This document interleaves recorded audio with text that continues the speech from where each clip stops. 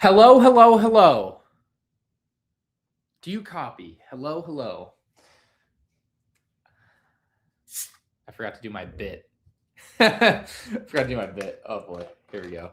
I should wait for people to get me here before I do my bit. It'll work out. All right. All right, sounds good. The color of the camera seems a little off, but that I can fix. Well, let's see. What is this? What brand is this? Let's see if I have the app or not. I do. I can actually fix this maybe. Color.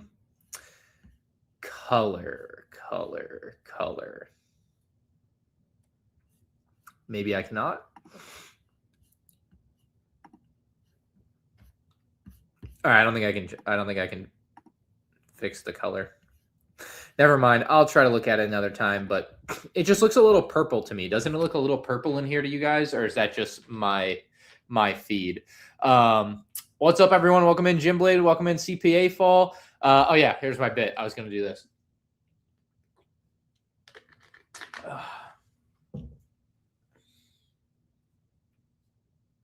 Oh, that's no handkerchief or whatever. It's Darth Vader's cape. It doubles as a bib for a baby, though. Just an idea. So yeah, we'll get to that. Where do my bags go? Down here. I need to get started building, otherwise we're going to be here all night.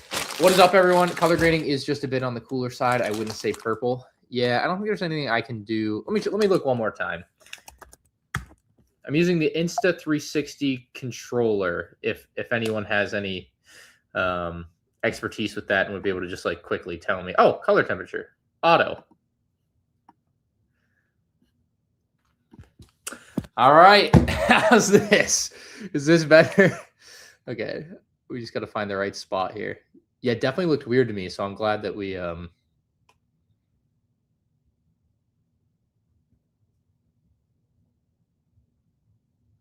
Does this look normal? Does this look normal? This looks normal, right? 4350. Let me put it back to auto.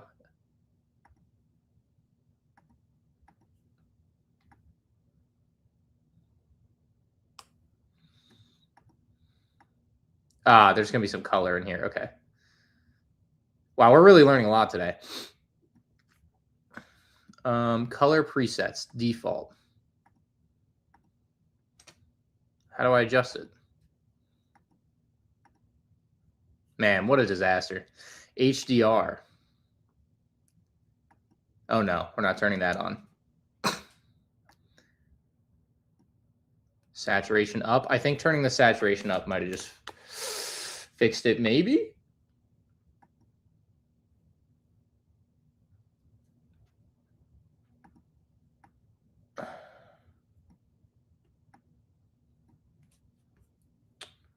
Okay, I really don't know. That's too warm, though. All right, is this good? This is good, right? Are we good with this? If I turn off preview. This is good, right? This is better? All right, I'm sorry it took so long. All right, what is up, everybody? What is up? All right, so building the good old couple Lego sets tonight, hopefully. The plan is to build them both. Also, let me know if the audio is good. I'm just using the mic on my computer. If I do get donations, I will read them. I promise I will. It just sometimes will not be instantly. So obviously working through some stuff there. I do not have a Letterboxd account. Yeah, I don't watch that many movies or care enough. So not it. Okay, yeah, we did get a few donations. So thank you very much, Joe Mama. Oh wow. Hey, we can talk about this. Yeah, this was a big to do for me over the weekend. So what, on Thursday I put out my video. It says I owe you an apology. Good last video. Respect. Yeah, on Thursday I put out my Bricks and Minifiigs video. My Ask Him an Art, part of it I discussed the Bricks and Minifigs situation, or kind of the early goings of the Bricks and Minifigs situation, and I effectively didn't take a side, right? Which I mean, reading the comments, you would have thought that I am literally the guy that stole Brian's Legos. The way some people were talking to me was insane. And over the weekend, I was at my cousin's high school graduation. I pulled up my phone and started reading comments for some reason. I was like, what is going on here? What happened? Why are people so upset about me? I was like, literally all I said was like, I need more time to gather more information and do more research. I have a big YouTube channel. I can't just be saying anything and everything that everybody else that's like a random anonymous YouTube commenter is saying. I kind of have a little bit of a higher threshold, ideally, right? Like, you know, I'm sure in the past I haven't been perfect, but I was trying to do my best here. And so I was like, I need to do more research. And of course I did more research and came to a lot of the conclusions I came to in that video. Of course, there could still be more stuff that we don't know. And that's always going to be the big question here, that there are going to be things, I'm sure, if it does go to court or to trial, rather, probably be the better way to put it. There are going to be a lot of things that we may find out from that could be very interesting. There are some things, in fact, that I really want to know if, you know, we'll find out answers to if it goes to trial. For example, like I mentioned in my video today or last night, I want the sales data of the store after Crystal gave up the store. The store was taken from Crystal. So there's that info that I really want to see. But yeah, I appreciate it, Joe Mama. Yeah, man, I got so much flack for that, and I really couldn't wrap my head around it. I was like, people were like, "Oh, he seems like he's buddy with the CEO." I'm like, I've talked to the guy one time. I don't know what to tell you. Like, I don't know what to tell you. I wanted to hear all sides. I wanted to get all the information. There were some things that he said to me, and that one of my friends independently of him that was a customer of the store had said to me, that at least gave me enough to be like, all right, I need to like delete what I have and I need to start over and I need to wait longer to kind of like see where I fall on certain things and see what kind of information I can get, right? It's one thing for you to go in the comments section and say, well, Bricks and Minifiigs is lying. All right, what are they lying about? Well, they lied about this. Okay. I need to see the video. I need to see the proof that it is a lot. Like, for me to be on a video saying it, I think there's a little bit of a higher threshold there. So I tried as much as possible to have all of the information on screen and all of the stuff kind of documented as I went. So yeah, that was kind of that. I did go ahead and remove that section from the Ask MandR, given just how vile people were being over it. I figured it's probably best, since it no longer reflects, much like I had mentioned about the original recording that I did, it no longer reflects like how I think and feel. You know, it's no longer the current me, but people are going to find it and be like, oh, this guy, I can't believe, like, brother, give me a break. So anyway, that was that. And for people that got offended for me saying I need to do research, God forbid, sorry. Not sorry. I'm not sorry. I'm not sorry at all about that. I think I did the right thing. So, yeah. Anyway, next, Evan Animates with the $2. Thank you, Evan Animate. Someone also in chat I'm seeing real quick says, is part 3 on Patreon yet? And I don't believe so, but maybe someone else in chat may know. And then Puppet Master Blade, I think with the $5 says, do you think there will ever be a time where LEGO does horror theme sets like Michael Myers' house, stuff like that? Could be a cool adult lineup. I mean, anything like that, if it does happen, I would think would just be kind of a one-off within the ideas line or the icons line. So I would not necessarily say a lineup. Yeah, is that what you said? Yeah, a lineup. But certainly as a one-off. And I don't know Michael Myers enough to know if it would actually be good or not for anything like that. So that's its own deal there. Exactly, at Stud Lake, they almost got him. Hey, yo, sick him. Get him. Look at this guy. Oh my God.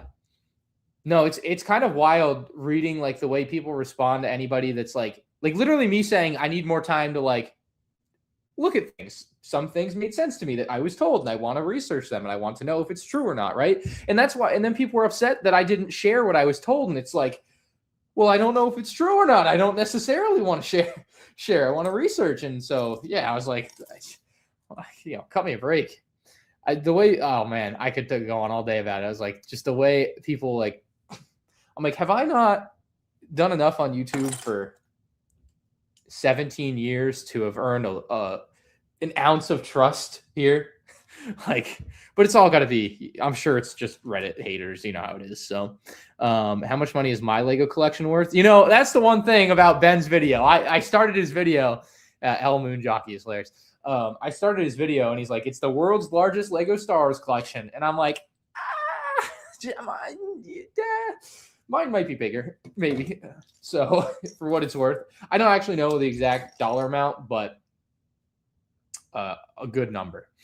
What did Ammon tell me on the call? When I talked to Ammon, this was the CEO of Bricks Minifiigs that everybody says is like the absolute devil. Very pleasant phone call, as you would probably expect. And I mean, that's, well, there's so much to discuss and so many different angles and avenues with like the ACOB stream and everything that people want to get into. But anyway, no, he essentially ran me through their version of events. That was I did talk to CoffeeZilla for a minute today.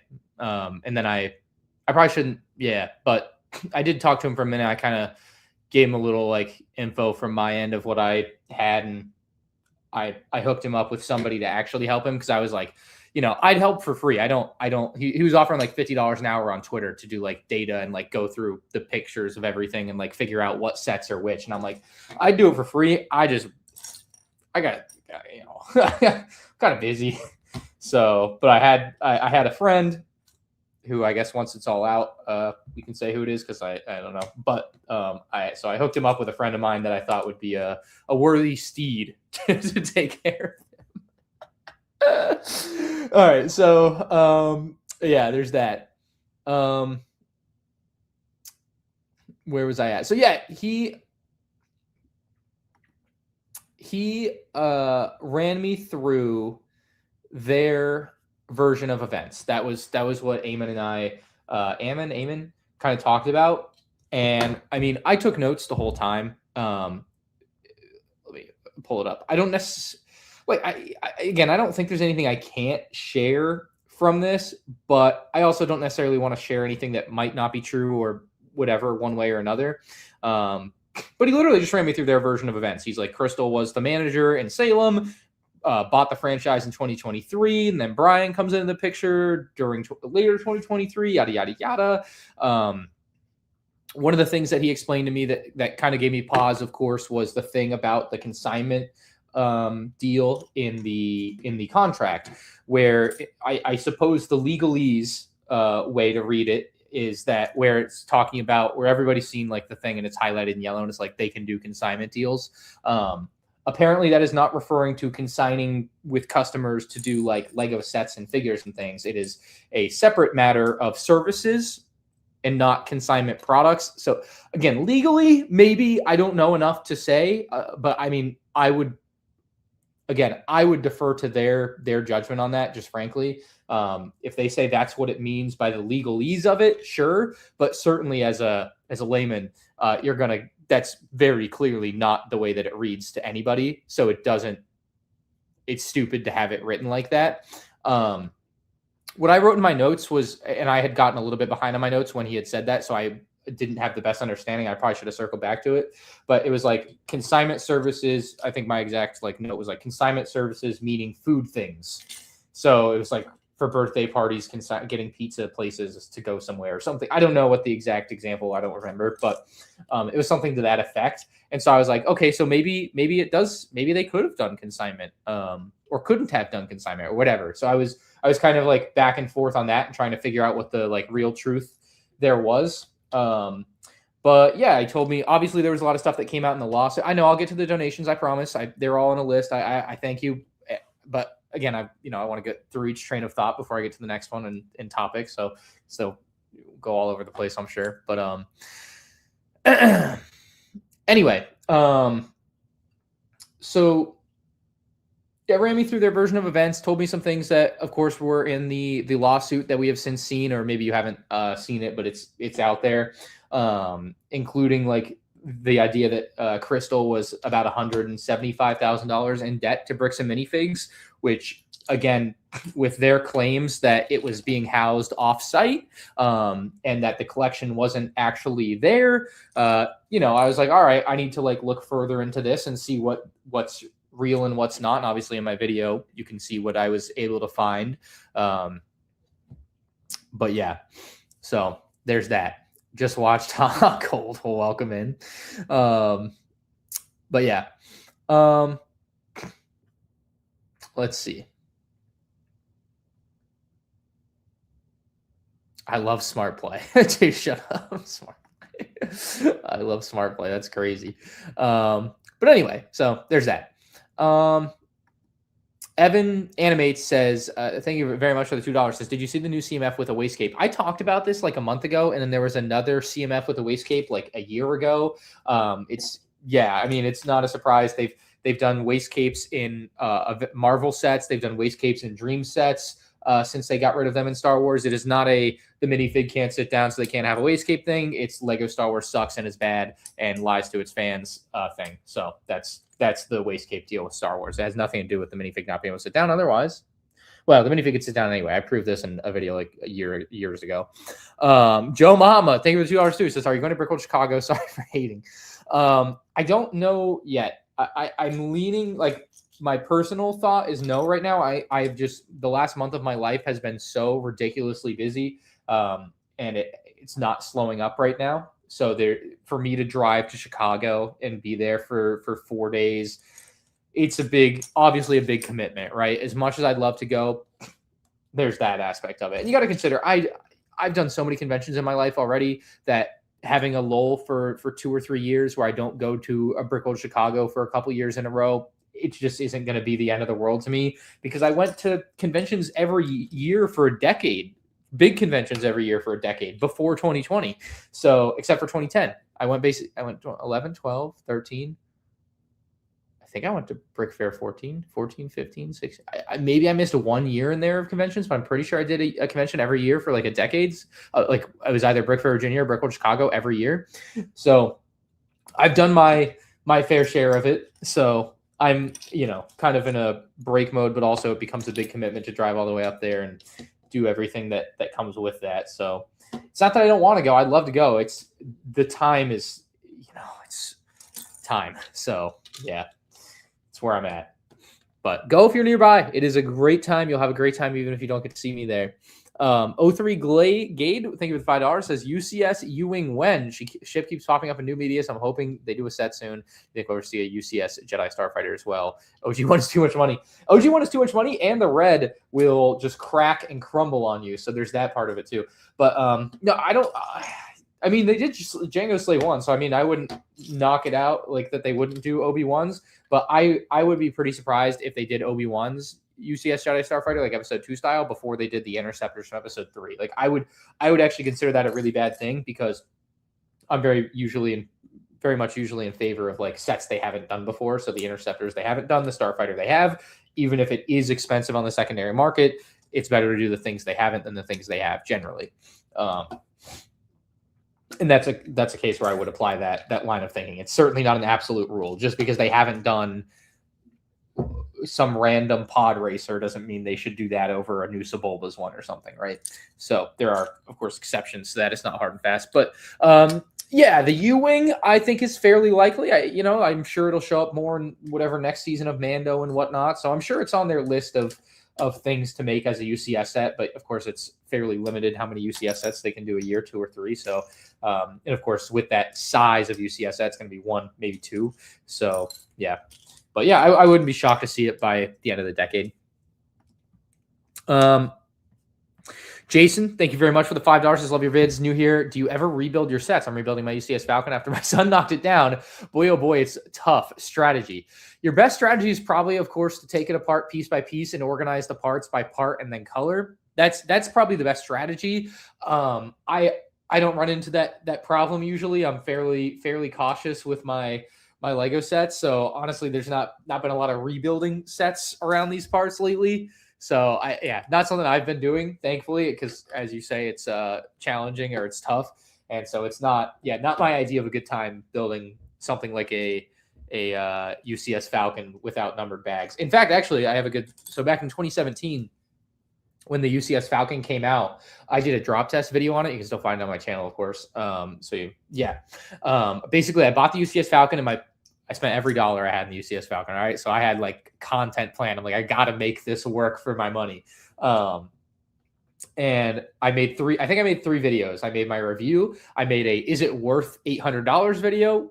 And then I made a drop test. And so of course the drop test was the last video I made because it was destroyed after. And so with the drop test, after I was done, I did not want to rebuild it from a big bin of parts. I thought that was going to be an absolutely terrible experience, as you're probably finding out right now, and I'm sure it is. I really thought it'd be a terrible experience. And so my idea was to sell. I sold the Falcon, just the parts of the Falcon. And I bought a new sealed one, and I've yet to build the sealed one. I bought it in summer 2018 for like $600 from Brick Vibe. And I haven't built it yet. I always thought I would build it and the 2007 UCS Falcon when I bought a house, and it's been almost 3 years since I did that. It's been 3.5 years since I bought a house, and now I'm in a different house. So that plan did not happen the way I thought it would. But would not recommend. 0 out of 10 experience, I'm sure. So hopefully you can get it put together, but not a lot of strategy there other than time. It's gonna take a lot of time.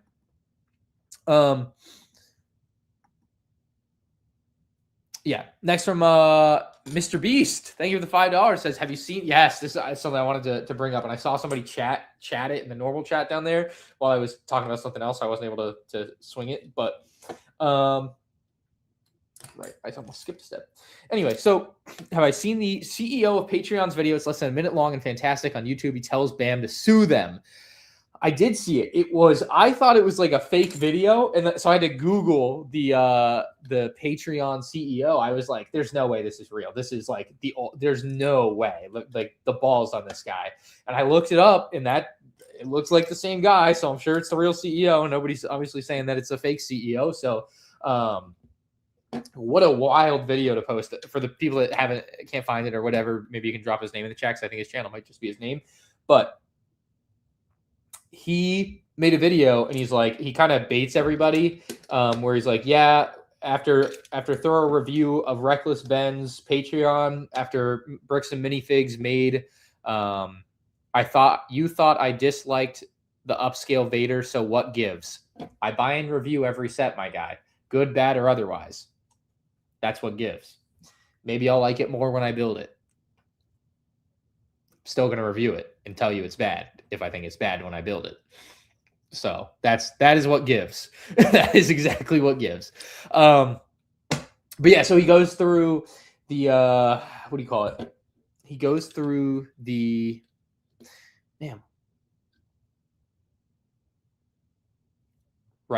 Patreon. Sorry. So many things going on. Patreon. So he goes through like, oh, Bricks and Minifiigs sent us a takedown request, yada, yada, yada. And then he's like, well, after a lot of deliberation, we're not taking it down. And then he like tells off Bricks and Minifiigs and says to sue them if they want it down or something, which was, I did not expect that. I thought he was delivering an address to explain why it had to be taken down. And then I was like, that's going to go poorly. Why would you even do that? So yeah, that was that. Yeah, great video though. Insane. And their Patreon's at over like $250,000 now. So again, I know there's a lot of stuff going on, so I don't know what's going to pan out as far as what they're going to have to spend on legal fees and stuff. But it definitely had me in the first half, not going to lie, type of video. But at the very least, with this money as of now, it should ideally make Brian whole and then some. You know, I don't know if the money is exclusively for Brian or not. I didn't read through the Patreon. I'm not going to lie. So anyway. Yeah, the next Penguin video. Drown Bad TV says, have you tried the viral Kool-Aid pineapples? Thank you for the $2. I have no idea what you're talking about, so no. Oh, this is a good one from Archie with the 5 pounds. Thank you, Archie. He says, any idea as to why he has destroyed his $500 million business over $200,000 by only continuing to reinforce that Bam is not guilty for the theft? Look, if it comes out that Bam is not guilty for the theft, it will be earth-shattering. I don't even know how people would react. Like I've tried to obviously just look at the facts and information and the evidence that I have in front of me to talk about it, right? And I've tried to be as fair as possible, going so far as to hold my horses essentially and be like, all right, let's take another look at this and basically do a ton of work on my end and reading through the lawsuits. And so there's a lot of players in the game here. There's a lot of stuff going on and a lot of moving parts. And I would be shocked if Bricks and Minifiigs was found entirely innocent, just of course based on what I have seen. But if they were innocent, that would be crazy. Anyway, when it comes to their $500 million business, I don't think Bricks and Minifiigs is worth anything close to $500 million. I don't think they make anything close to the amount of money that people think they make. Depends on how much money you think they make, but I've seen people saying, oh, they make $100 million a year. It's like, okay, Bricks and Minifiigs corporate, who would be the ones that people are expecting, of course, to pay out on this, makes a percentage on their franchise. And for Crystal, I believe it was 6%. And I've heard others say it's 8%. And so let's call it 7%. And there are, I want to say, again, we'll do some napkin rough math here, but I believe there are 200 stores and they're getting that 7%. And the average revenue of each store is about $500,000. So you're looking at $100 million at 7%. So you're bringing in $7 million from that. Let's say there's another couple $1 million elsewhere. So you have $9 million in from like franchise fees and things and whoever, whatever kind of weird other revenue streams they may or may not have. I just don't know enough about the business, right? They might be making money on some of the wholesale items that they sell on to their franchisees or whatever. Kind of like McDonald's probably makes money when they sell chicken nuggets to their franchisees, stuff like that. So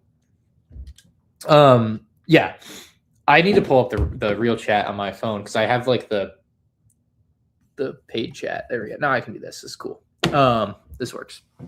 I want to be able to see both really easily. So I think they make like probably $9 million a year, maybe more. Maybe they make a lot more. I don't know. I'm just trying to do math based on the information I have. And I had a couple people tell me yesterday that I respect, both separately, independent of one another, that they both kind of just brought it up to me. They're like, maybe Bricks and Minifiigs just doesn't have the money, which could be because who knows, if they're going to spend, if they're spending a ton of money on like salaries for corporate employees and regional managers that are going to grand openings, because that's a thing. And that's $9 million before corporate taxes. Well, if you spend the money, you're not paying tax on it, right? Like that's not how that works, right? You have $9 million. If you have $9 million come in and you spend the $9 million, your tax liability should be $0. Unless I'm mistaken. Unless it's gambling, you can't write off the full amount anymore. But like salaries and cost of doing business should all basically even out there, right? So that'll be my understanding, right? But yeah, do I have slow mode on? I want to make sure I don't have slow mode on. Okay, good. I was like, people should be able to chat pretty fast here. We're good. Am I right? I'm right? No one's saying I'm wrong on the tax thing. So I'm not worried about the value of the business. The arbitrary, they're valued at this, they're valued at that is irrelevant to me. But anyway, only losers pay taxes. Good comment. Hey, this year I actually got a refund, which means I actually paid too much in taxes throughout the year, but I got a refund for the first time in my life. So life was good for a while there. So yeah, I did talk about the Patreon CEO statement, and yeah, pretty wild. I really they had us in the first half type of deal there, but yeah. So I mean, I just don't know. Maybe they don't have all that money that you think they have, and they can't actually afford it. But then they're spending so much on lawyer fees, and then the reputation of the company has tanked so much. They're going to lose so much business from it. It obviously would have been worth it for them to maybe even go in debt to pay for it, which again is stupid. If they believe they're innocent, it makes a lot of sense why they're not paying. But to everybody else, it looks like absolute trash, right? So there's that part of it there too.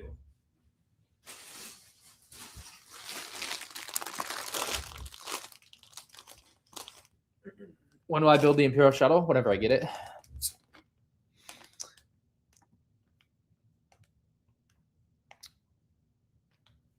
Brian, now that you can see the chat, tell Corey say congrats. Yeah, maybe he's watching. I don't know.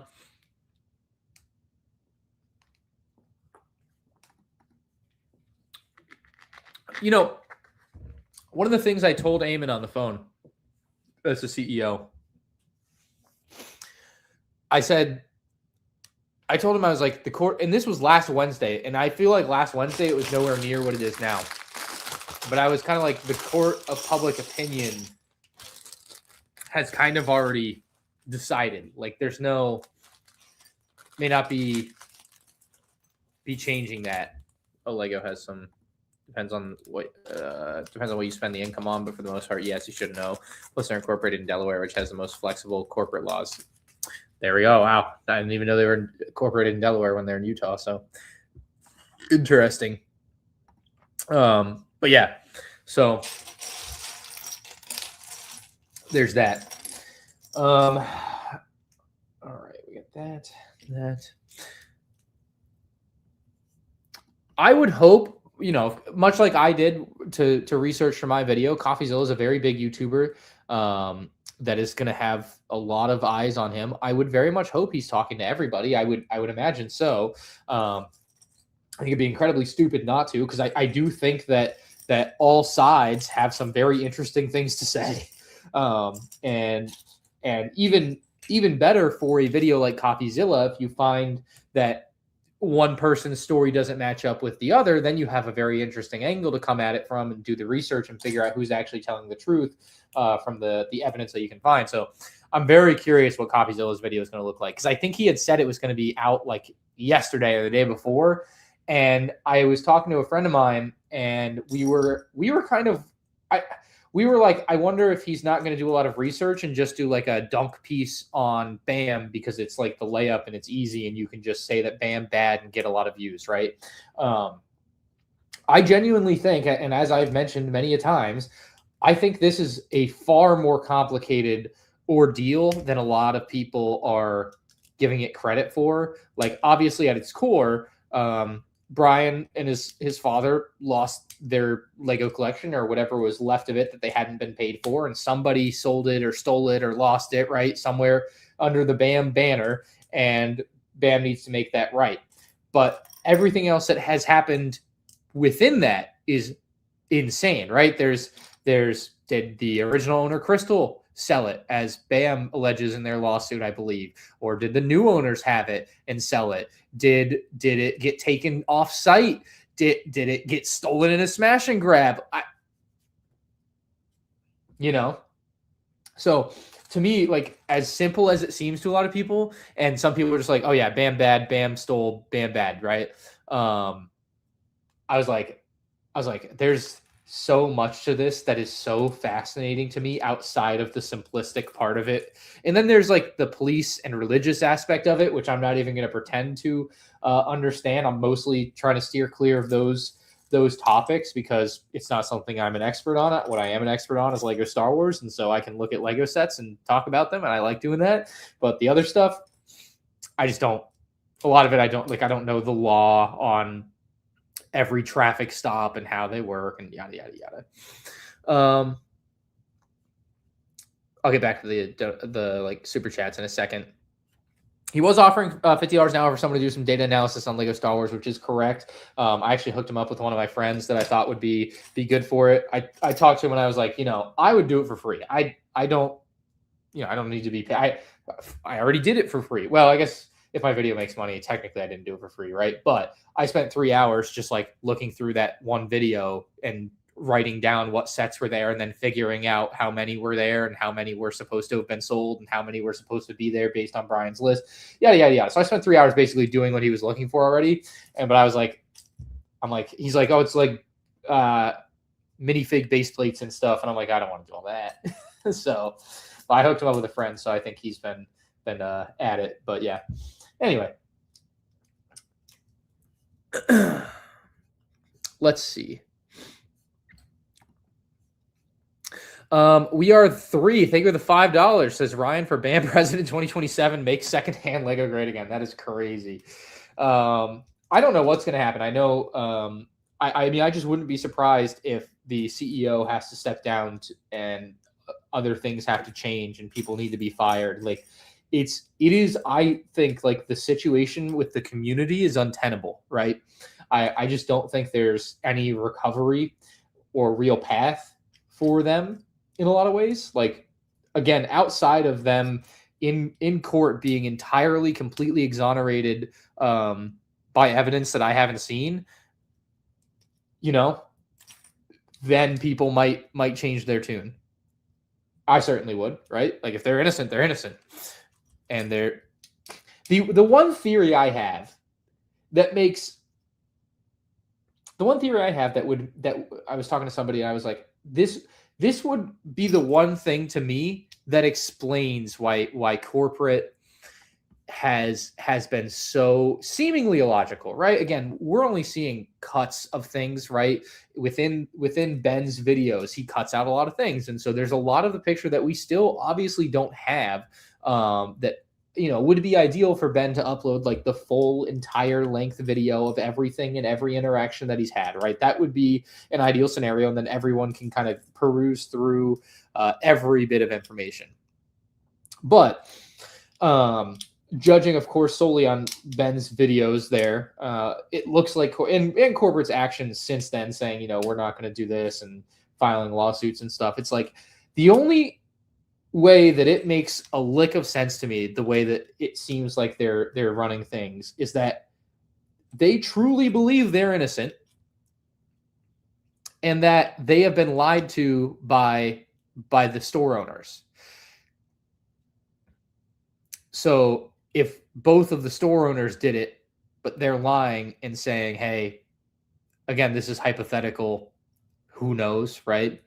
But that would make a little bit more sense to me if it had happened like that, and they just like, and the CEO and everyone just like is listening to them without any evidence in front of them, and they're like, oh yeah, I believe you, but I don't believe this person, so therefore this, I don't, that would be like, all right, maybe.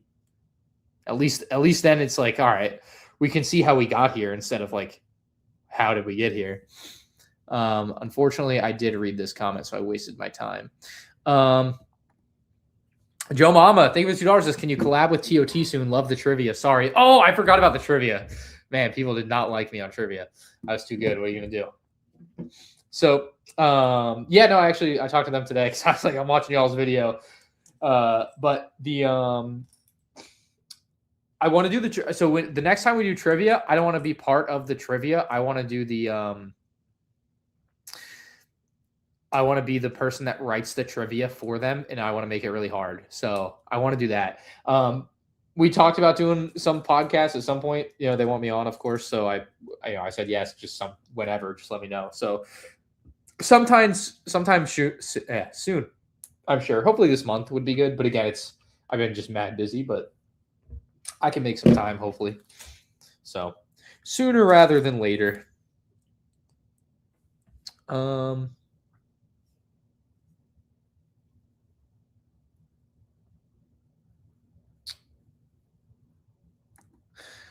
Down Bad TV says, what music do you like and do you have a girlfriend? So obviously some things I keep personal.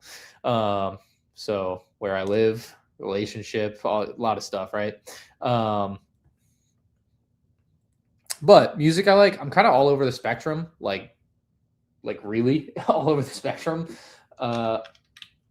Give me 2 seconds. Let me pull up Spotify and all. What are my all-time favorite songs? Number 1, Pumped Up Kicks. Number 2, No Role Models by J. Cole. Number 3, Without Me by Eminem. Number 4, South Dakota by Jakey, the YouTuber, Nakey Jakey. Number 5, Going Bad with Drake, Meek Mill and Drake. Number 6, 0 to 100, The Catch Up by Drake. Blank in Paris by Kanye West and Jay-Z. Moby Dick by Jakey. Cafeteria by Jakey, again, Nakey Jakey. Beverly Hills by Weezer. I Ran by A Flock of Seagulls. Somehow Rolling in the Deep by Adele. Say It Ain't So by Weezer. Sober by Childish Gambino. Super Rich Kids by Frank Ocean. Blame by Calvin Harris. That's a good song. House of the Rising Sun. Somebody Like You by Adele. What's My Name? Rihanna. Rockstar, 21 Savage. Oh, I love 21 Savage. Some of the songs are so good. Yeah, there's a lot. Hotel California is on there. So kind of all over. Anyway, anything but country, right? Vanilla. Sure. Yeah. Yeah, nothing crazy.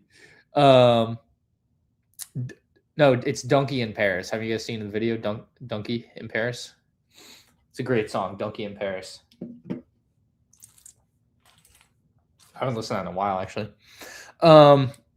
Jax Bricks with a £5 says, I like that you heard both sides out on the ACOB podcast and vids. Also, maybe remove the BAM from the thumbnail for asking what if you removed it from the section. No, I need to do that. I just haven't had time. But dude, I got so much flack for I don't know about so much. I actually don't know how much because I didn't really read the ACOB comments.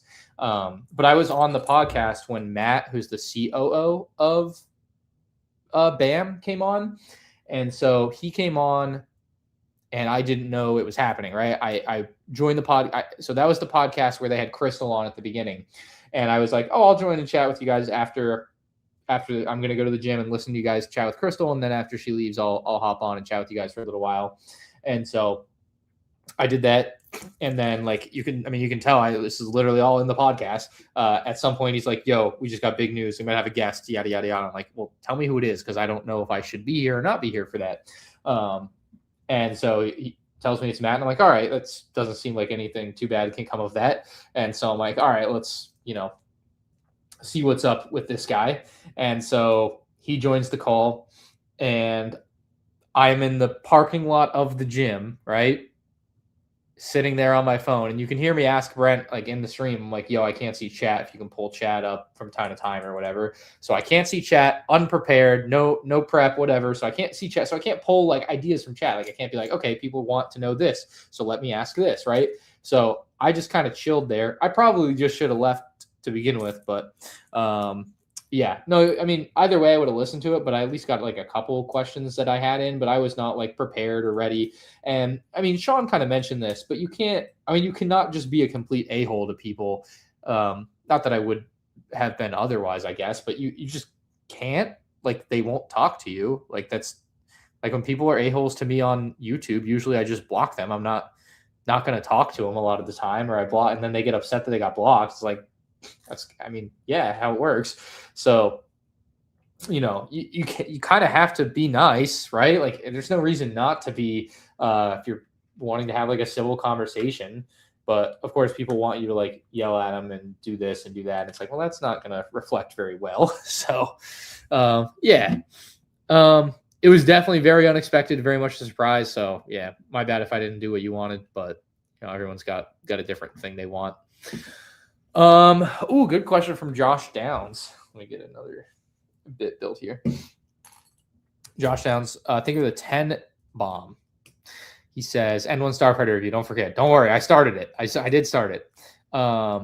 Lego Pokemon Smart Play sets. I did see those too. The sets look better than the Star Wars ones because the Smart Brick actually integrates into the build. At least that's what my takeaway was as a non-Pokemon fan who doesn't care if they're good or bad. But I'm sure people don't like them because they're Smart Play sets anyway. But he says, have you built any of the Brick Vault custom sets? Some of them are tempting, but they're expensive. Are they worth it for the sets Lego hasn't made? Love the vids. Been watching since 2017. Wow, 2017. Good days. Well, thank you. And I can't tell you if they're worth it or not because I've never had one. I haven't bought them. But I mean, to say they, obviously I've seen them. They look beautiful.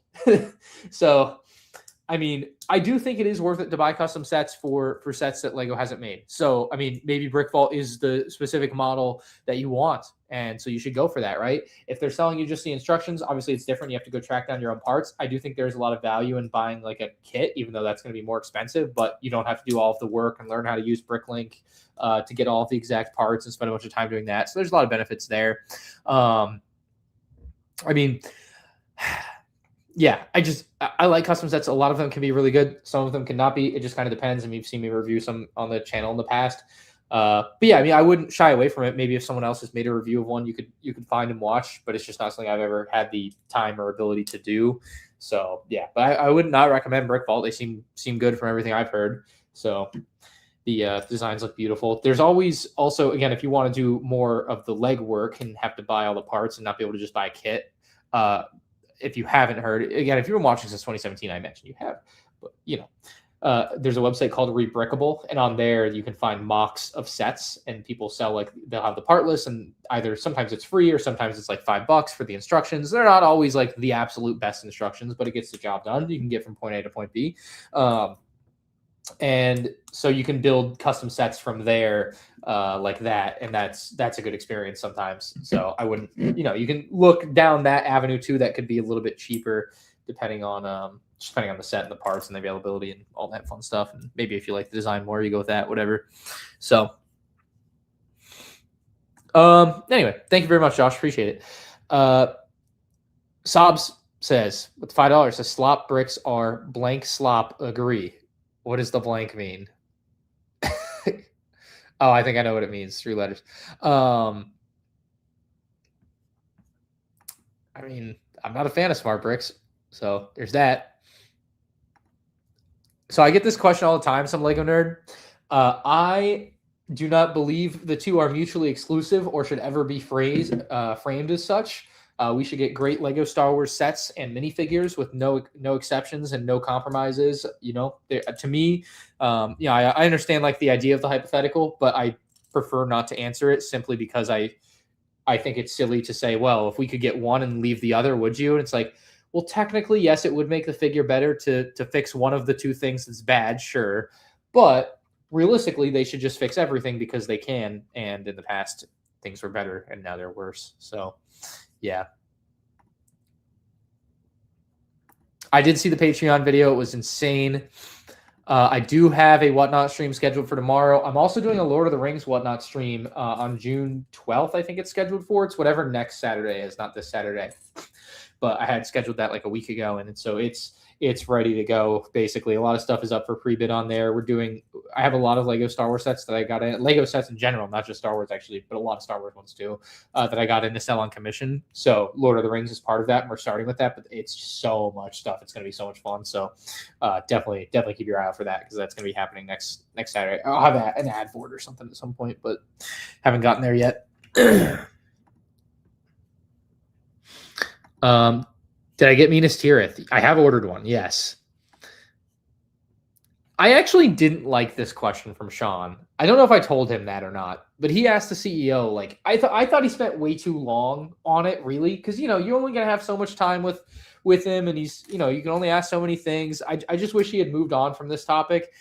Even though it was a bit silly to me that the CEO wouldn't just say, yeah, of course. But I understand like kind of the like, well, you can't go back anyway, so how could you possibly answer that? But it's like, yes, in an ideal world, to save millions of dollars in damages, would you spend $50,000? Of course, yeah, who wouldn't? So I just thought it was silly that Sean spent so much time on it, given they were gonna have limited time. But that's my one gripe with Sean's stream. He came back that question like 7 times.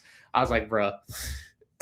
But otherwise, they did a great job. Their channel's popping off right now. I know I told him, I'm like, bro, you have all these clips. You need to like repackage and post them.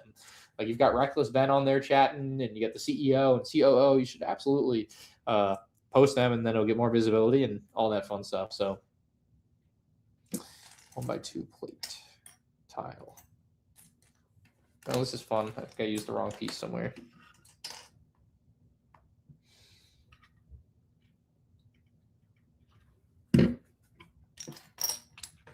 Oh, come on, dude.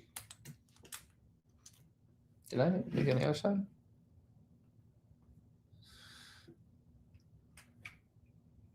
No. Hold on, I gotta figure out if I used the wrong piece somewhere.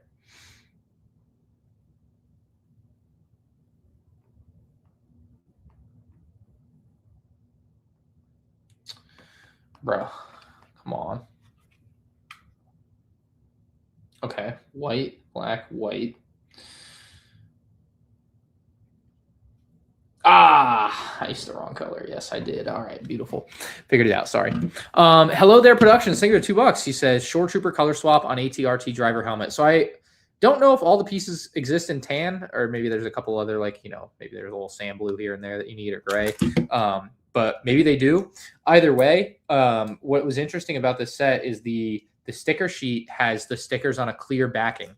I don't know if anybody knows this, but does anybody know when the last time that a Lego Star Wars set with white stickers used clear stickers? Because to me, it seems like a very conscious choice to give us clear stickers so that if you wanted to, you could do a color swap of it into a Shore Trooper. So I don't know. 2019, really, actually. So I'll have to do some research on that. But I was looking, Captain Rex's helmet is back there. It uses a white sticker, and it's not clear. Commander Cody's uses a white sticker. It's not clear. Those are both 2023 sets, though. Jedi Bob Starfighter has a white sticker, not on a clear backing. The Grogu Pram from 2025, white sticker, no clear backing. So to me, it feels abnormal to have white stickers and use a clear backing, because I think they had mostly done away with clear backings because it would bubble or look weird, apparently. And so, ACOB firing back. Ryan doesn't build his own sets. This video is actually AI. You see, I have 6 fingers. 6 fingers. Ugh.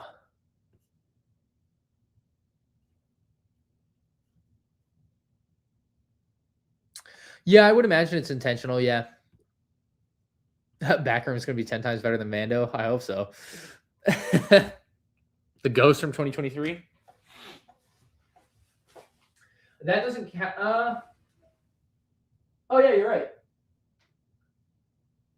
Yeah, I think you're right. Yeah. Okay, cool. Good catch. If I was suddenly the CEO of BAM, what would my priorities be? Well, I don't know. I don't know if it's salvageable even with a new CEO. I don't know. I have no idea. My priorities obviously would be to rebuild trust in the community somehow. God knows how, but somehow, some way, like the only thing you can do is try. You probably got to do something for your franchisees. Again, it's not an enviable position. Should put it with that. So I see you comment all the time, John. I know you're out there. You want me? Hold on.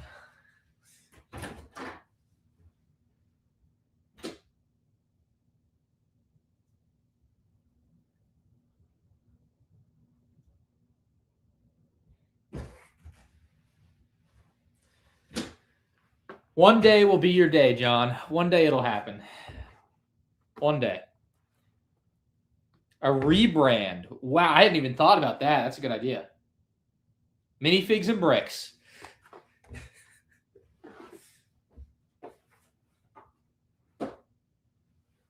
One day, John. He's sweating right now. Watch me pull those sets out. Sweating. He's like, oh my God. I did see the Patreon response. Yeah, it's pretty insane. Pretty ballsy by Patreon.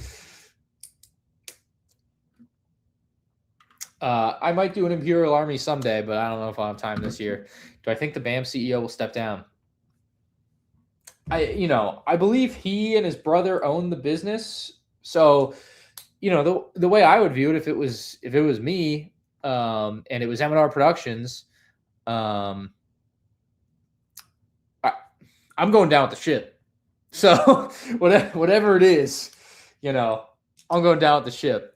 Obviously, I'm nowhere near what Bricks and Minifiigs is, size and employees and franchisees and all that, right? But, I wouldn't just give it up. So,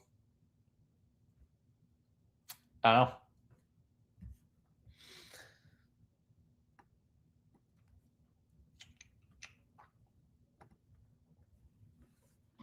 Toyota Mo, thank you for the $5. Says at this point, it doesn't matter if BAM is guilty or not. The CEO has already done enough damage to their reputation. I mean, there's that. And I mean, again, whether some of the videos that are being put out by Reckless Ben are entirely truthful or not, Pay Money Wubby said it, and I thought it was a very interesting take. He was like, "Oh, it doesn't matter if any of this is true. It's over for them." And I thought that was a very interesting viewpoint on it to hear somebody like him say. I was like, "Wow, okay, that's right off the rip, huh?" So that's again very interesting. So I don't know.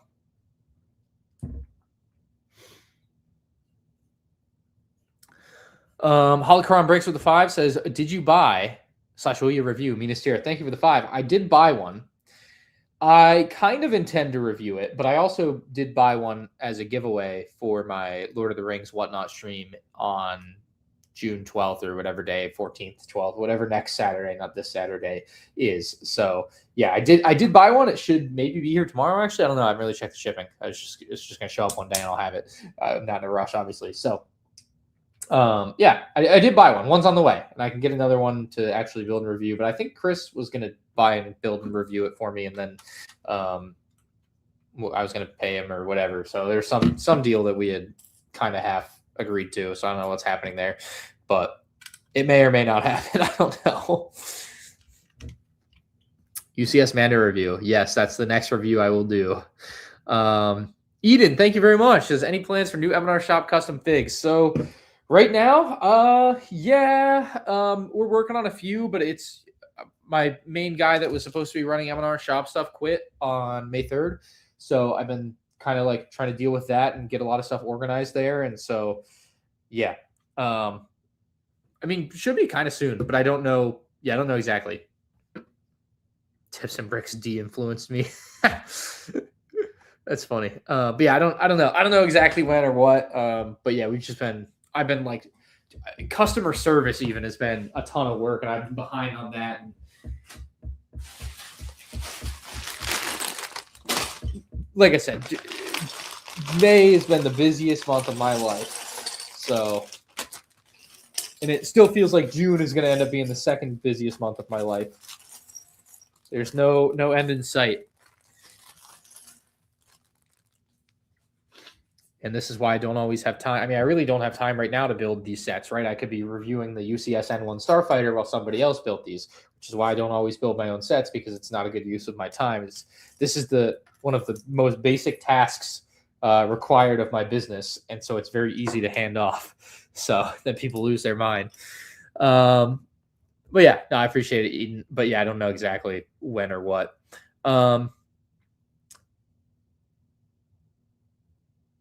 Ian with the $5 says, how bad was the MandR movie? Thank you, Ian. It was not bad in the same way that you would think Star Wars movies are bad. I just didn't like it because it felt like it shouldn't be a movie. But I mean, it was fine. I didn't not enjoy it necessarily, but it also wasn't like a nail bite. Like, like Mando's not going to die, but maybe Rada's going to die, but Rada also doesn't die. So I don't know, but it was fine. I don't know. I don't have very complex thoughts on it. It just doesn't matter enough to me to care enough. So the Lego sets we got generally have been pretty fun and cool. So there's that aspect at least that's been positive. But yeah, I don't know. Just not. Yeah, it's predictable. Sure. Yeah. Lego Master Jedi, I think with $5 says, I see how you care about Brian and the tears you shed, the passion you have as a parent and what you're doing. You'll uncover the truth. Bless you, Jacob. Well, thank you very much, Jacob. I appreciate it. Yeah, no, the whole story is really sad. I mean, on that end of things, I talked to Brian a little bit, and he has. I saw Reckless Ben say this, so I know I can say it. Is that Brian did tell his dad the other night finally about all of it, which was, I think it was a big deal, obviously, to do for him. And so as far as I'm aware, that went as well as you could hope it could, right? And so, yeah, no, I'm happy that part is done for him too, because that's a big thing. But yeah.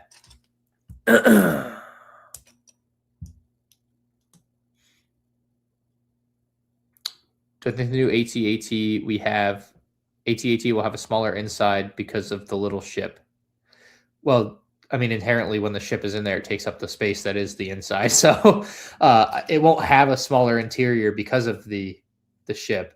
But it's the interior is going to be thinner because the top of it is a thinner AT-AT than the last one, so it will be smaller from that aspect. But yeah, I mean, if you have the ship in there, you'll have less space for figures. If you take the ship out, you have more space. But I don't have any major concerns with that set, but we'll see, I guess, when I get it to review it. But I don't have any major concerns right now, stuff like that.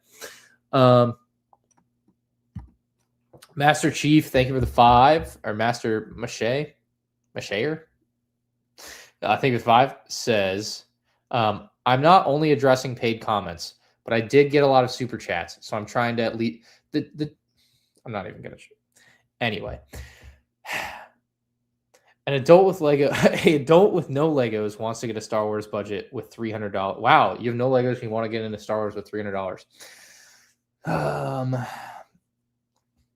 UCS Jango Fett Slave 1 would be good if you like Attack of the Clones. That's 300 one and done right there, though. That's the deal. What would I go for with $300 if I was just trying to start? Man, I would maybe consider buying one of the new summer AT-AT or Sandcrawler sets if you like the Mandalorian and Grogu.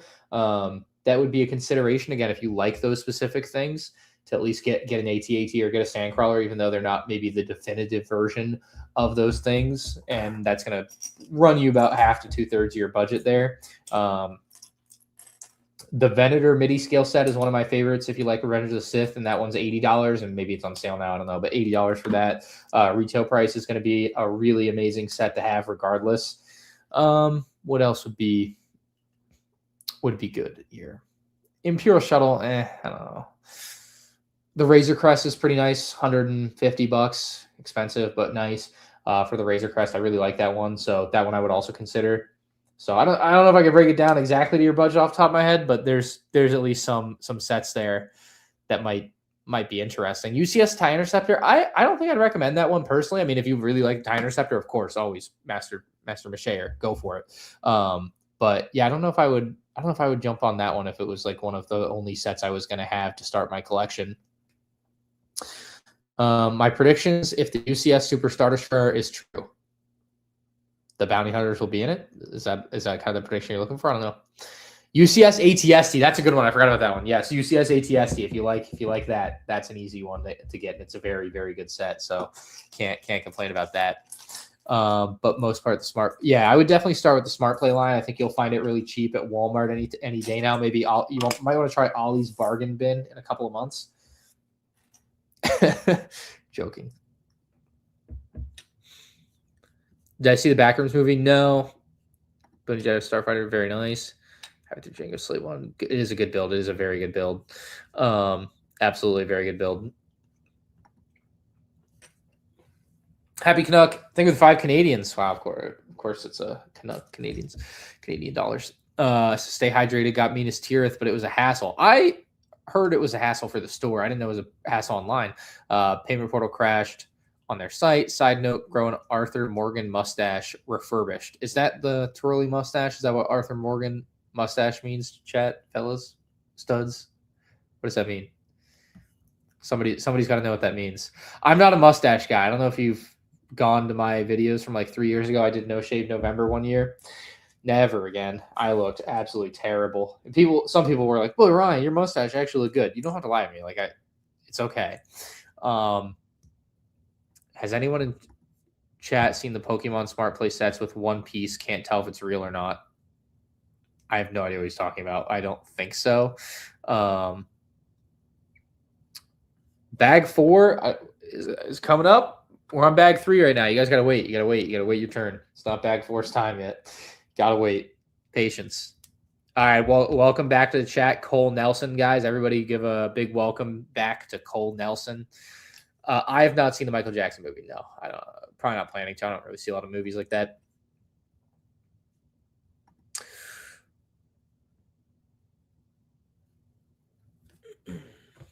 WM with the $5. Thank you, WM. I'm playing COD today. I wish, Mystic. I wish I had time to play COD today. I'm dying to play. I haven't played for a while now.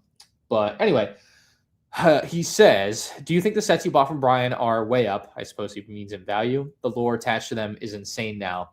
And you know what Brian mentioned to me, it was, man, if you still had those sets, or like, he was like, if you have those sets, they're probably worth a lot more now. And I was like, honestly, they probably would be. But no, I did sell them all on Black Friday. So it was kind of a thing too. Like I had to get them in by Black Friday. So we were like rushing to get them shipped and everything. So that was fun. But yeah, no, I don't have his sets anymore. His storage sets. So yeah, no. But I imagine they'd have gotten a pretty penny. But also if I still had them and like the story was what it was, I'd do like a charity auction of them, and obviously that would go like crazy, even like to another echelon if it was something like that. But obviously don't have that opportunity now. So it is what it is.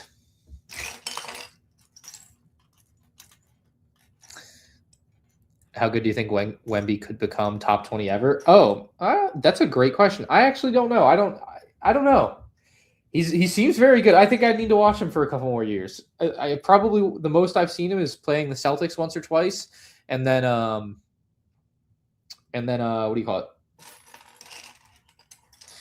Watching the Game 7 the other day. Yo, Moonjockey, I have one question. Is there gonna be a schizo piece of content on the Bricks and Minifiigs situation? That's all I want to know. Would they let me in LAN? No, but the Civil War reenactment, yes.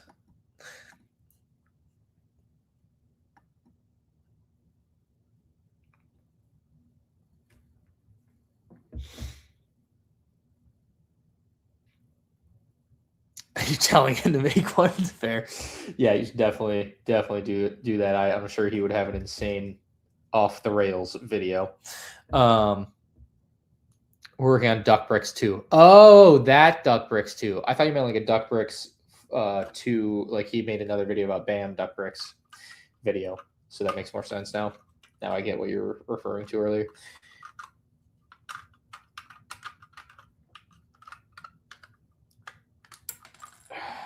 Jeez. No, that is wrong.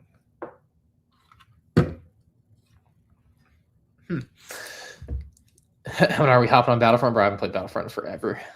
So no. Jim Blade with the 501. Thank you, Jim Blade. He says the BAM situation is way too messy and has no end in sight. We can only hope for justice for Brian. Like I mentioned earlier, I think the GoFundMe has reached over $250,000. So again, I did not research exactly how much money is supposed to go where and for who and for what, right?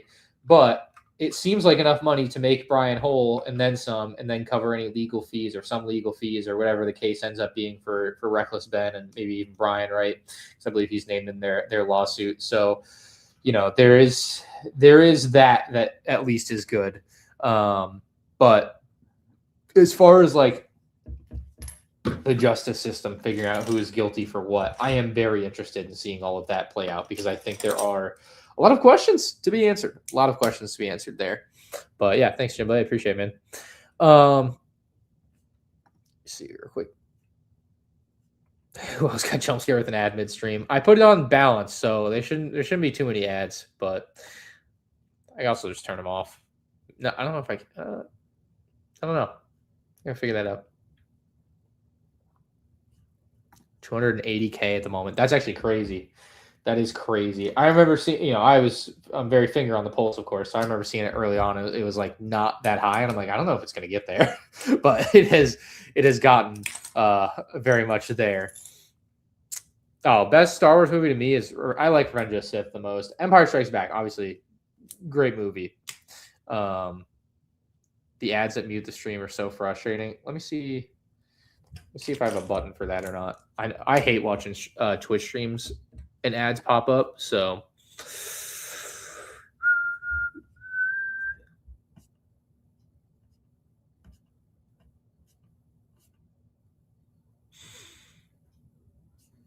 maybe in here, analytics, edit maybe, customization. All right, it is. There's no button. Where's the buttons?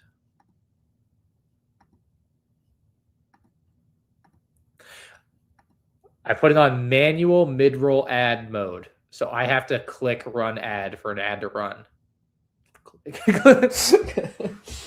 So they shouldn't just pop. Maybe when you join the stream, there'll be an ad. But I know watching streams and having ads pops up sucks. So then you just go watch something else. Yo, what's up, John Hill? Twitch giving you 8 straight minutes of ads. That's actually, no, it's got to be a crime. There's no way. I get why people don't count the ads. No, I pay for YouTube Premium too. It's 1,000% the way to do it. But yeah, I understand why people don't count the ads. But like to have a platform like YouTube where it's free and the amount of like value that provides to anybody, and the amount of like free content is insane. So like it's got to be paid for somehow. So yeah, I used ad blocker long ago, and I got rid of it, started paying for premium, never looked back. I was like, I feel obligated, as it is my job to make YouTube videos, to pay for YouTube Premium. All right, like I could watch the ads too, but I'm like, no, I'll pay for YouTube Premium, support, of course, the people that I'm watching. It's that or watch the ads. So I was like, I'll do that.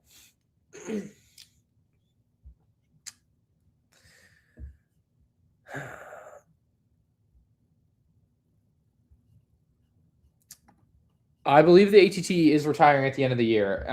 Yeah, I don't think it's going any longer. It has definitely been on shelves too long. I think they've allowed some sets to stay on shelves too long in this era, and I really don't like that. So I don't agree with the set being out for 4.5 years, unless it's an X-Wing or a TIE fighter.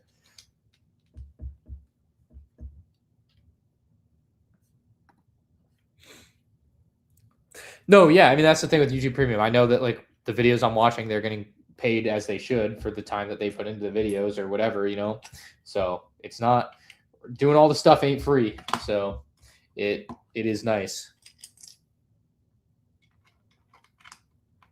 All right, done a review of set 75174.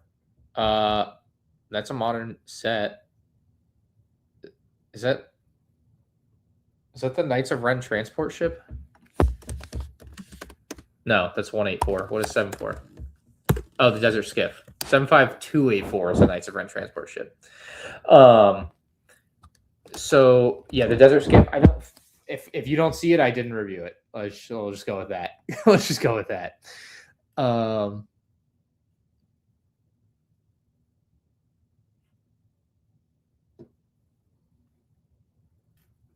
Helga, appreciate the 5.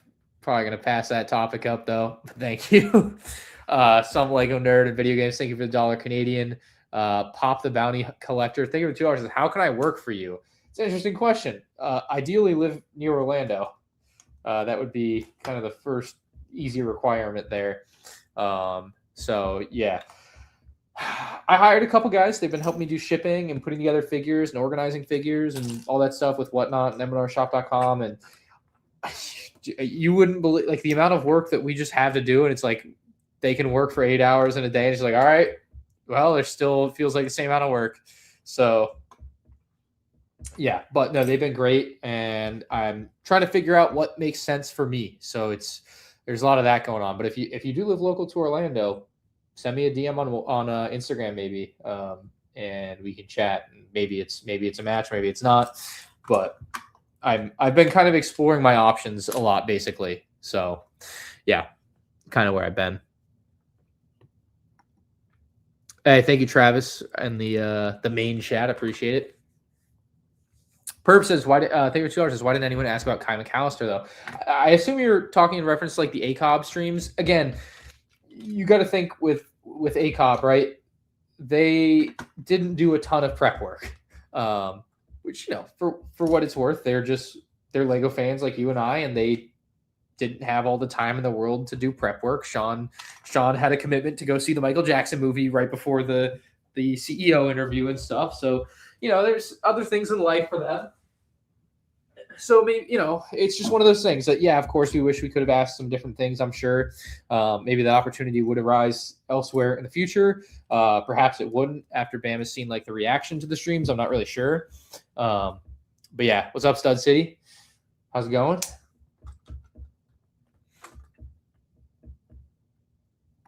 I think last super chat for now. I'm pretty sure. So let me know if I missed yours, but I think it's the last one, and we're up to date. Two Bros, thank you for $2. Says, what is your ranking of the Skywalker Saga movies? Bros really put me on the spot to rank 9 movies. Oh my god, top of my head.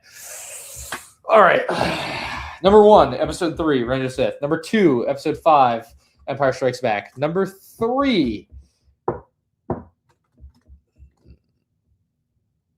probably A New Hope. Then number 4, Return of the Jedi. I feel like you just have to you have to put those movies there. Then number 5, probably Attack of the Clones, then Phantom Menace, then Force Awakens, then Last Jedi and Rise of Skywalker toss up for the last 2 spots. That would be my quick thoughts on it. But, you know, if you ask me again in a week, that order might change slightly. You know how it goes. But top of my head, that's kind of how I'd slice it right now. He said Skywalker Saga. He said Skywalker Saga, not Rogue One.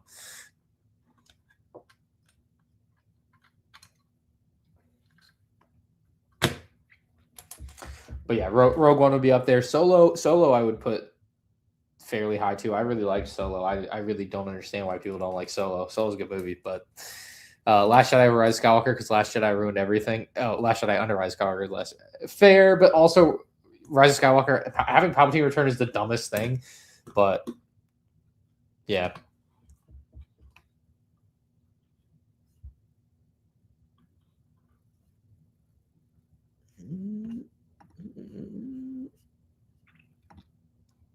Tank Commander with the $10. Thank you, Tank Commander. Says, I know you're going to hate this question. Oh, God. But I'm paying for it. Why did you quit? Just because you pay for it doesn't mean I have to answer, right? We do understand this, right?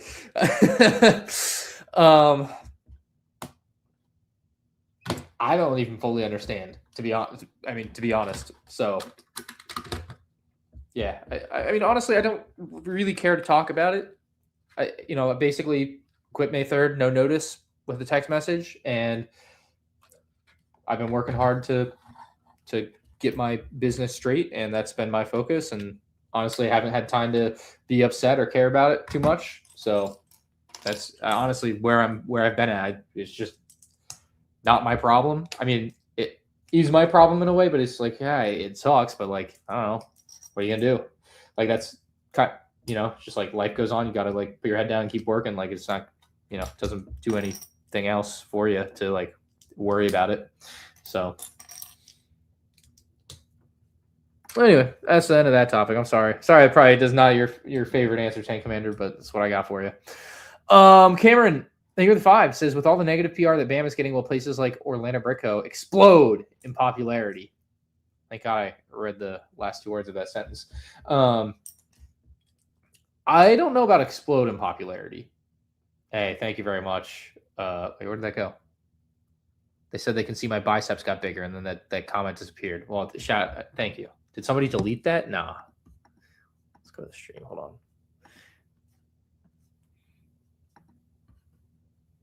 on. This is very important, obviously.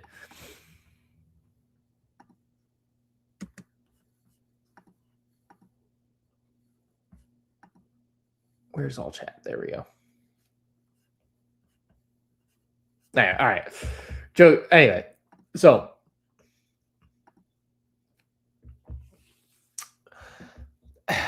the one thing that I've noticed, or that we've noticed, I talked to the people at Orlando Brick, obviously, they've gotten some reviews on Google of like, this place is an untrustworthy business because geniuses, you shouldn't be giving reviews to random Bricks and Minifig stores anyway that had absolutely nothing to do with it. That is not fair to them. They had literally no knowledge. I've seen people say, well, it's their fault for signing up to a corrupt corporation. Honestly, it's not their. They had no idea. They had no idea that this sort of thing was going to happen. It's like, obviously there's some risk that comes with, tying your boat to everyone else's boat or whatever, right? But like, it is absolutely unfair to like put any blame or give any crap to Bricks and Minifigs franchisees or like individual stores. Like, you can obviously choose to not shop there, but to do anything more to any random store, their employees, that has absolutely nothing to do with the situation at hand, I honestly, it's kind of despicable to me. Like it's really just not their fault. So what are we doing? So that's a whole side of it, right? And it really sucks because like it's a lot of people that I know, a lot of people that I like, and so that's going to be a very hard thing to like manage going forward, I think, and that's something that people also don't consider, I think. But again, that's all just a part of the like, it's all downstream of everything else that's happening to a lot of people. So anyway, they've gotten some like what do you call reviews that have said this store is untrustworthy, but it's like, all right, this is clearly supposed to be at Bricks and Minifigs, but also it shouldn't be because that's not fair that Bricks and Minifigs store didn't do anything wrong. So anyway, I don't know if they'll explode in popularity or not. I mean, the store's already fairly popular. The Bricks and Minifigs closest to Orlando Brick Co. is probably 45, 50 minutes away. So I just don't see it having a huge effect, honestly, on their like in-store direct business. But maybe I'm wrong. I don't know. But I feel like people that know it's there already know it's there and would go there, and that's kind of it anyway. So I don't know. Maybe I'm wrong. I wouldn't see it being like a huge effect because you have to, for it to be like a huge effect. Again, the average Bricks and Mini, I shouldn't. Don't want to go into sales numbers for everybody here. So I don't know. Maybe it will. Maybe it won't. Who knows? But if the idea, of course, I guess at its core is people will shop elsewhere and they'll take their money elsewhere, then yeah, everybody that sells Lego theoretically would sell more Lego and make more money because people are more likely to spend money there than not. So yeah. Neverax 77 with the 279 Canadian. Thank you. Says we need to scale up R5D4. What do you think? You know me well, man. I want a scaled up R5D4. I've wanted that actually, since 2010. I don't think I want any more scaled up anything minifigures.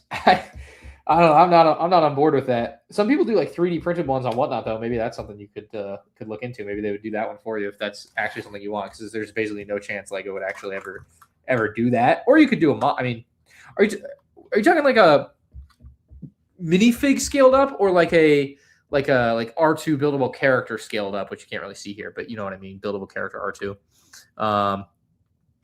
Sub Levi. Selling your Lego on eBay is better than BAM anyway. You get more cash. I know you know this, stud, but I see people say this like it's some like it's not just easy to just sell a big. Thank you, Ryan. It's not selling your Lego collection online and doing all of the work that is involved with that isn't just like magic. Like it's very understandable to want to sell all of your Lego if you are trying to sell your collection or sell a large portion of things at once. It's very understandable to want to sell it all to one person in one go without having to do all the individual shipments and individual servicing. And what if something comes back and then you have to deal with that? And obviously there's fees involved, but that's, yeah. I don't use Facebook Marketplace, no. But yeah, so are we just now getting to bag 4? Are we serious? Bag 4, ladies and gentlemen, bag 4. Of course, it's easy if you're not in a rush, but again, it's not everybody wants to do that work. Not everybody understands how that works. Obviously, you're very internet savvy. Brian and his dad may not have been, right? There's a million reasons people do things the way they do them. Sometimes people want it quick and easy. Sometimes they want to do it the hard way, if you will, and maximize their return on it. But time is money, and so maybe they're already working 2 jobs and they just don't have the time to do it. There's, again, a million reasons people do things the way they do them. I think everybody that has anything understands that if they do the work and everything themselves, they'll get the most money out of it. So, yeah. But shout out Whatnot, not eBay though.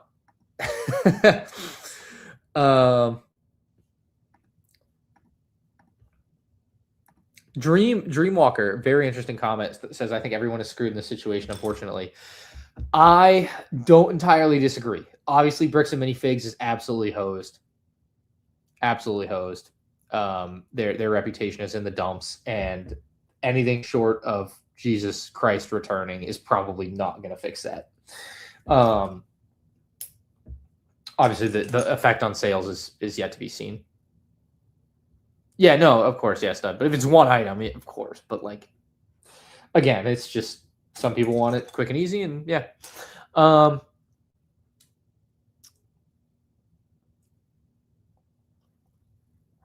So, Bricks and Minifigs, corporate business, whatever. Even a lot of the individual franchisees that had nothing to do with it are in a very, very, very bad position, screwed, as he puts it. The original owner of the Lego, Brian, and his father, of course, screwed. The original owners of the store, Crystal and her husband, I believe, Benjamin, Also not in a great position, of course, as they were in a lot of debt to Bricks Minifiigs, although I think them losing the store, they kind of just called it even, was from what I understand. But they also may be screwed if the information that, or if Bricks and Minifigs' lawsuit is to be believed, that they sold a lot of the stuff and didn't pay Brian. So that would be its own issue, right? And then the new owners may also be screwed. Everybody, yeah, you're right. Everybody's screwed. so West Coast Bricks banned me in the chat the other day on accident, apparently. So that's great. I have a tie bomber and I'm missing some pieces. What should I do? If you just contact Lego customer service, tell them what you're missing, they will send it to you. It won't be a problem. Yeah, just contact them and tell them what you're missing. Or you can always go on Bricklink and buy them, or go on Bricks and Pieces and buy them, or whatever. Do I think gingerbread AT-AT is a good investment? I mean, on most Lego Star Wars sets, you're going to make money. You got to consider, though, like, let's say the gingerbread AT-AT, it's not supposed to retire until the end of 2027. And let's just assume you're going to pay for it at full price at $60. I did see the Patreon response. It was insane. It's so crazy to see somebody just like have that kind of play in their book. That was wild. But yeah, you got to think about this when you're like investing in Lego. Oh, I had a great joke. I'll come back to the joke I had about investing. I'll come back to that. You're going to spend $60 on the set right now, and it's going to sit in your house for the next, let's say you hold on to it for 5 years, right? Because that, it gives you a couple years, few years post-retirement for the set to appreciate in value, blah, blah, blah. And so you've paid $60 for it. Let's say it goes up to $100 after 5 years. That's not bad, right? You sell it for $100 5 years from now. Well, let's say you put the same $60 in the stock market right now, and you get 8% returns. So times 1.08 times 1.08 times 1. Oh, I got to do this a few times.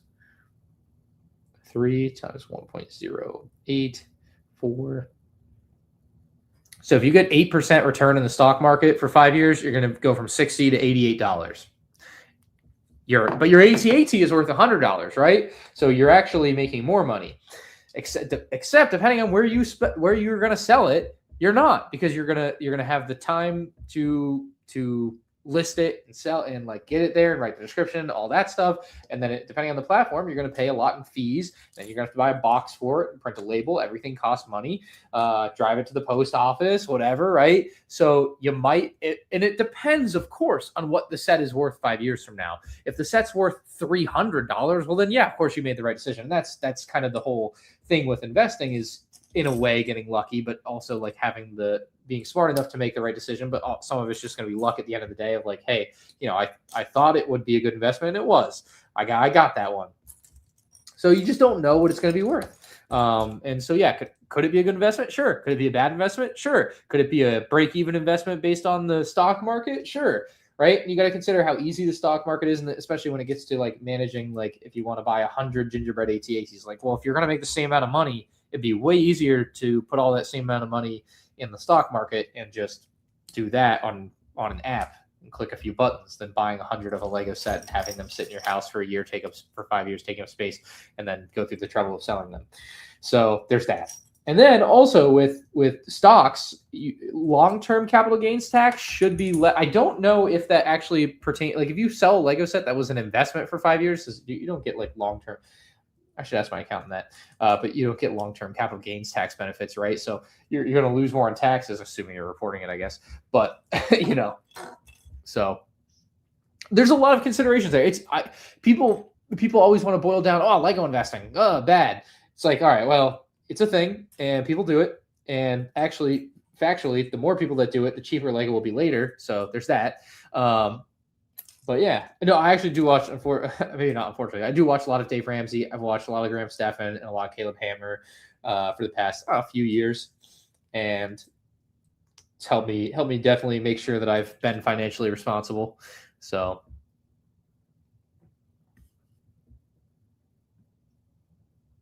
I don't know, hopefully that's some good food for thought, Auburn fan, because like you, I don't have a crystal ball to tell you that the gingerbread AT-AT will be worth $1,000 in 5 years. Otherwise, I would have as many of them as I could have to make the easiest money of my life. So there's that. Do I still watch PKA? Yeah, I mean, I watch like a lot of clips every week, but it's been probably a couple months since I've watched like a full 4-hour episode. I'm really hoping they're going to talk about.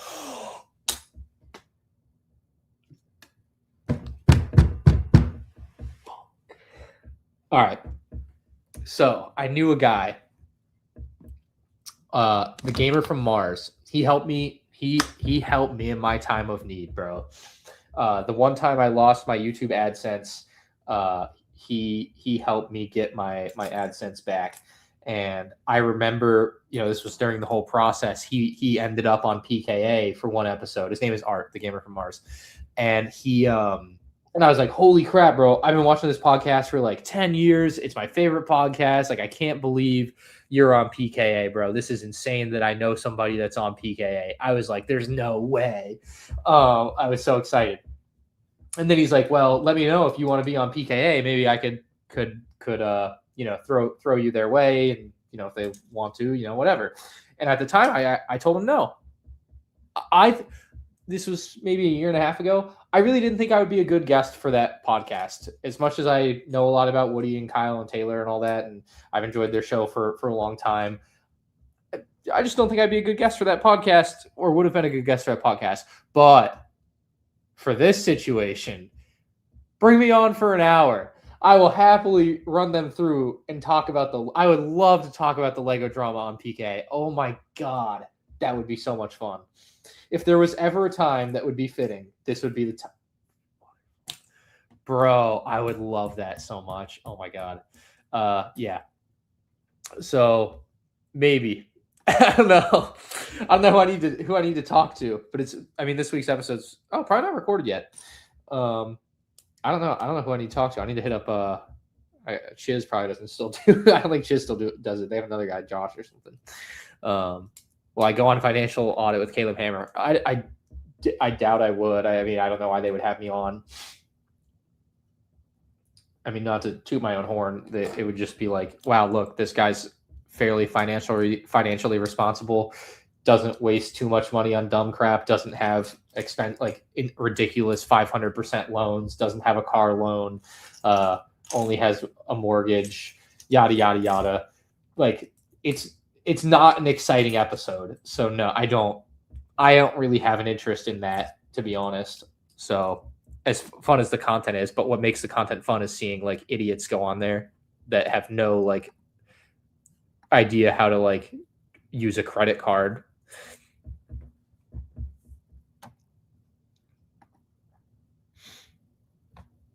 I think they are making a new Return of the Jedi Boba Fett this year. I'm very excited about that. Actually, I haven't really discussed that rumor a lot, but that's on the table this year. I'm very excited.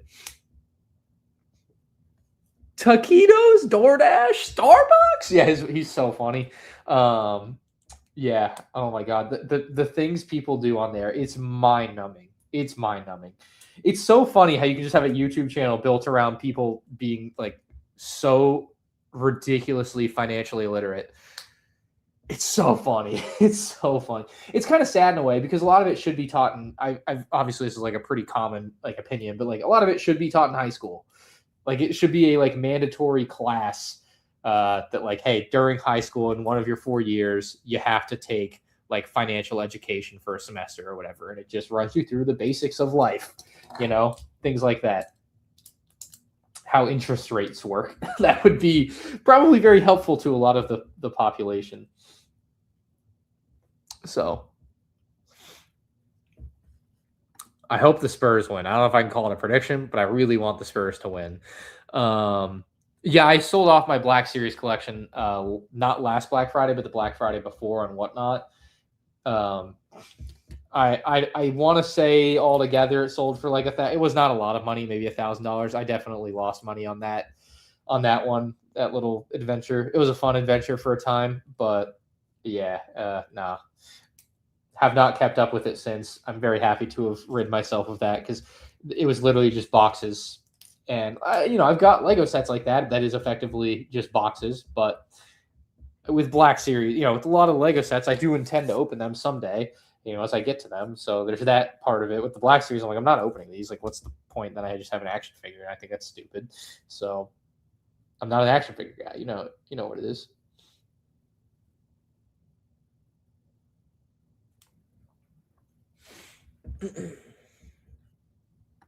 Yeah, and I mean the benefit of Lego. Usually, I talk about this in like reference to Funko Pop.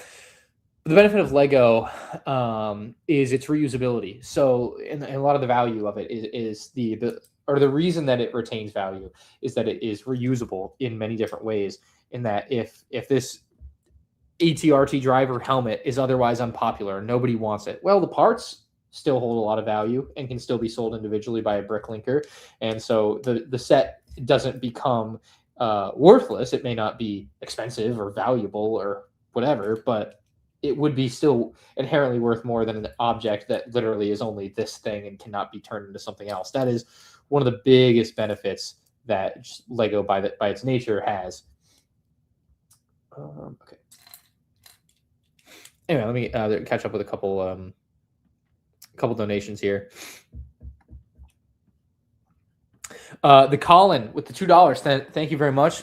He says Legally Mine LLC. Look it up. It's BAM's past. I've heard about this. I don't know anything about it otherwise, like outside of hearing about it and hearing some people speak about it. So, might be something I definitely look into. But yeah, it's not something I looked into like as far as it pertained to anything that I've talked about yet with like Brian's collection and all that, the whole situation. So yeah, to me, if it's the past, at least in what I was researching, it wasn't really relevant. But yeah.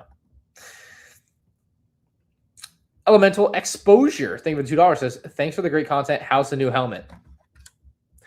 Really faceless, I'd say. Really faceless. It seems really nice. It seems like it was a very intentional choice too. That I don't know if you know this, but there are clear stickers in this set, so potentially you could replace all of the white pieces for tan pieces, and then you could have a recolored Scarif Stormtrooper of the ATRT driver helmet very, very easily. So that's something I definitely want to try out for a video. Oh my god, I'm getting tired. Oh man, not good. 10 o'clock. Yeah, we're going to midnight at the latest. Pot the Bounty Hunter Collector. I appreciate the $2. Saying DM, I lived in Soto, Orlando. Okay, cool. Well, thank you very much. Yeah, I'll definitely check it out and see what you got going on, because I've been doing a lot of like trying to figure out what the heck I'm actually doing. So, John Pork with a very, very fair question. Says, why didn't you want to talk to Reckless Ben? So the reason he asked this is because when I was on the ACOB podcast, again, I was just on there with I didn't know guests were going to be coming on other than me. So it's kind of all sprung on me. But the COO just prior had said that there is a restraining order against Ben and lawsuits and all that. So I made a pretty obvious decision to not be involved with that. But Ben is absolutely hilarious. Whether or not he's guilty of the crimes that he may or may not have committed in his pursuit of Brian's Lego collection, very, very funny, like very funny, and has made some very entertaining videos there. But yeah, obviously I just thought it would be better not to. So I was like, all right, I gotta go. So yeah, I mean that's the simple answer. That's really it. So I have I don't know why you're asking me. Oh, someone who's on their feet all day gave me suggestions for shoes. Is that like a analogy? What's up, Republic Studs? Did he actually? That'd be crazy. I saw like one person tweet at him and just like showed up in my like For You feed, but that would be pretty nuts if he did.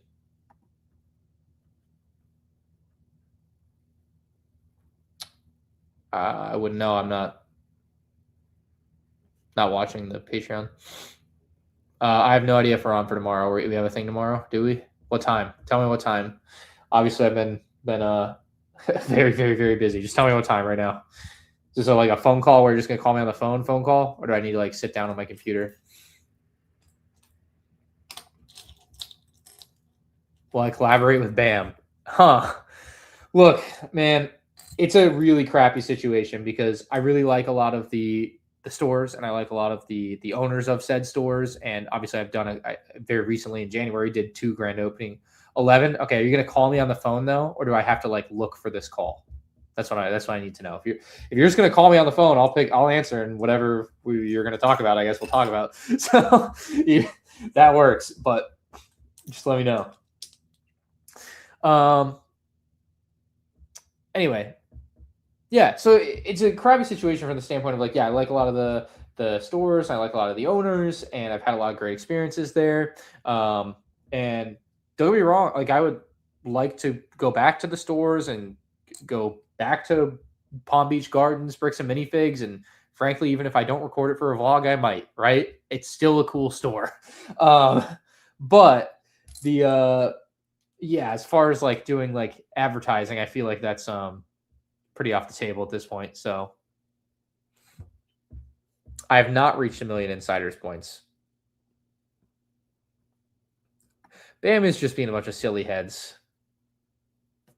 They are.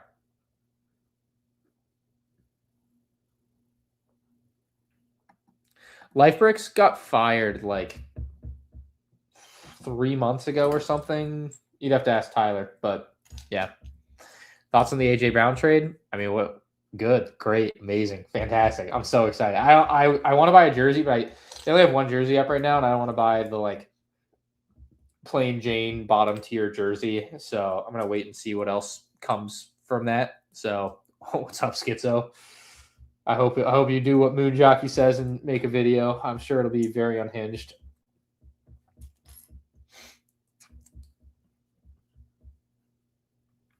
Yeah, of course, very excited for CoffeeZilla.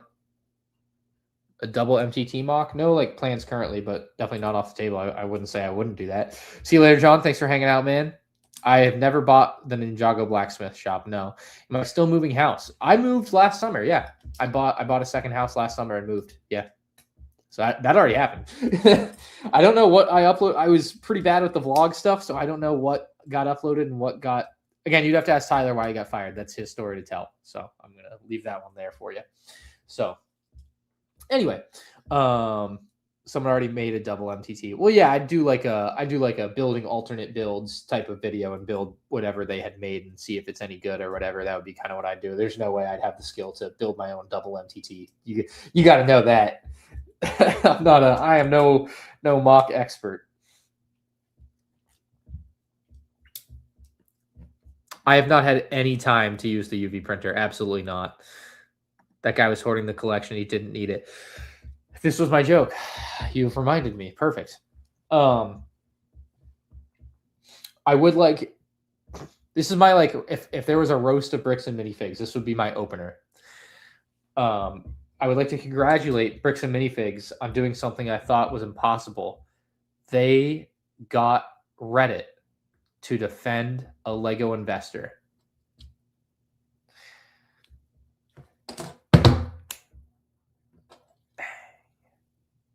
Waiting for the reaction. If it's nothing but unending laughter in chat, I swear to God.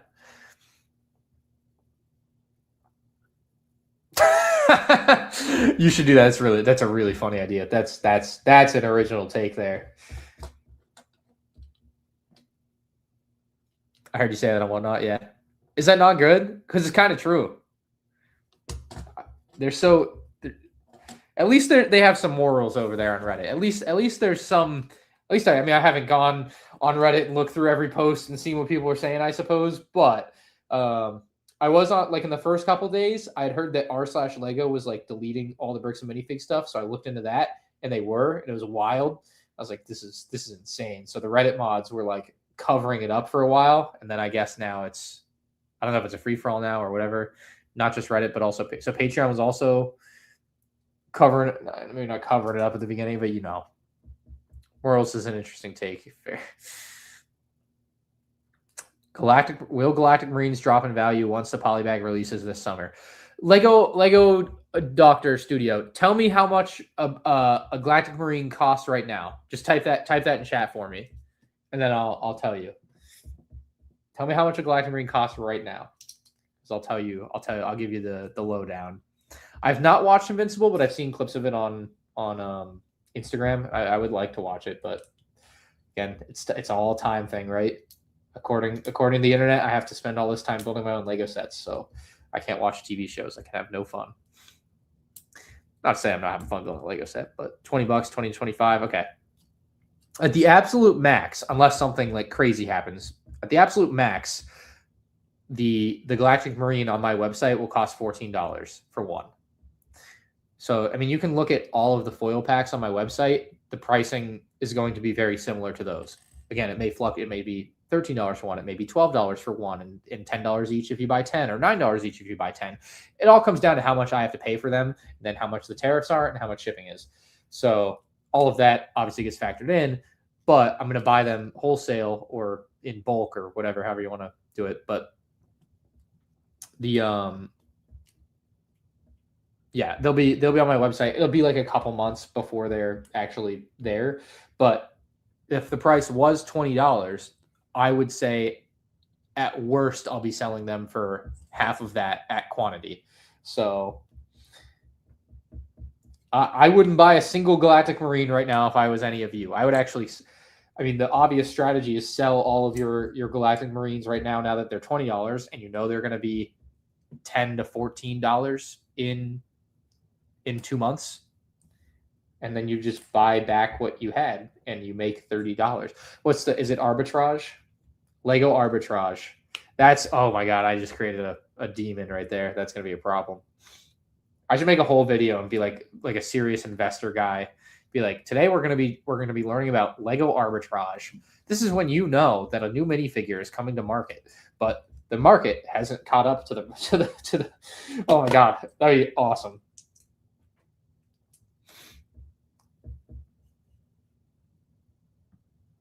It's low-key worth the hassle for 30 bucks. Hey, look, $30, $30. Why not? The Yoda's Hut diorama is one of the better dioramas. Yes, I would not shy away from Yoda's Hut diorama. Very, very good. What a trick question that is.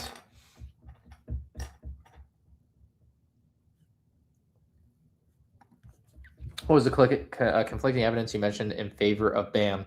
Well, in their lawsuit, they say basically that Crystal did it or did a lot of it, and at the time I just hadn't had the time to read each lawsuit, and obviously a lot more information came out that I was able to work off of for my video that I did last night, or that came out last night. And there were other things, like I have another friend that was a customer at the store, and so he would go semi-regularly, and I would I asked him a couple questions about the store, and so I asked him a couple questions about the store, and I don't remember specifically what he said. I don't want to put words in his mouth, but again, what he said, he's obviously an independent actor with no real interest otherwise. What he said to me was enough, again, to just make me go, all right, well, let me reassess and just make absolutely sure that what I'm gonna say is what is true, and do more research and all that fun stuff. So there were a few things. There was the Crystal aspect of it, and whether or not she was involved or potentially wholly responsible, which I don't believe she was wholly responsible based on all of the information that I have seen. And then there are probably a couple other things. I mean, they said they were filing the lawsuit, and I just hadn't seen the lawsuit yet. So that obviously would be a pretty big part of wanting to wait. Want to see what they have to say in there. No. Yeah. Of course. It's what I learned from this situation is that you can never, ever, under any circumstance, wait to make up your mind and do your own research instead of just listening to everybody else and what they say and taking it as absolute fact. You absolutely cannot and should not ever do that, guys. So anytime you see me say something on a video, just make sure you take it as absolute fact and never try to research it for yourself. Not that I would ever say anything untrue. But, what the heck? What is it? Why is this not going together? Is it upside down?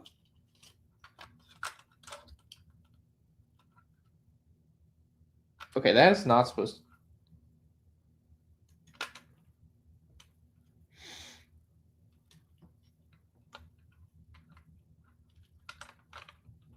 Something's wrong here. I gotta figure this out.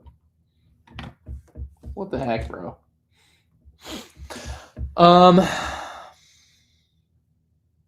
Bag 4's cursed is crazy. Bro, the amount of like grandstanding that happens on everything on the internet is, yeah. I mean, like I think I said in the recording, I was like, I have option one is to get the freest, freest everybody agrees with me video of my life and be like, hey, I'm gonna dump on Bricks and Minifiigs and I'm only gonna do that and I'm not gonna listen to what they have to say or look at their lawsuit and read through all of the data. I'm just gonna jump on them and have only watched Ben's video. Yeah, that's definitely the way that I should do it. Like, no, like obviously not. And then everything's some big conspiracy, of course. It's like, oh, he's been bought off. Oh, he's been paid or whatever, right? Or are you a Mormon? I'm like, right. So, you know, everything's a big conspiracy when reality with most things is it's not. Where is this? Why is this so bad?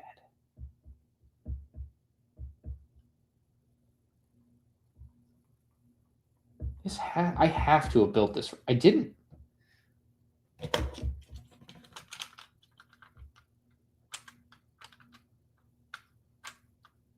This must be in the wrong spot. That's the only explanation.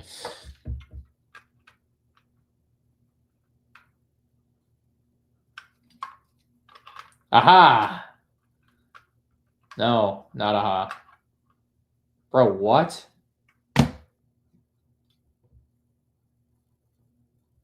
Okay, I gotta fix this.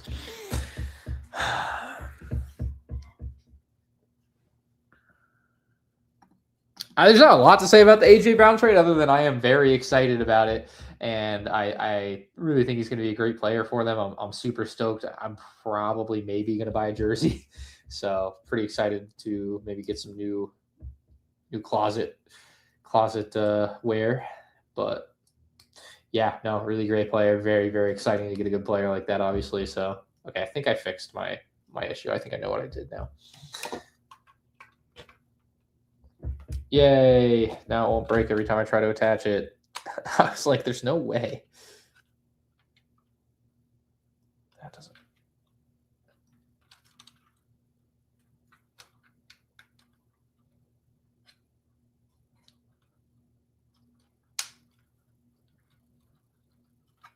Why is this side? Right. Okay. That makes a lot more sense. Okay. All right. Sorry, man. Brutal. I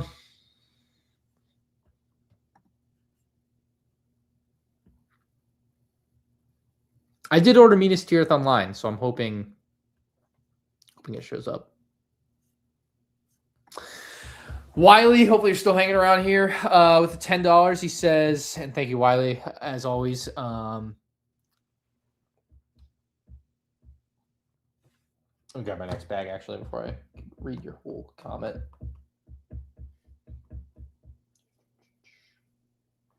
Bag 4.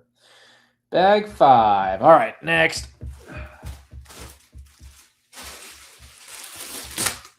Only 2 bags left. Says, Ryan, the BAM situation is crazy. I know. But it's honestly been amazing to see you and other LEGO people I watch on other channels that are not LEGO. It's really cool. Hope you're doing okay, my friend. Yeah, I'm doing honestly pretty great, all things considered. It's just been a very, very busy month, and it's going to turn into I think a very, very busy summer.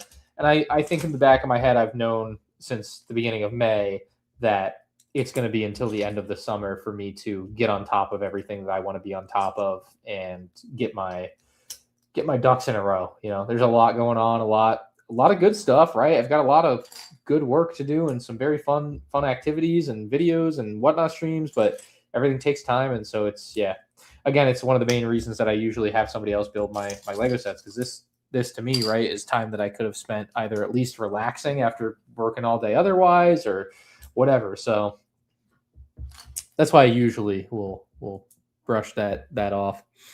But yeah, no, thank you very much, Wiley. Definitely getting through it. Mr. Beast, $2 for a flex. Thank you, Mr. Best. And Brick Build Soph, thank you for the $5, says the Lions will beat the Patriots. I bet my soul on it. When do they play? When do they play? I don't know about that. Jared Goff. I just don't know if I can trust a guy like that. Pro Lego Channel says, thanks for watching and make sure to like the video. She's back again. The guy, I think his what's up, Andrew? I think his chat was very delayed. He just accidentally sent the same chat from 2 hours ago.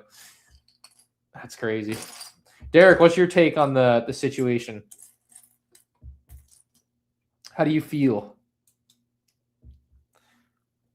I gotta give you a call actually tomorrow. I actually should give you a ring and see what's up. I'm sure you have a great conspiracy on this. Have any other medium sized Star Wars sets to suggest besides the Yoda's Hut? I want to get something that can fit on my shelf but isn't as big as like a UCS set. I mean, midi scale would be the other place to go if you're looking for something. I guess fit on the shelf is obviously broad, and so it doesn't maybe have to look the nicest. But the midi scale Venator is a beautiful set if you like Revenge of the Sith. That would be my go-to if you like Revenge of the Sith. Again, the midi scale Venator, it's like $80 retail. I don't know if it's on sale anywhere right now, but that would be my like next obvious recommendation. They also did like a midi scale AT-AT Snowspeeder. I don't like that one as much, but maybe it tickles your fancy. Pizza movies, bro. Pizza movies. Call me up. All right. I will call you tomorrow.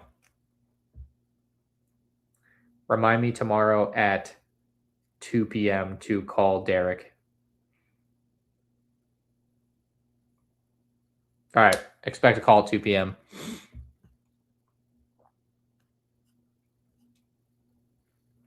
I'm gonna hear all about Derek's Derek's conspiracies on the short for situation.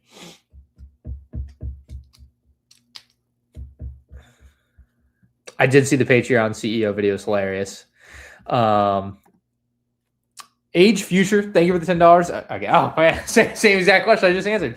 Did you see the Jack Conte, CEO of Patreon, video on BAM trying to take down Ben's Patreon? He told them stuff it, and if they don't like it, they can sue him. I did see that. I watched it pretty much right before I started this stream, and honestly, it was kind of shocking. It was a great bait and switch by the Patreon people to title it and kind of start talking about it in the way that they did. And I mean, honestly, just the balls to say something like that is pretty nuts. I would probably never.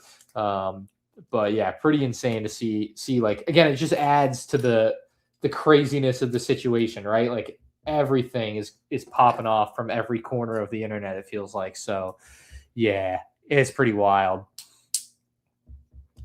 Pretty wild. Oh, tomorrow I'm going to Disney Springs. I'm excited now. I need a pretzel so bad. All right, this goes on this side.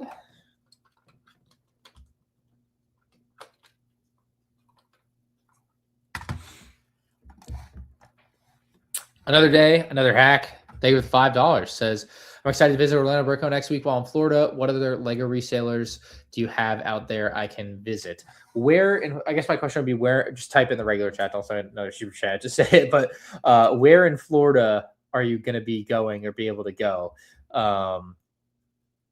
Depending on how you feel about Bricks and Minifigs, there is Bricks and Minifigs in Palm Beach Gardens, which regardless, of course, of the Bricks and Minifigs corporate dealings, Bricks and Minifigs, the guy that runs Palm Beach Gardens, had nothing to do with it. The store is insane and you can watch my vlog on it from January. So if you're willing to go that far down south, it's probably another couple hours from Disney. It might be worth going to.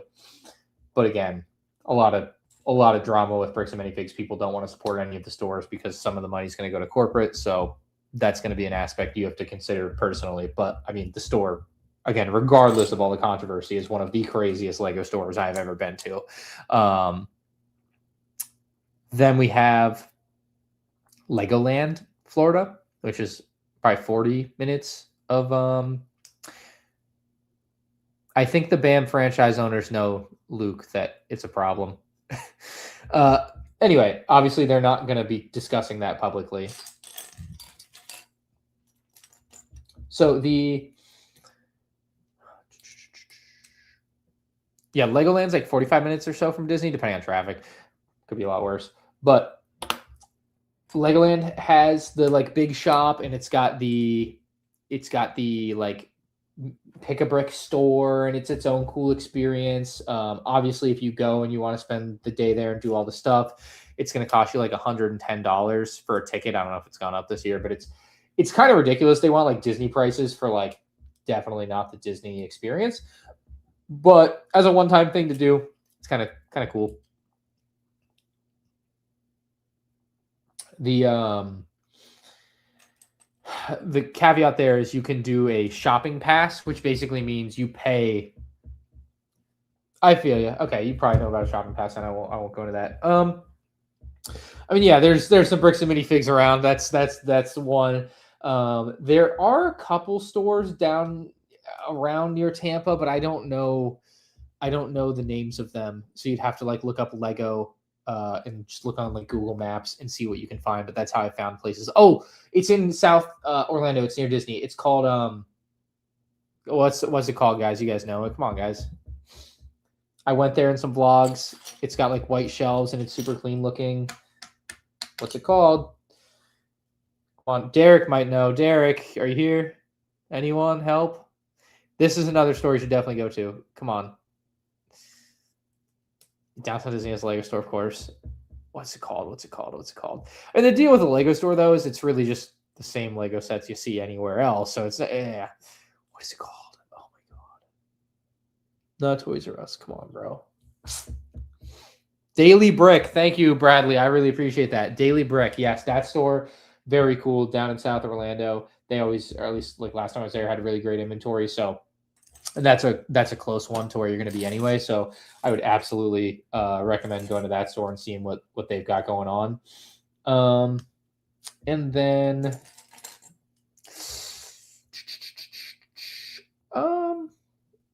there is Florida Man's Toys, which is in Daytona, I believe now. And then if you want to go to the flea market in Melbourne, Florida, you can go to CM Brick Flips on like Friday and Saturday. I did a vlog with that last weekend. You can check out. But yeah, his is a fairly small thing, so it's really not worth going to right now. But I think he's growing at some point, so it'll be exciting for him. But I don't know what when that's exactly happening. So, but yeah, I would look into maybe Florida Man's Toys, but that's up in Daytona Beach. But Daily Brick is one that's down there that's definitely worth your while to go and visit. They just have like kind of bad hours, so make sure you check their hours because they close kind of early on days and it's weird. So I've had days where it's like 5 p.m. on a Saturday and they're closed, and I'm like, so why even exist?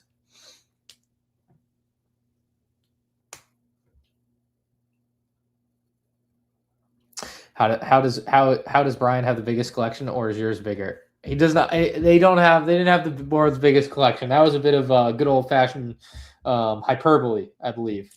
So I'm not sure. I have absolutely no plans to ever visit Whoppy Bricks again. Absolutely not. I deleted the video I made with him. Absolutely not. Would not recommend his store. Michael with the $5. Thank you, Michael. Says I'm trying to figure out what set I should buy. Which one I should buy? Which one should I buy?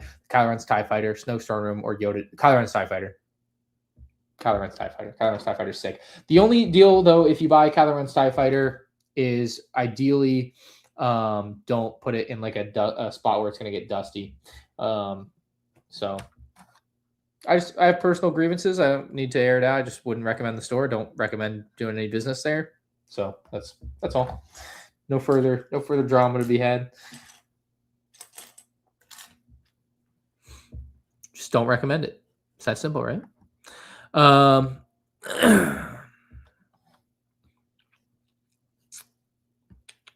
WM, thank you for $2. Says ever look at the Maersk sets or no, dude? They're bang. I love the Maersk.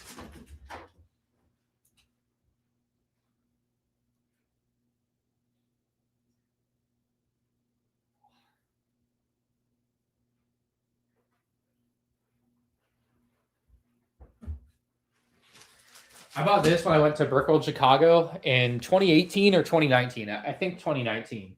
And I still haven't built it. But yes, I want to buy the new Maersk, but I know I'm not going to build it. So why buy it right now? But yeah, so this I've had this for a while. I like boats, big boat guy. But yeah,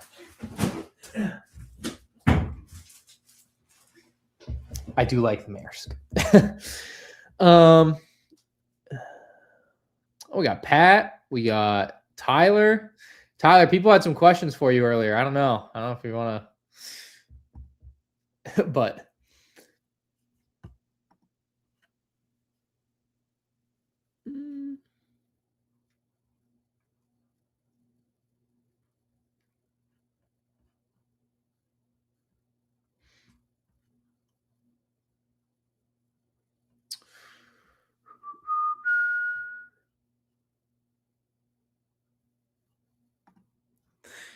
John Pork says it's the reason you don't build your own Lego sets because you're too dumb and make mistakes. I guess Lego designers were right to call everyone dumb during the gunship interview.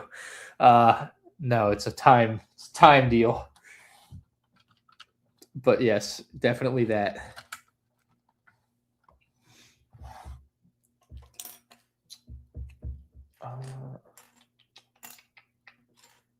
No, it kind of frustrates me that I get flack for it because like I'll make a review of a set and I still build a lot of sets. Like I don't think people just hear, oh, I didn't build that one, so that means he must never build anything, and it's like that's not even close to the truth. Anyway, I'm just not a Whoppy fan, dude. I'm not going to answer anything else. So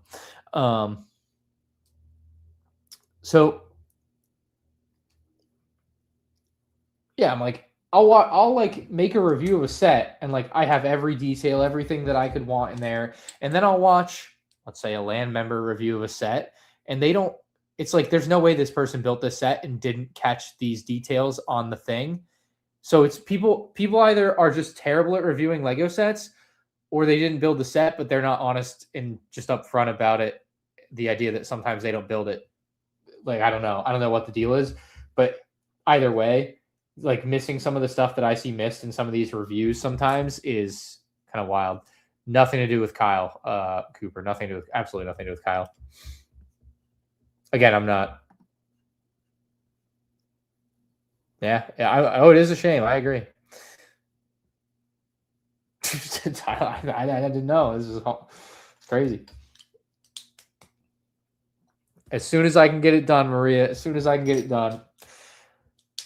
Which is exactly why I shouldn't be building these Lego sets. I should be working on the N1 review, and then someone else could be building these Lego sets. And then when I finish the N1 review, I could then immediately start reviewing these Lego sets. And you can see how all of a sudden 5 hours of my 8-hour workday can disappear like that. And that's why time is money.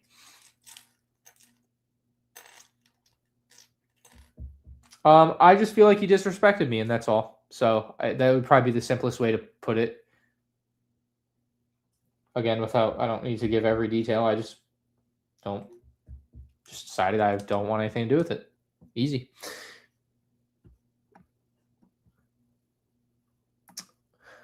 Rep says, are you confident the Vestman dual set will be holiday themed? I mean, I don't know anything other than the fact that a Darth Vader minifig leaked that is a holiday sweater Darth Vader, and we are rumored to be getting a Vestman dual set, and it would only make sense possibly that Darth Vader would belong there because it's not going to be in the advent calendar. So I think that is where the idea that Vestman dual would be holiday themed comes from. Sham Hooper, I saw that. I did not send it to any of the homies. Although I'm going to. That's really funny though. It's a good idea. Superstar Destroyer. Yes. That's going to be so good, I hope. I'm very excited about the Superstar Destroyer. That's a big win. When will I upgrade to a Shelby GT500? No, the car I want is a C8 Corvette. Come on now. I wouldn't buy another Mustang. At least it wouldn't be like the next car, right? Think we'll ever get a Genesis Arena? I would think eventually. Odds like releases a statement on the situation at all. Very, very low. I would still say very, very low. It's not their problem. They didn't do it. They had nothing to do with it. I just don't see any scenario in which they release a statement, much like when big theft things pop up, like, oh, man steals from every Target this side of the Mississippi and has $1 million. Like, it doesn't comment on that. So again, I think it's just going to be there. They're just not going to say anything about it, which I mean, probably the best position there. But once the whatnot sticky note, the sticky note is in the Orlando landfill. You're going to have to go find it. Buying another Mustang like Tyler. I still cannot believe Tyler did that. Tyler, I'm like unironically, Tyler, you should be on Caleb Hammer. I would pay for that episode.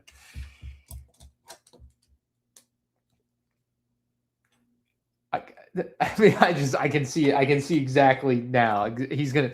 I mean, he'd tell you exactly what I told you.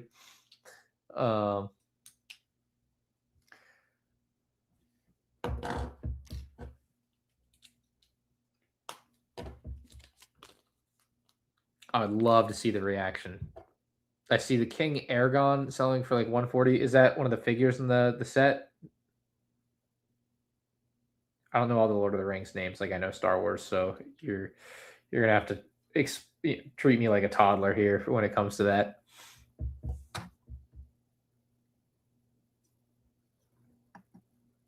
I don't know. That's a good question.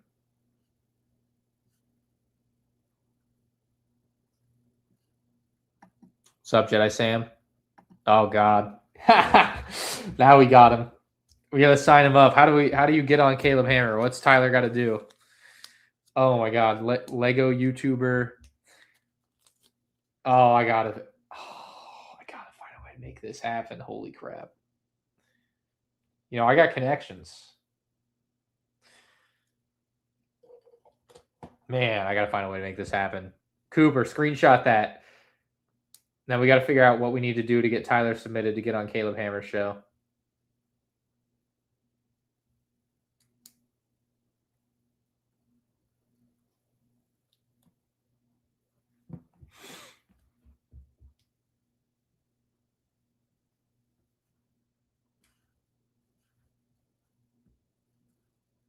Long lost cousin is crazy.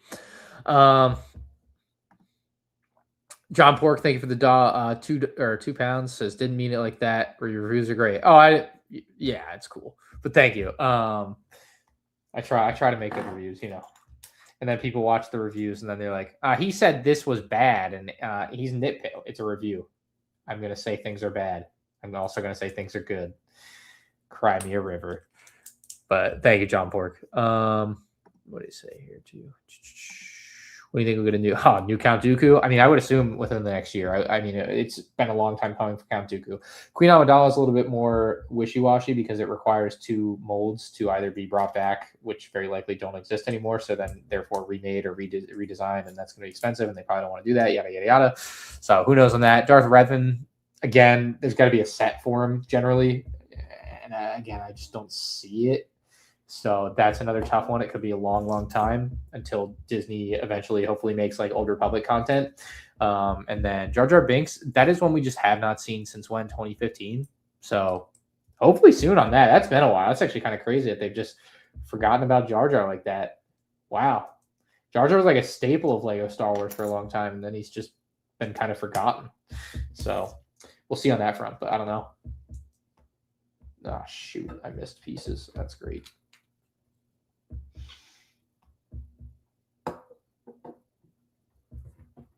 Black one and a white one.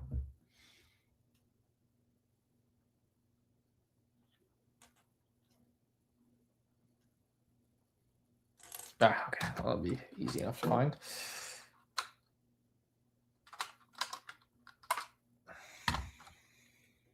Is it this one?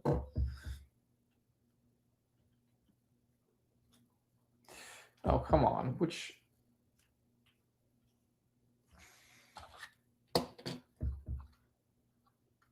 Aha! All right, I figured it out.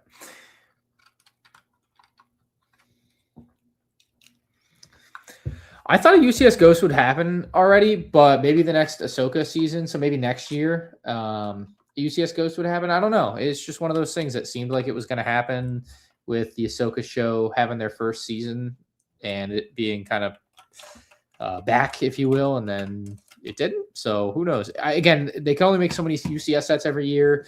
You know, there are limits there with the amount of slots you have, But it's just one of those sets that I imagine they will get to at some point this decade.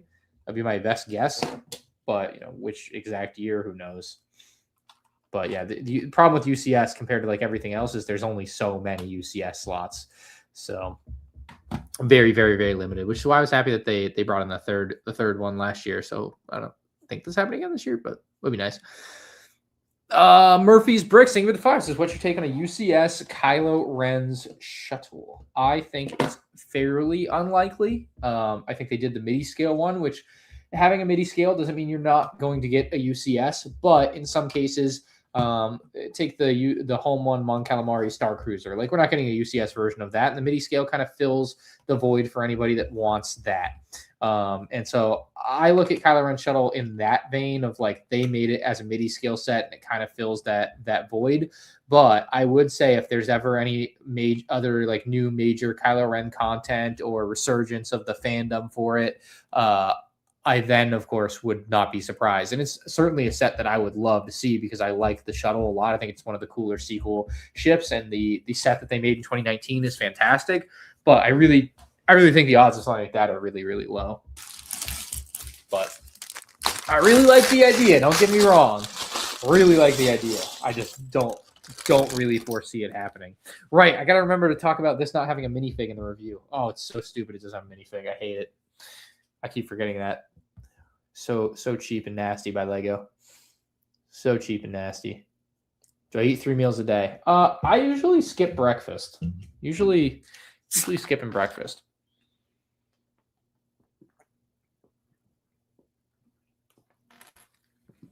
I don't know enough about Dune to have any opinion on whether or not I think there will or won't be sets. I just don't know enough. Go time. Thank you very much, Back on the Brick. I appreciate the comment, man. Pepsi is not better. You shut your mouth. Breakfast being the most important meal of the day is a lie made up by Big Breakfast to sell more cereal. Do with that what you will. Do your own research. No, well, I've also been on a bit of a diet, so I've been trying to not overeat. Like, I've been trying to be in a calorie deficit. So it's really easy for me to not eat breakfast because, you know, I get up like around 8 a.m., 7:30 sometimes. And then I do whatever for the morning, go start working or do stuff on my computer. And then all of a sudden it's 10 o'clock and the guys show up at the office. And so then I'm, you know, working on getting them started with different things and working on different things at the office myself. And then just like that, it's noon. So it's ready, time for lunch. So I usually skip breakfast because that's an easy way to like avoid a lot of calories there. And I'm usually not that hungry in the morning, but it also makes me extra hungry for lunch, which is nice. But yeah, no, I started using MyFitnessPal, so tracking my calories is really easy with that. I mean, I would eat. Look, diet. I'm not necessarily eating like a ton of super healthy foods. Portion control, yeah. Maybe more grilled chicken, better where I can.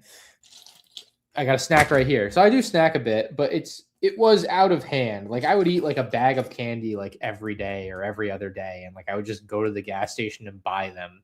And I was like, all right, this is, and I ran out of cans today. So I had to get a couple of these because I was just like, all right, I need some bottles, but I would go buy bottles at the store and it's like 2 for $5 instead of just having the cans, which cost me 50 cents each. And it's like, all right, so I'm drinking less each time I drink one, but it like fills the void or whatever, scratches the itch.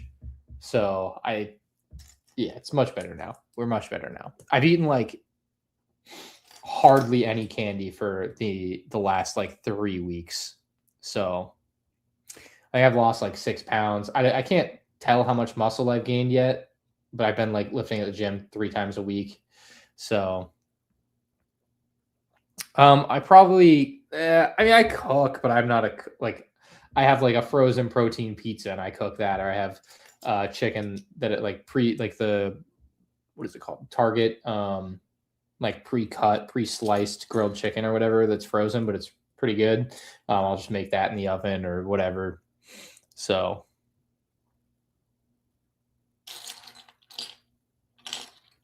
More push-ups on stream. That's funny.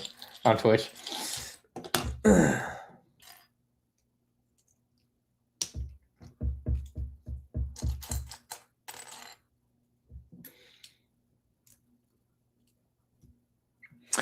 My ideal promo for the Super Star Destroyer. Got to stay away from Wawa. Bro, I have not. Yeah, I would go to Wawa and like just get a bunch of stuff. Like I'd get like a 5-piece chicken tender, and then I get the mac and cheese, and then I'd also grab like a half a pretzel, and then sometimes a bag of candy and a soda. Oh my god, it was bad. So I'm saving money and just like not eating as much absolute crap. So pretty good all around. I'm not unhappy. Tyler won't fill out the audit application. Really? That's how far we got with that? And he literally couldn't even fill out the application. I'm not surprised, Tyler. It's Tyler. Why am I even upset? I knew he wouldn't do it. Felucia Mock. Very nice. Very nice. What should we get next year for the anniversary? I actually think they should probably do gold minifigures. If the anniversary packaging and everything is going to be gold, it should match that. I'm just making an assumption there, but as much as I never wanted to see gold Star Wars figures, if that's what they're doing, you should do gold figures. And it'll be something relatively fresh compared to the other anniversary figs that we've gotten more recently. And then it also keeps like if they're going to do 30th anniversary in a few years, of course, for like Lego Star Wars, then you can do like the normal type of anniversary figs that you've done again. Congratulations on getting hired at Chick-fil-A. Don't you mean my pleasure? You got to say my pleasure with every sentence.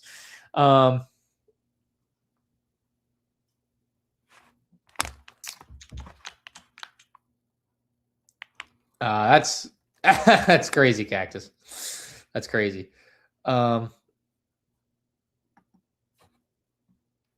Thank you, Luke, for the $2. Could you imagine a buildable slop trooper helmet with helmet holes? That'd be just awful. That's nightmare fuel right there. That's nightmare fuel. Terrible.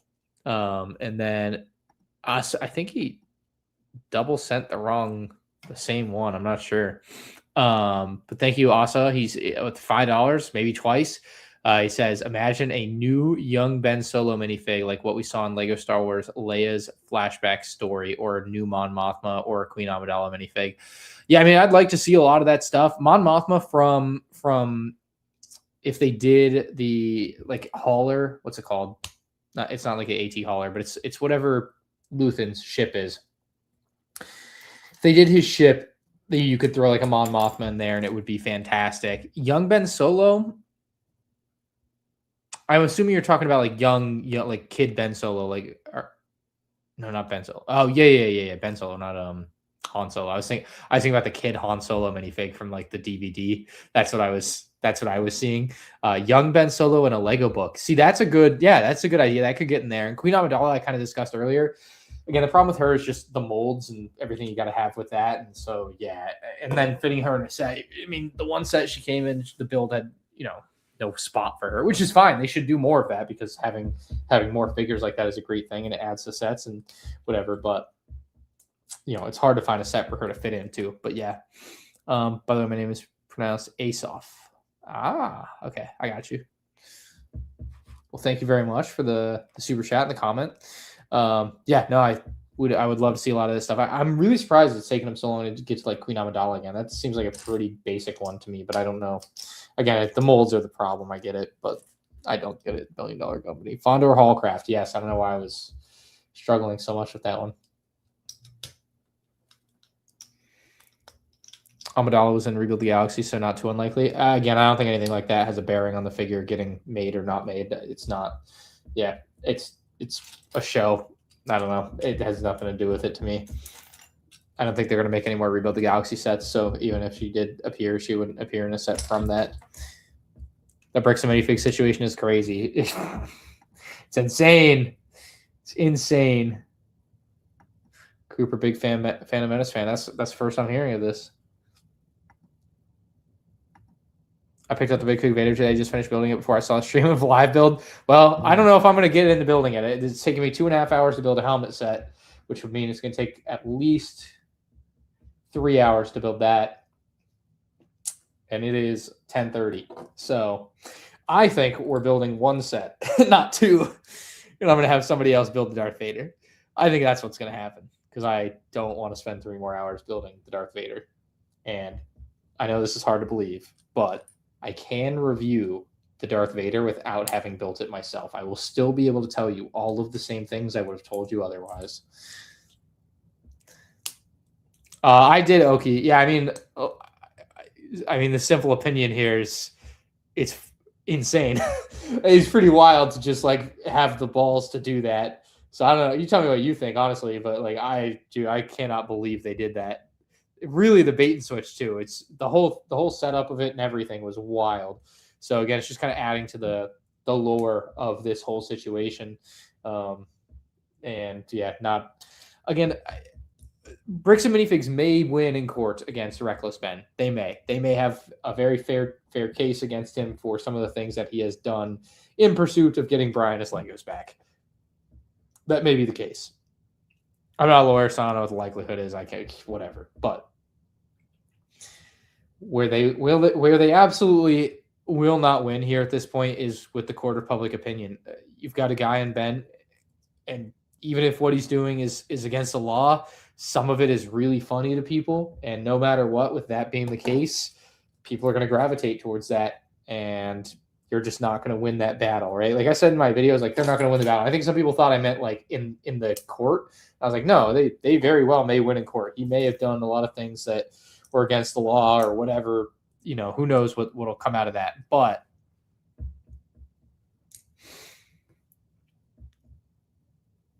funny wins a lot too. So there's that. Are you back from baseball, Sean, or no? Well, this is Brent. That feels like a Brent thing to say. I'm not sure. In what set do you think clones got bad? The first sign, I suppose, was the Republic fighter tank in April of 2022, where they removed the waist cape. Technically, the waist capes first got removed in the Bad Batch shuttle, but it wasn't super apparent because it was on like a darker figure, so it kind of goes over the head there. But obviously on a clone with white legs, it's very apparent on the 187th Trooper that it did not have a waist cape. And so a lot of people, myself included, kind of hand waved that away as, you know, hey, it needs to sit down or whatever issue it had with the cockpit. Fair, whatever was what people kind of thought at the time, I think. Then the 212 Troopers came out, home from baseball, rain delay. Okay, fair. Well, if you're free, let me know. I'll shoot you a link. But yeah, the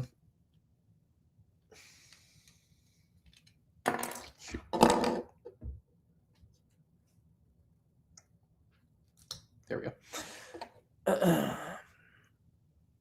But yeah, the 212 Troopers and the ATTE, just that's when the wheels fell off pretty clearly. It's funny too because I had this like thought, you know, I'm very much known now by an unsavory portion of the community that nobody would likes for disliking Lego Clone Troopers, very rightfully so, because Lego Star Wars ruined them, and that's pretty clear to any casual observer.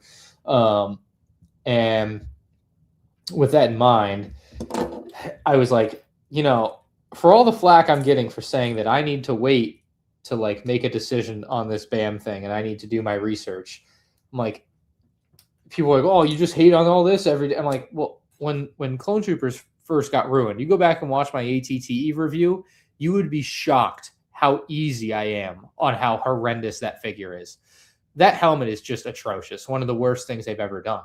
And I'm like, yeah, maybe it'll get fixed. And yeah, some people don't like the helmet warts or helmet holes.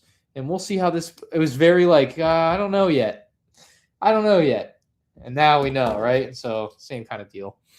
4th anniversary of Garbage Clones. Brutal. Absolutely brutal. It's been that long.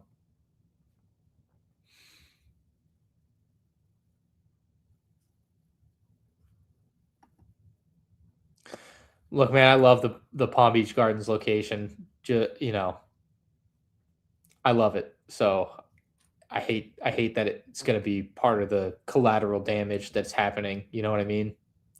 That's the worst part of it, is all the collateral damage. Or one of the worst. I guess it's not the worst part of it, right? But it sucks. It just is one of the crappy parts of it.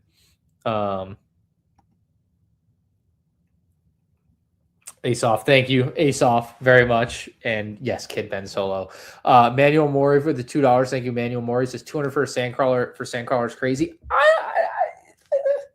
thought it was fine. I thought the prices of both those August sets were like surprisingly not ripoffs. Look, I am of the mindset that no matter what Lego releases, everybody says everything is overpriced. So there's that anyway.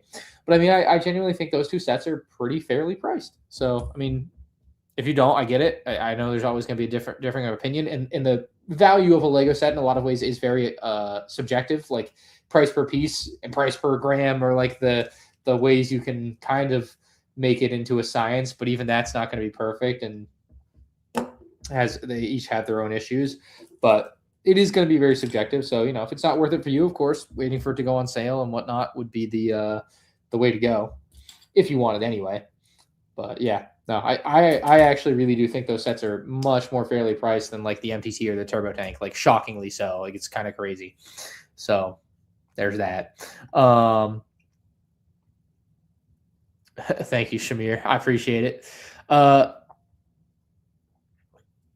Ace off again with the $5 more, as if Young Boba Fett's minifig at the very least had his own hairpiece from 2017. Do you think he would have been fine enough and less controversy?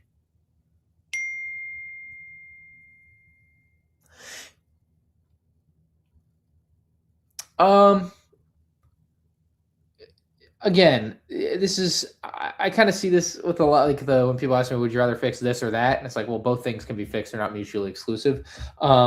Yes, if you make, I mean, if you make one part of the minifig better, the minifig is a little bit better. That's just how it is. Would I like the minifig? No. Like the hairpiece is bad, but still the coloring of the rest of the figure and some of the design choices on the like print are bad too. And that just because it has a different hairpiece doesn't fix that. But yes, the hairpiece is one of the things I would like fixed, of course. But that doesn't fix everything else. So I suppose technically it would be less controversy because it's one less thing that's wrong with it. But I wouldn't say it's fine enough. It's either it is or it is, I guess, fine. Yeah, to me, that would not make it fine enough. So I would not be there on that because of the hairpiece. But yeah, the hairpiece is pretty brutal. All right, let me get a link sent over to Sean here. Hopefully this works. Maybe this works. I think Sean from ACOB is going to join, so you guys can ask him questions about the questions he asked to the CEO. Thank you, Brick, for the $2. Says, can you dress as Padme for Halloween this year? Maybe I probably should. Maybe Geno's is Padme. But no, I think I'm gonna pass on that. Thanks for the offer though. Nathaniel says, do you think that there's potential that BAM will be bought out and rebranded? I would imagine that is something that's on the table for somebody. I don't know. Again, it comes down to like, would they want to sell? Because if it was me and my thing, like if it's MandRproductions, like I'm going down with the ship. Like that just is what it is, and I'm not gonna sell my life's work to somebody else. So I could see them in a position like that where they want to save it and be in charge of it, and they don't want to just give it up. So I have no idea.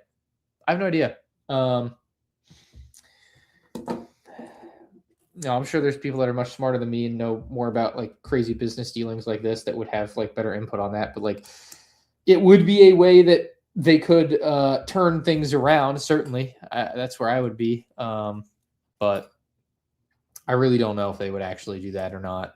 So who knows? Let me put him in here. Let me know if the mic echoes, guys. But I'm bringing him in now. Hello. Let's see. I'm trying to work through the different screens options I have. Okay. All right. What's up? Cover my head with chat. That'll be good. No, I moved it now. Now it's good. I fixed it. What's happening, dude? Just building. I can't. It's taken me 2.5 hours to not even finish the helmet set. Dude, building and streaming's hard, dude. I know. It's been a while since I've done that thing, so clearly not But on you my don't build your own sets, dude, so I don't understand. Well, this whole stream is AI. I forgot to mark it as AI, but it really is.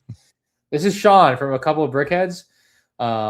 He did quite a lot in the last week. If you want to kind of give your spiel there. Yeah, I guess we interviewed the BAM CE. Well, first we interviewed a former BAM store owner named Crystal. Then the BAM COO. Hold on, not the former BAM. The most former. The most well-known former BAM store owner there is. There's many of those at this point, but yes, the most well-known. Crystal came on, and then dude, like out of nowhere, we get a note like COO wants to come on the show, and we're like, yeah, okay, let's run it. And then he comes on and did what he did, and then I was telling people about how they were mad at me that I was like not going hard, and I'm like, I couldn't see chat. I had no idea he was coming, so I did no prep work. Like, I don't know what you want, so I couldn't see chat, so I couldn't like pull from it to like see what people wanted me to say. So I was let me tell you something about Ryan. He's the most prepared in the game. So I leaned on you a bit to get in there that night. You kind of wanted to, you kind of didn't, and I'm like, come on, dude. Yeah. Well, I didn't know. I peer pressured him, you know. I think when he joined, he said that they had filed their lawsuit or whatever. So I hadn't had any chance to read that.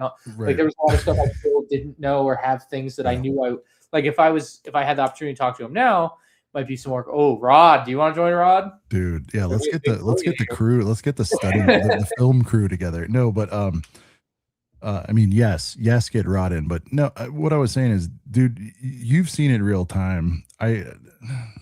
It was crazy. So COO joins. Yeah. And then the next day, by the way, like Ryan's a confidant, good friend. Like I lean on him for stuff too. And I'm like, what do we do here? You know, they basically said, hey, Ammon wants to come on. And I'm like, all right. And I had like 4 hours. So everybody's like, you should have been prepped. And it's like 2 of those hours you spent at the Michael Jackson movie with your mother. That's right. I don't know why you're just not dedicated to the game. I mean, I can tell somebody's not in it when I look at it. And who else was in town and whose birthday was it? It was nuts, dude. Like it couldn't have come at a worse time. We would have been a little more prepped, but I still think the strategy would have stayed the same. A lot of people criticized and said, like, why didn't you rip his head off immediately? And it's like, dude, he wouldn't have hung around. No, yeah, that's what people don't get at all. It's like you can't, like, if you come on here and just start cursing me out, I'm gonna kick you out. Like, I don't want to. No one wants that. Right. Like Ryan, if I didn't know you and I started calling you like helmet hole baby, you would have hung up on me right now. I would just block you and move on with my life, and then you'd be like, "Why'd you block me? Oh my God, he blocked me for doing nothing." And that's He's guilty. That would be your life story. That would be the most important thing that have ever happened to you. Yeah. So anyway, I know a lot of people have critiques. I have critiques of myself. Ryan will tell you that. I've told him. But also, like, I mean, you just want to be fair as a human. Like you're trying to find out the story. Like, there's no reason to be rude to him. Like, yeah, I have no interest in all that necessarily in this situation. But yeah, I'm just saying. I think a lot of people, because you do something like that, think that you yourself, that being us, think we did the most wonderful. Like we recognize there were opportunities and we could have done better. But that being said, there's so many things that, like, looking back on, it's like, oh, I wish I could have said this or that. And it's like, you're the third party observer out there, and you're just like, you have the chance to like sit there and pause and think about it. It's like, this is a live conversation we're having with somebody. Right. It's not that simple. Managing chat, 7,000 supers. Yeah. People texting you on top of it that you trust and you want to. And again, you can call it excuses, you can call it whatever. I prefer to say reasons in this point. It's reality. Yeah, it's just how it works. It's reality. Like we run, I think one of the bigger weekly live streams. We've had Ryan on, we've had Ryan and Tyler on at the same time. We've done, I don't know, Ryan, some 5 or 8K shows, which for us is pretty big. Sure. But nothing to the level of like 100,000 and just all this stuff, like, to be clear, like 7,500 concurrent or whatever it was. That's just next level, dude. So there's a little bit of that going on. But hopefully me saying this doesn't, make anyone think any different, but like there's no being in cahoots with anybody. We said from the beginning, We're being impartial. In fact, then Ryan's like, yeah, I don't know what to think yet. And I was like, neither do we. So how do we go about it? And everyone in chat or like in the comments or whatever. Yeah, and how everyone's could you like, not know what to think? It's like, how could you not know what to think? And I was like, because there's a lot of information. Yeah, how could you not know what to think? We already told you what to think. Right. And so that's kind of the situation. And so the reason Ryan's at where he's at is because he's never bowed down and been told what to think. There's a lot of people that are that way. It's like, if you want to be a sheep one way or the other without hearing the full story, cool, you know, whatever. It's cool to get mad about stuff. And what, so I was like, I don't know enough about it. I watched the first Ben video one time while I was distracted. I felt like I had the gist of it. Everyone's like, you should know every pertinent piece. And I'm like, I didn't at that time, you know? So for people who are like, oh, you should have known every single detail. You're right. You got me on that. But I knew enough to know, like, if you look at what I really hammered Ryan, I was like, noise. Why didn't you just pay the guy off? Would you do it again? Would you do it again? Would you do it again? And I had lawyers reach out to me, Ryan, in private, go, dude, you did the right thing. You went away from the main question and went back. And he actually said yes on the third one. And I don't think most people saw that. He would take it back if he could. I actually, it was my only issue with your whole interview. I was like, I hated that you kept coming back to that question. I was like, of course, who wouldn't?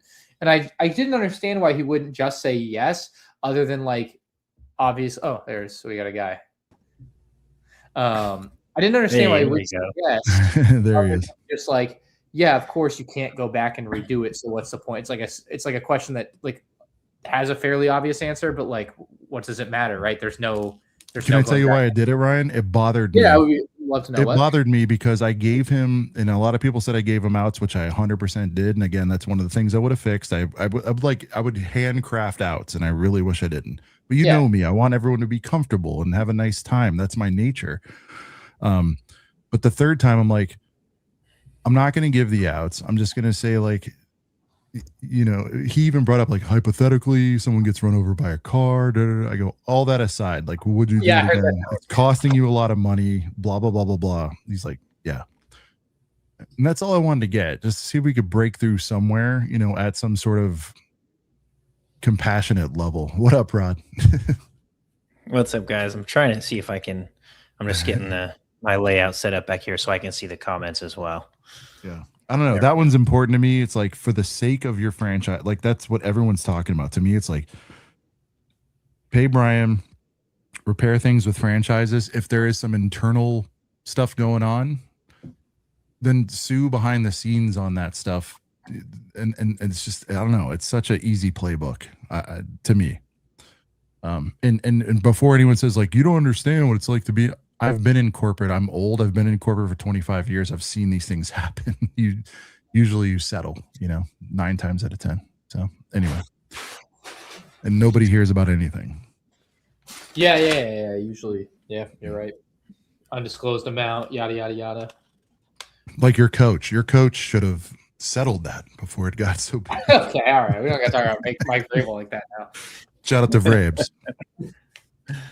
Rod sent a tape. Hey, shout out to Braves. It worked out. We got AJ Brown. Life's good. Doesn't matter. It's true. Can't ask for much more than that. No. 7, 5, 4, 6. So anyway, yeah. But Rod's been catching us up. You guys have done a lot of great work trying to figure out your own truth, you know, and not just running with the narrative, because there are several sides of this story, Rod. Yeah, I mean, you've got the Crystal side, you've got the new owner side, you've got the corporate side, and you've got the Ben side, you know, so everybody is contributing their own pieces to this one massive story that has been, you know, just sending the Lego community into a tizzy. So obviously, like, I keep thinking, like, every day a new bomb is going to drop, you know. Maybe I shouldn't say that because it's a threat, but yeah, don't do that. Every day I keep thinking a new massive piece of information about the new set's going to drop. Yeah. Yeah. Like, it's something else is going to come in, and we're just gonna be like, oh my gosh, like, I didn't see this turn of events coming, you know? So it's just like, you know, every day I wake up and I'm like, what is the latest development going to be in this, in BAMgate, or, you know, BAM scandal, whatever you want to call it. Patreon thing like a couple hours ago? Yeah, where apparently they were trying to get The BAM CEO or the Patreon CEO is basically just like, yeah, I dare you. Like, go ahead and Unreal, try dude. me. So, I mean, kudos to them.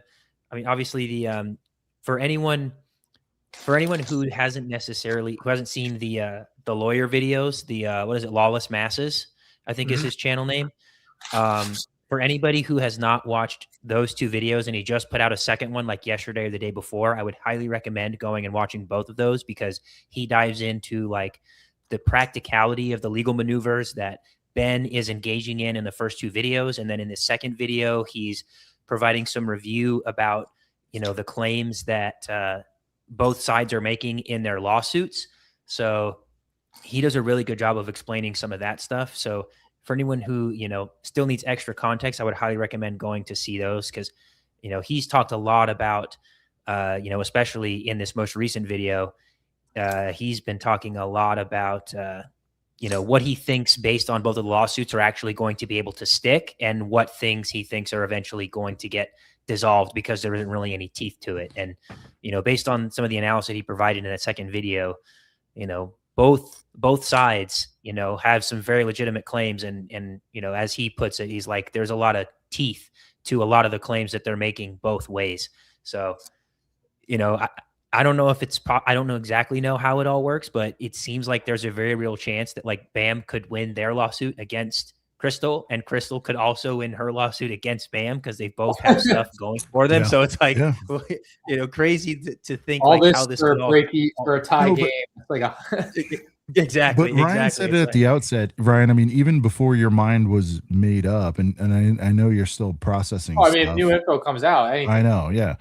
But you said it. I mean, not the first to say it, but the first to say it to me was like court of public opinion. And it's like that at the end of the day is all that matters. It's like, this is a bad look. Fix it, figure it out for the sake of your franchises, which is crazy to me. Like when you hear like a prepared speech and you hear like these communities were part of the community, the whole thing, tying into communities, and we're such a central thread, and and all this stuff. And it's like, you're kind of betraying all that when you turn your back on them to, just like really,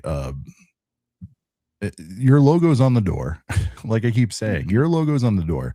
You talk about how that's important to be part of the fiber of Nashville, Tennessee, for example. It's like it all goes out the window when you're airing this dirty laundry out in public. And I understand sometimes it's not fair and you have to do a payoff, and sometimes it feels like it's an admission of guilt.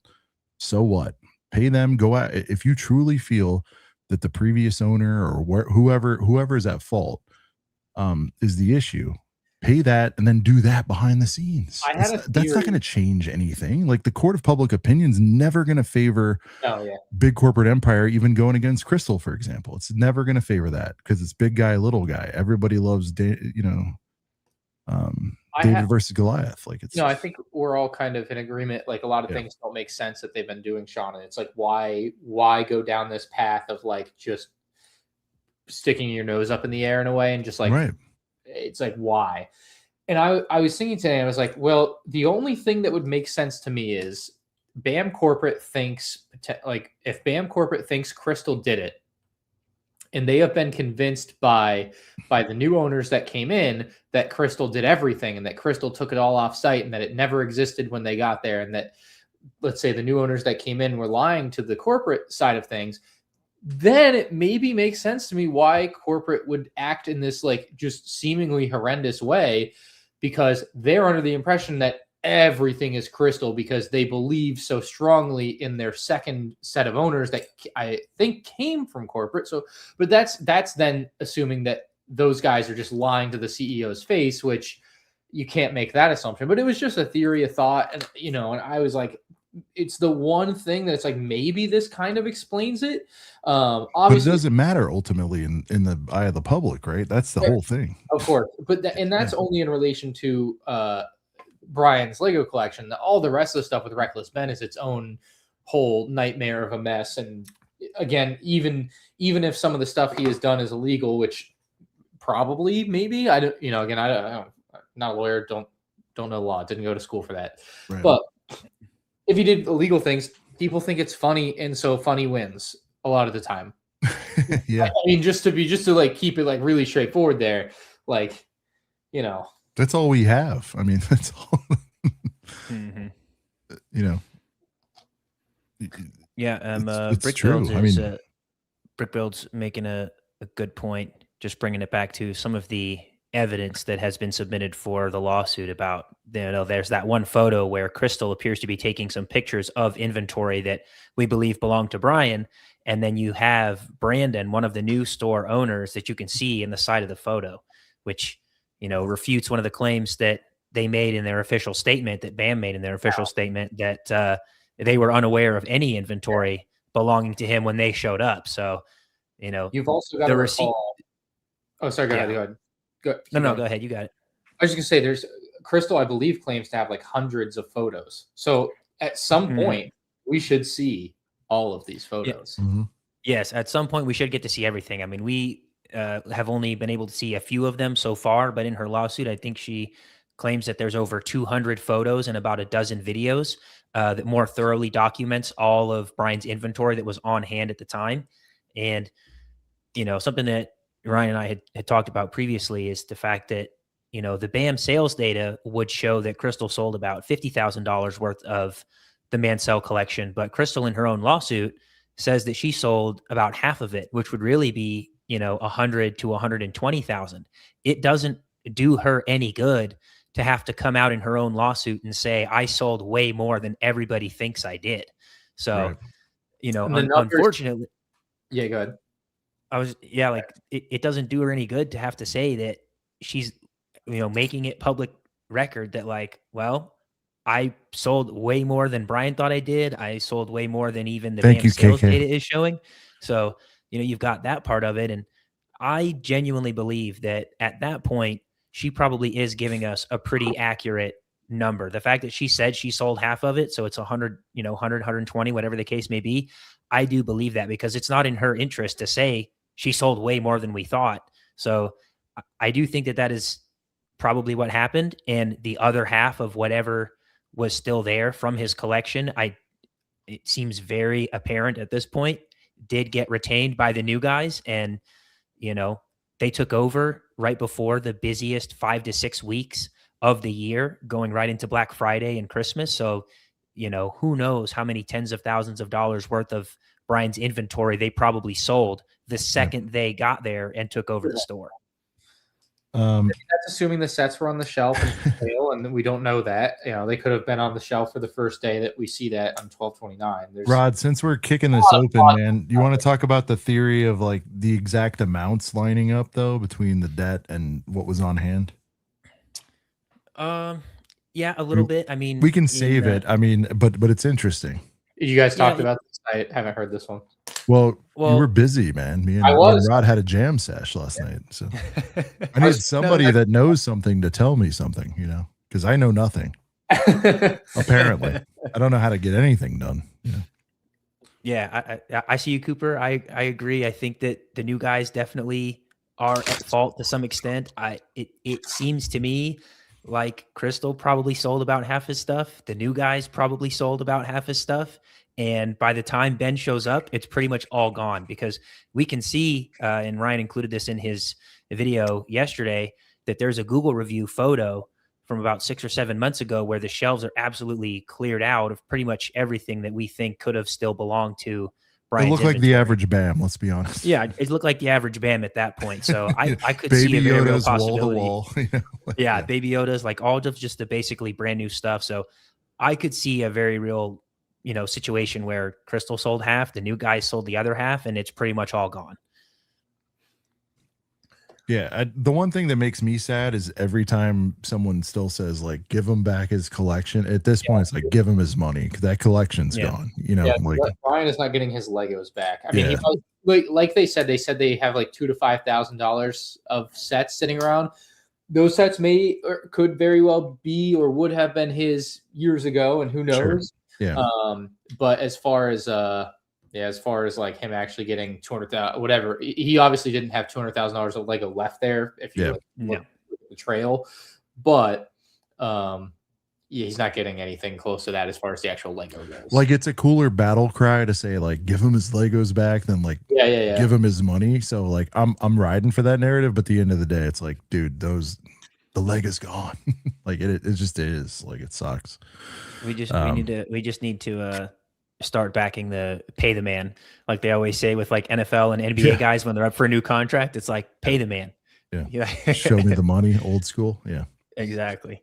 Yeah. I don't know. I haven't gotten another response from the other night, and I don't know who's been in contact with Brian, but Eamon invited them to the table to talk, and I have heard no other developments on that. And that'd be interesting. Like, dude, fly on the wall. GoPro on the wall. I want to see that talk go down, like really bad. Yeah. I mean, obviously, just from fly on the wall standpoint. I can't remember if on your stream he said no cameras, no nonsense, which I understand, but also given the situation, if like you have nothing to hide, nothing to be ashamed of, then having it documented, or so people can see everything, if it exonerates you, would be super helpful, right? I mean, there's no chance I would not go in there without at least a recorder in my pocket if I'm any party there. So crazy. Rod and I had a conversation about that last night, but you know what I mean? Like, you have to protect yourself. You have to protect, the integrity of the conversation. Like, dude, what's happening here? Yeah. So I'll answer two questions that I'm seeing right now. So the first one from KK Bricks 8043. Did he get paid anything from BAM for any sales that happened prior to corporate takeover? Yes, he did.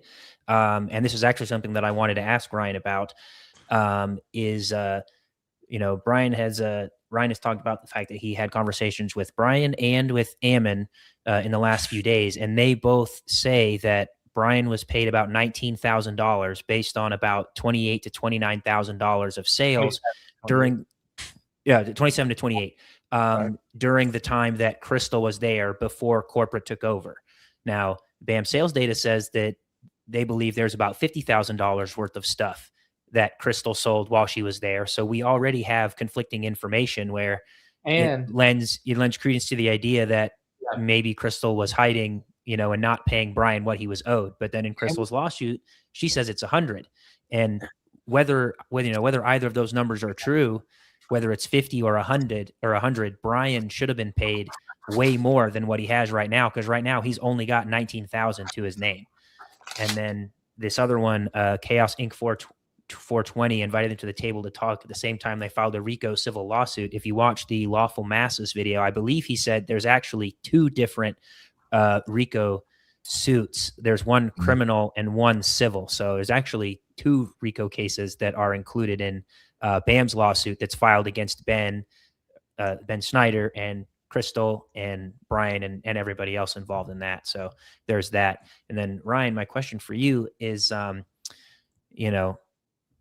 Brian and Eamon both said that Brian only got $19,000, but where did Eamon get his information from? Because he might not actually be a second source corroborating information. He could just be getting information secondhand from somebody else, and he's not third, actually fourth hand from somewhere in the he could just be third or fourth hand information, and he's not actually corroborating Brian's side. It's just hearsay that he got from somebody else. So I wanted to know if Eamon happened to tell you where he got that 19,000 number from.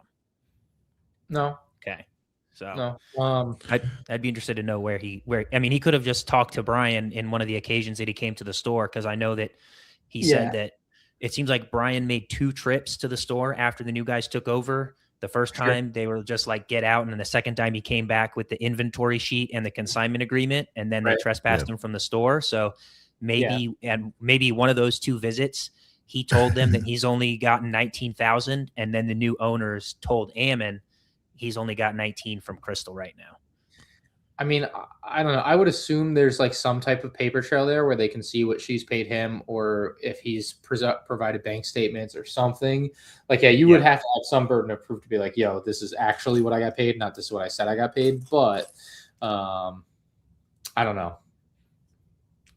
I just real quick, I want to thank everyone out there in the chat and all of our chats and all of our channels, all of our streams for rocking with us during this. Like, it's weird. It's like such a somber time. I'd much rather hear Ryan like ripping the fact that Vades has 900 stickers, you know, like we'd rather. Hey, thanks to this video sponsor, the Eufy Make printer, you can just print them on your own. I really want Ryan to talk helmet holes instead of this whole thing, you know, but it is what it is, you know, and like we're just kind of like dealing with it. And I think, you know, outsiders, tourists, as I call them, are coming in trying to be like figuring out what we do. It's usually very kumbaya outside of you know, some critiques about sets, you know what I mean? Like usually the worst thing is somebody rips a set, and here it's just like so thanks everybody for, you know, putting up with it. I know you guys have seen a lot of new faces in these streams and all that. We have too. But I don't know, for whatever reason, the I love Derek. I got that term from Derek like years ago first when COVID happened and we started noticing a lot of people. He's like, I call them tourists or something. And I was like, oh, well, this is a good one. So it's stuck, clearly.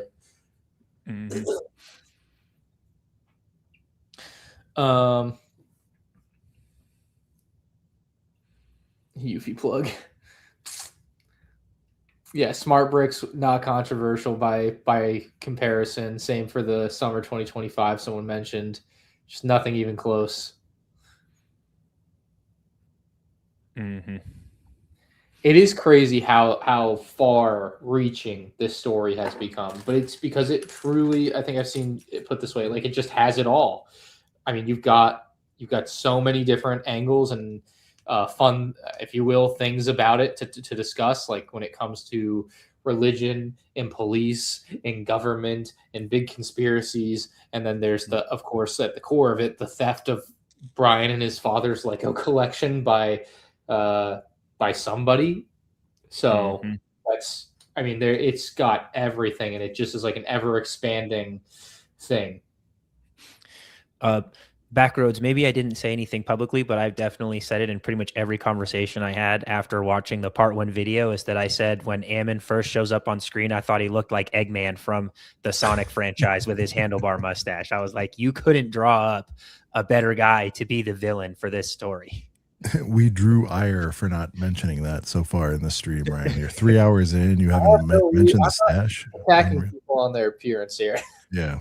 Also, it seemed like some people pointed out the fact that when he came on ACOB a couple days ago, that he had trimmed it up, or that he had at least flattened out his mustache so it wasn't in the handlebar anymore.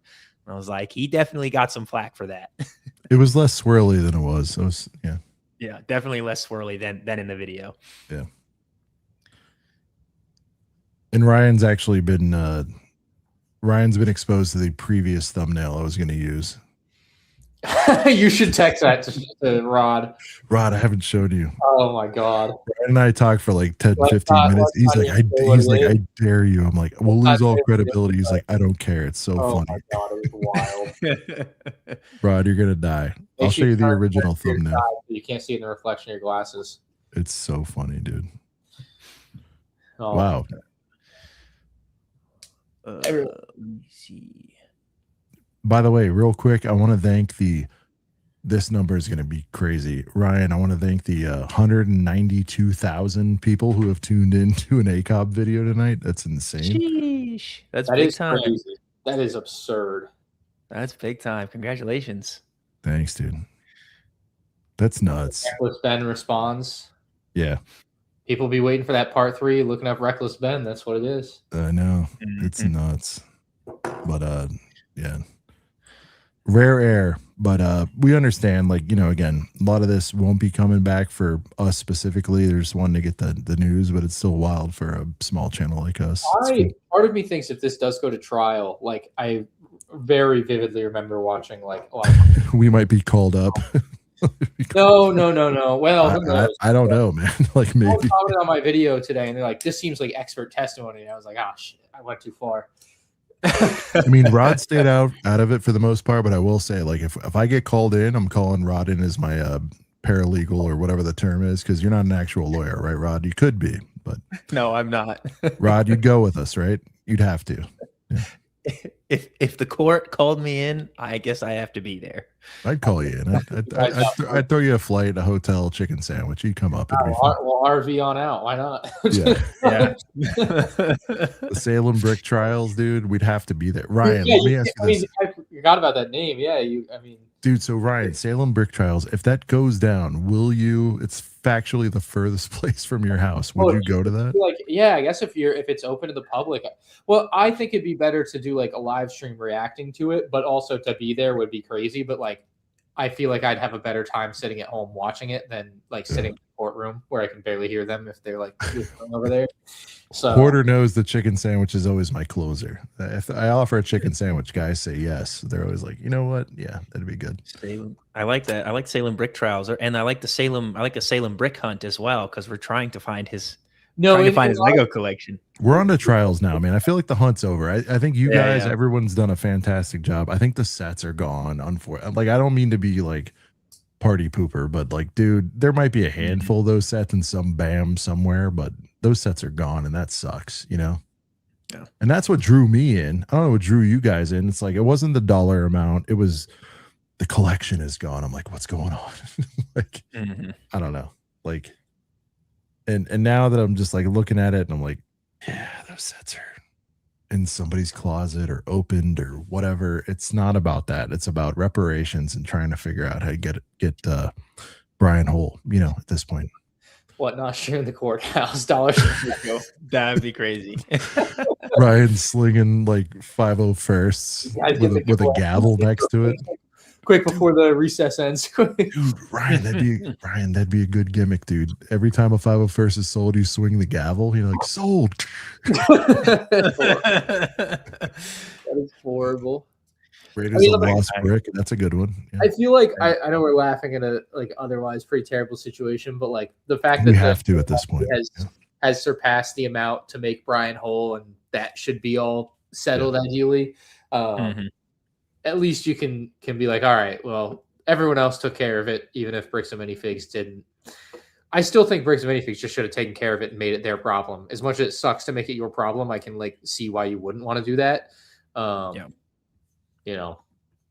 Well, dude, I'm glad you brought it back to that, but like, how messed up is it that the community had to take care of it for them? And what kind of scoreboard point will that be for some, I hope, smart lawyer to use to be like, and you had to have the community take care of it for them when you guys couldn't, you know what I mean? That's just even more damning, dude. Yeah.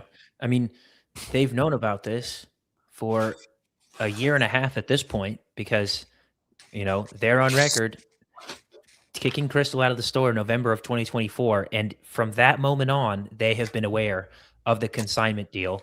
And I guess for some reason thought that they were going to be able to like sweep it under the rug or be able to handle it quietly. And now a year and a half later, it's all blowing up in their face. Like if they are so adamant about the fact that consignment is not, you know, allowed business practice for Bricks and Minifiigs, then the second she made them aware that there was, you know, consigned merchandise in the store, they either should have said, get it out of my store, like load it up in a truck and get it out of here. Or they should have said, we have all the stuff and the guy hasn't been paid yet. We'll open up that cash register and give him whatever he still owed so that we're not on the hook for this. That's a good point. It does make that reaction that they had on the phone where it's like, oh, they take on all that consignment liability much more interesting instead of like, oh yeah, you weren't supposed to do that. And we got low level employee too.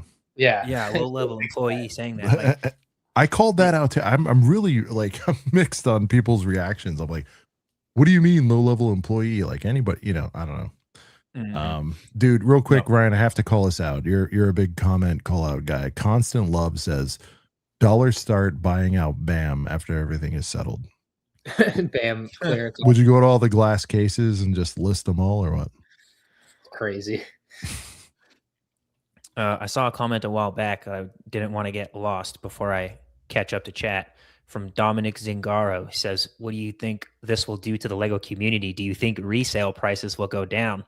Honestly, I really could anticipate like secondary market prices going up if this has a severe ripple effect on BAM. I don't think it will. Like I don't think BAM is going to go anywhere. Like they're still going to be there and they're still going to have inventory in store. But if you guys could imagine a world where every BAM franchise across the country had to get shut down and we lost 300 suppliers of retired Lego product, then maybe you could see the prices go up, because then you just lost a huge percentage of supply for the secondary market. Demand And goes then up, everyone's yeah. going to have to move to individual stores and move more of their stuff to eBay Bricklink, and whatnot, whatever the yeah. case may be, Bricklink. But I don't think there's going to be a super huge effect, because there's still plenty of suppliers in place right now.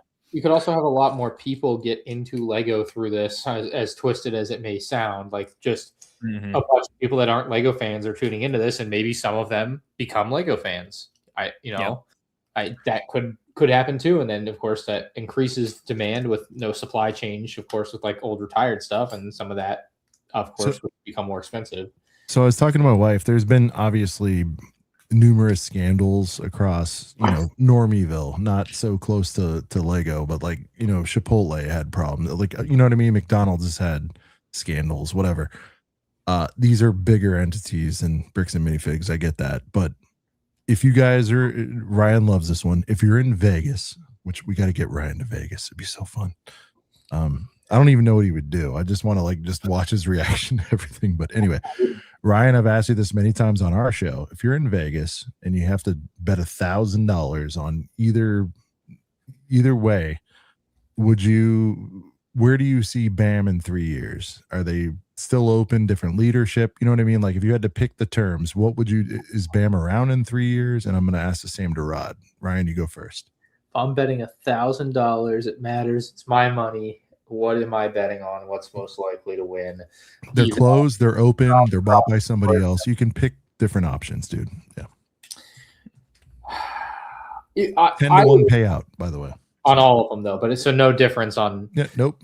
Okay. Yeah. But so I would be hard pressed to see them just be completely straight out of business in 3 years. I guess you never know. But that would be kind of a shocking result. But not entirely out of like if you gave me 100 to 1 on that, I'd put it on that versus the 10 to 1. But I would imagine under new management would be and potentially rebranded. But I guess if I'm making a bet and I've got to really decide, I would just say under new management. I think the name is too good to lose. So what would you do? What would you bet on, Rod, besides changing the font of their logo? Well, the Mr. Beast font's going to be out in 3 years, but go ahead. Yeah.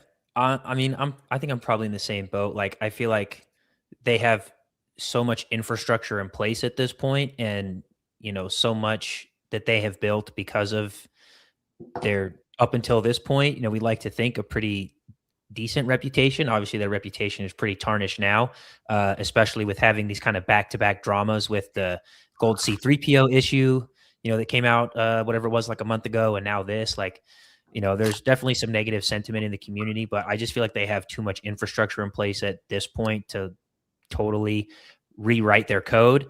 I definitely think they need a change of ownership. Like, I don't think they can keep the current leadership in place that they have. They need new people that, are going to be able to offer a new perspective and new ideas and a new, maybe moral and ethical code that they can apply to the company to try and, reestablish some of that trust with the community. Because right now they have basically none. Do you think just a sweeping change in leadership would get the job done to both of you? Factually, the McNeffs are out, whatever it takes. Even if you hear in the background, they own a portion, whatever, even as a stand-in, they put James Smith as the new CEO. Would that help? I think it's okay. Sorry, Rod.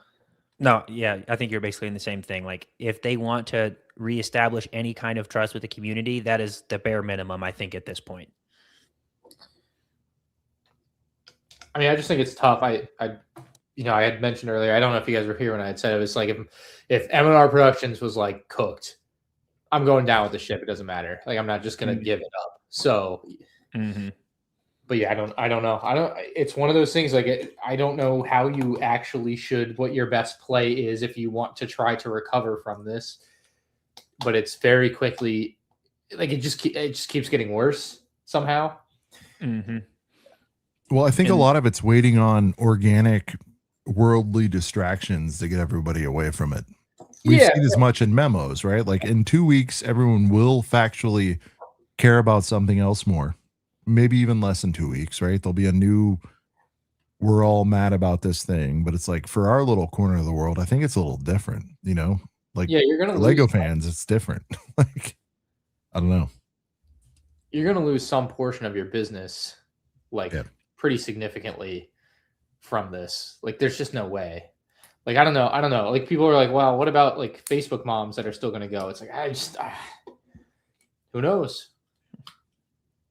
the Facebook moms will always be there, I'm sure. And part of the reason why they're Facebook moms is because they don't keep up with the news cycle, so they would be none the wiser the next time News they is on walk into the Facebook. store. Yeah, I was gonna say, I don't know, man. Facebook moms that's all they do is watch memes. Like, how could they miss this? But yeah. Gotta get in the Facebook. A lot of calls for Life Bricks to be new CEO of Bricks Minifiigs. I'd watch that show. I would watch that show. I was under the impression Tyler didn't want anything to do with him anymore. No, well, he doesn't unless he's CEO. Just to be clear, that's Tyler. He's very high stakes. He doesn't want to, he'd only rejoin as CEO. The idea that if he does 4 more videos, like if that's true and the 4 videos are like anything close to what these 2 have been, I mean, you're staring down the barrel at that point. Like, it's dire straits here.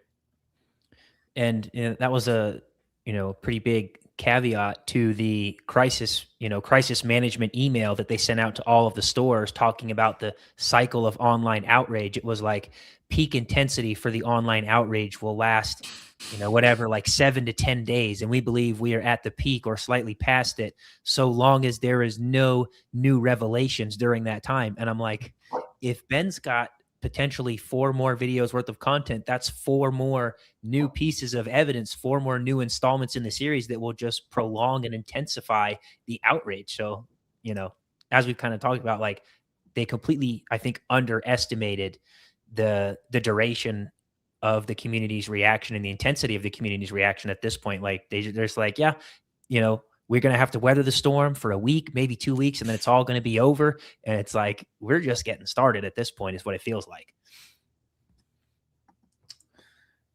I mean, yeah, it's pretty rough. Jang probably 4 more. Can he keep up? Let me ask you guys a Ben question. Like, can he keep up that level of heat for 4 more videos? I mean, if he keeps getting arrested 3 or 4 times each time a new video new piece comes out, then I mean, why not? I mean, yeah, I think all he has to do is get arrested, even if it's for a rightful reason. It'll go nuts. Everybody keeps that's especially what makes it go nuts is when he gets arrested for doing nothing wrong. That's what makes it even bigger. I just can't believe in the video they're like, "Yeah, you're good to be here. You have the court paper. It's real. We checked it or whatever." And then they're like, "Oh, you can't step out of the vehicle, sir." Yeah. And by the way, the first time I saw the Netflix call out, I'm like, haha, funny. And now that I'm seeing it more, like, depending on how this wraps up, I'm like, I've seen more boring Netflix true crime things than this. So I'm like, maybe, it's like, I mean, I think it could get one either way. Yeah. And also with the, one of the really funny parts about that whole police sequence is the fact that they want to check on his court documents to make sure they're real. And then they're like, well, how about we just go give them to him? And he's like, oh, okay, yeah, that'd be great. And then they come back and he's like, yeah, he didn't want him. I'm like, that's not how that works. You can't refuse it from a police officer. Like, that once they just say, here, you're served, that's it. You don't decide you don't want it.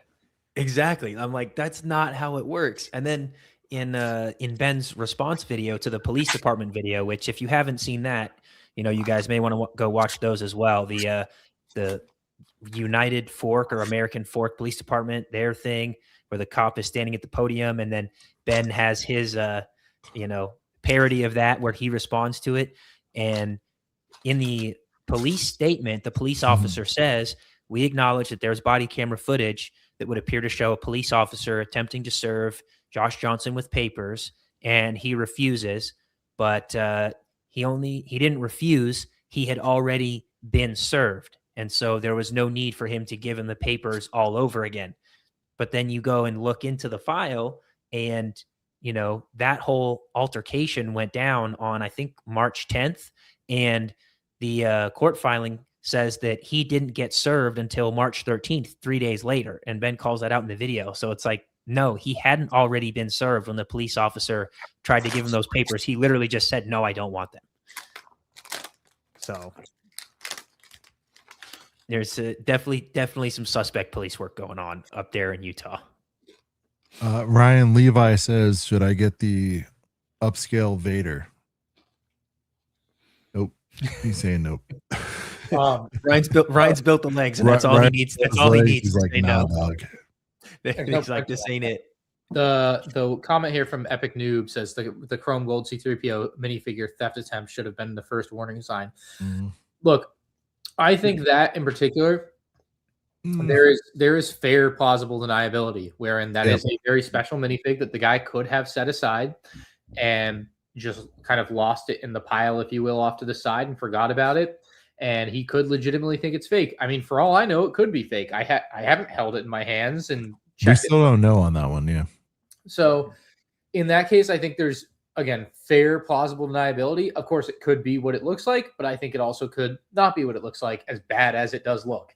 So that's just one of those things. And then, I mean, yeah, people are expecting them to like put together every figure and figure out every little thing of what it's worth. I mean, Well, Coop brings up a good point. I mean, there's been rumblings for years, right? But it's almost like GameStop rumblings. And I know a lot of people have drawn those comparisons, but I think it's very fair, right? Like anywhere where there's a trade-in and people just either don't or don't want to understand how business works, and you have to trade stuff in, yada yada. It's like they haven't had the most squeaky clean rep heading into this thing. What else had happened? What's that? What else had happened?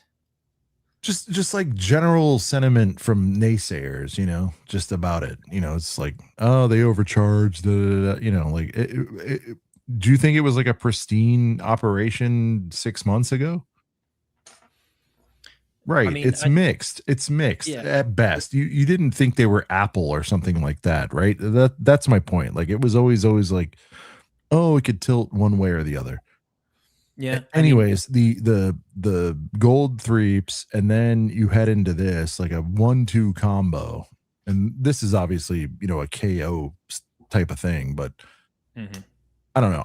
I'm just saying, like from my little sensors, I've always heard like mixed stuff on it, and like people were kind of looking for a reason, and this one's like overwhelmingly like you know what I mean? Like I'm not trying to. It's just. People are always looking for a reason, period. And it's like, this one's a big fat reason to bury any corporation. And it's, I don't know, it's blowing up in spades at this point. So, yeah, I mean, I think from the Lego community's perspective, there definitely was some like, some confirmation bias going on where, like you said, there is a certain percentage of the community that already had a negative attitude towards BAM. Now, I think that the biggest reason why people took issue with BAM is because they felt like their, trade-in valuation was kind of atrocious. Like people take in their stuff thinking they're going to get a decent amount of money for it. Whether those people understand the way businesses need to make profit or not is another discussion.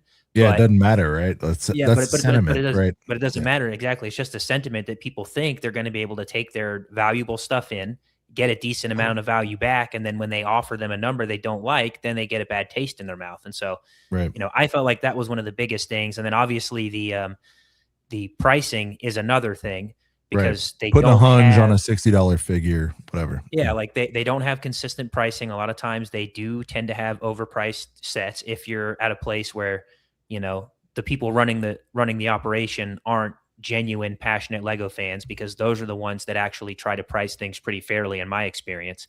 So there was already some negative sentiment building. And then you get the C3PO video where even aside from the C3PO issue, the fact that 4 stores in a row all offered him between like 10 and 18% of the value of his collection, that was just not a good look. That was major assuming confirmation it's bias. real, right? You know. assuming You know what? YouTuber's gonna You know what YouTube. maybe Yeah. they should have done for that test to show that it's like real? Because doesn't he go in and like act like he knows nothing and is nobody?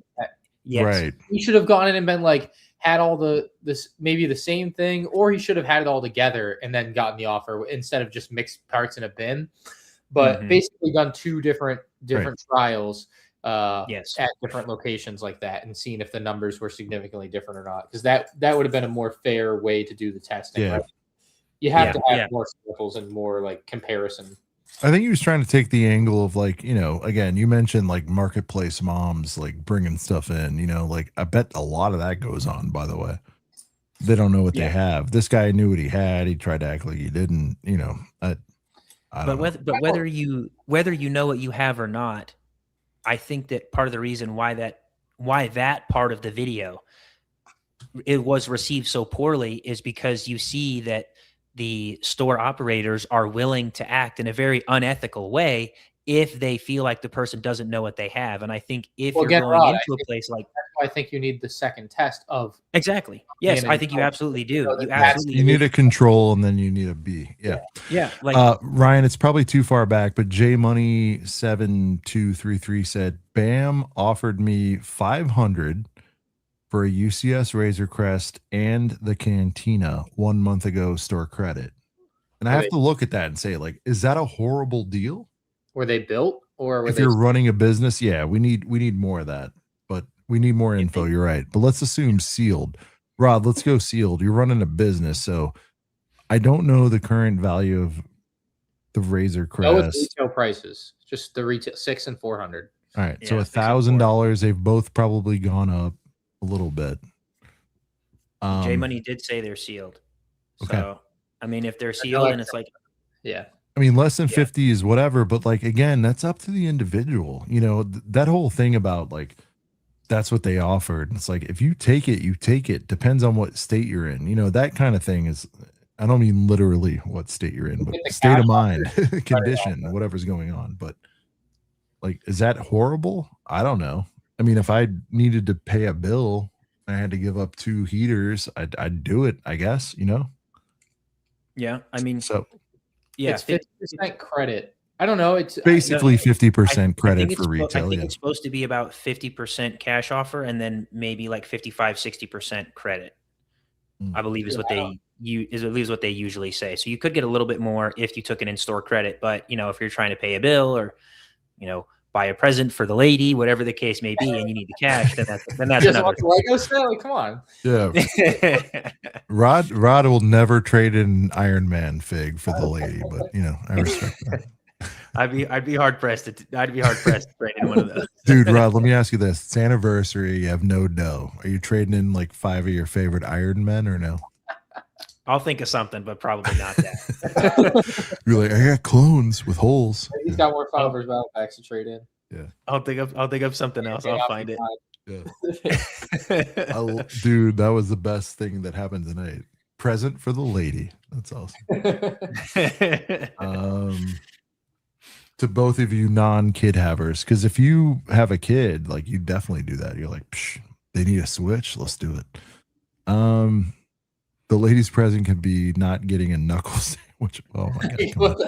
Jesus. You don't read everything that shows up. I know. I'm sorry, but it was, you know, had to. Sometimes you start reading, you don't know where they're going. I know. I didn't know where it was headed. Weird ending. Someone saying, I'll just sell my own stuff for 100% value and keep it all to myself. Posting a few pics in the description is an easy way to give up 50%. Yeah. I mean, if you're willing to put in the work, and you know, that's part of the reason why they don't offer full value is because they have to put in a certain amount of work if they're going to list it on their store website or on their, you know, if they're going to put it in their whatnot, whatever the case may be. They may have to take listing photos. They have to do research to find the value of the set. But if you're going to do it all yourself, then you get the reward of getting to retain most of the value. Now, if you're going to put it on eBay or on whatnot, then you're probably losing like 12, 13%. You know, that's if you have a big enough following to get that. Right. And then, you know, so, you know, you still get to keep 87% of it. That is still a heck of a lot better than 50 or 60%, either way you slice it. So if you're willing to put in the work, then sure, then so be it. And you get to keep reap the benefits of that. Ryan and Rod, you guys both know Lego better than I do in a formal sense, or at least used to. I asked the question early on. I believe it was second or third question during the CEO interview for Bricks and Minifigs. What's Lego think of this situation? And non-answer, says we haven't heard a thing yet. But if you had to guess now, do you still feel like they aren't talking to them, or what do you think? He gave a lawyer answer. He said, I've had no official contact. Yeah. Fine. Cut through the bullshit. What do you think? Has Lego reached out, you think, or what? I would be surprised if they haven't. It's too big a story. Yeah. It's way too big of a story. Even if they aren't going to do anything, there's no way they haven't talked to him. I would be shocked. Like, you feel like somebody over there, Rod, is called and said, are you guys cool at the bare minimal, or? I don't know. I mean, you obviously have, a piece of evidence that has been submitted in the lawsuit where apparently Crystal was under the impression that they had some kind of direct connection to Lego. And that was part of what sold her on taking over and becoming an owner of the store. And then you've got an email with Lego saying we have no direct affiliation with BAM whatsoever, that she has submitted as evidence to say that they lied to me.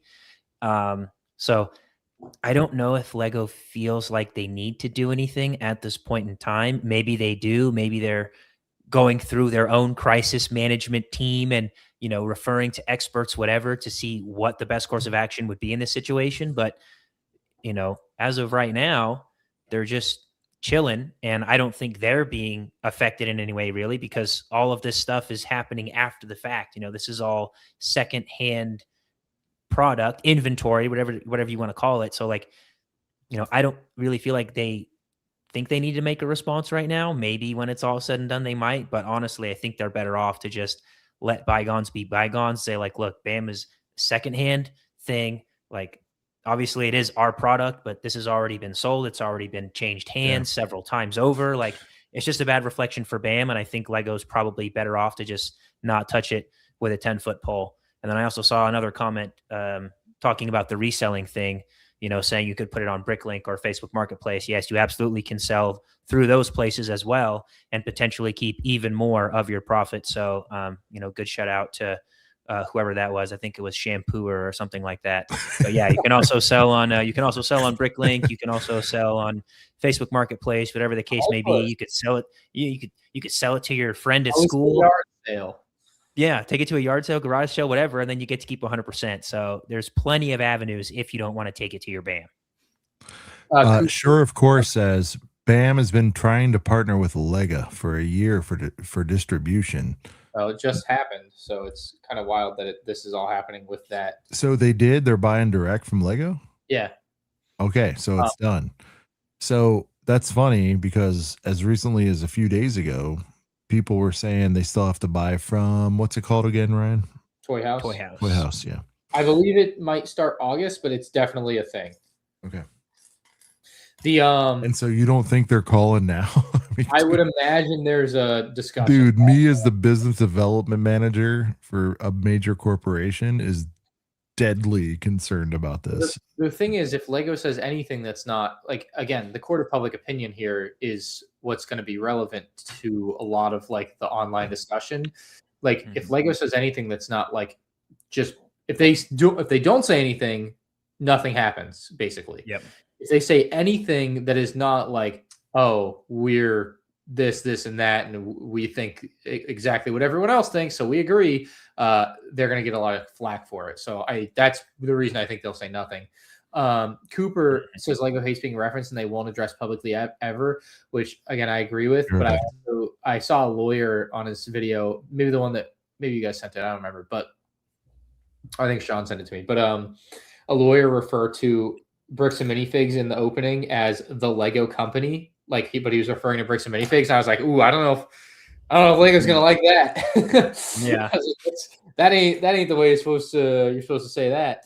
So, but I know what he's saying. I know he knows what he's saying, but he doesn't know that the Lego company is the company name of the Lego company and that it's a formal thing. So he's referring to. Yeah, I was like, oh, that's a funny one as someone that's in the know. But yeah.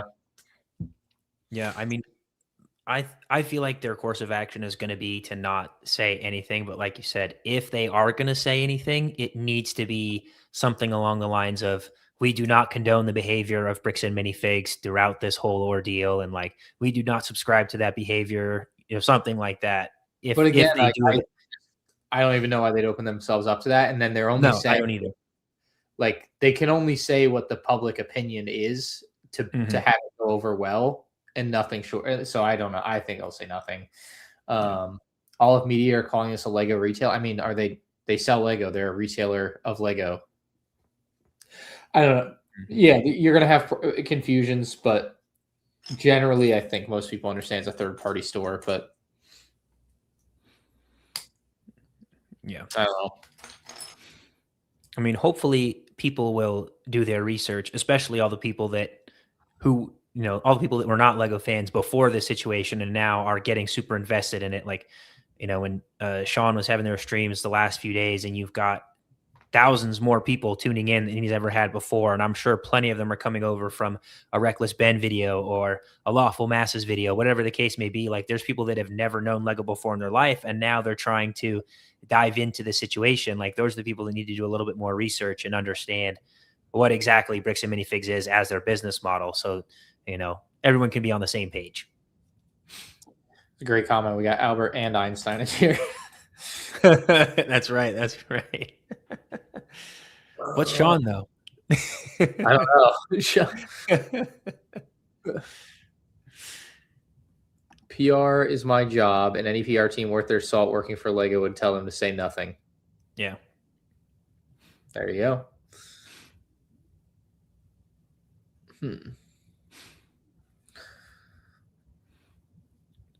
People doing their own research, that's always worked out well. Yeah.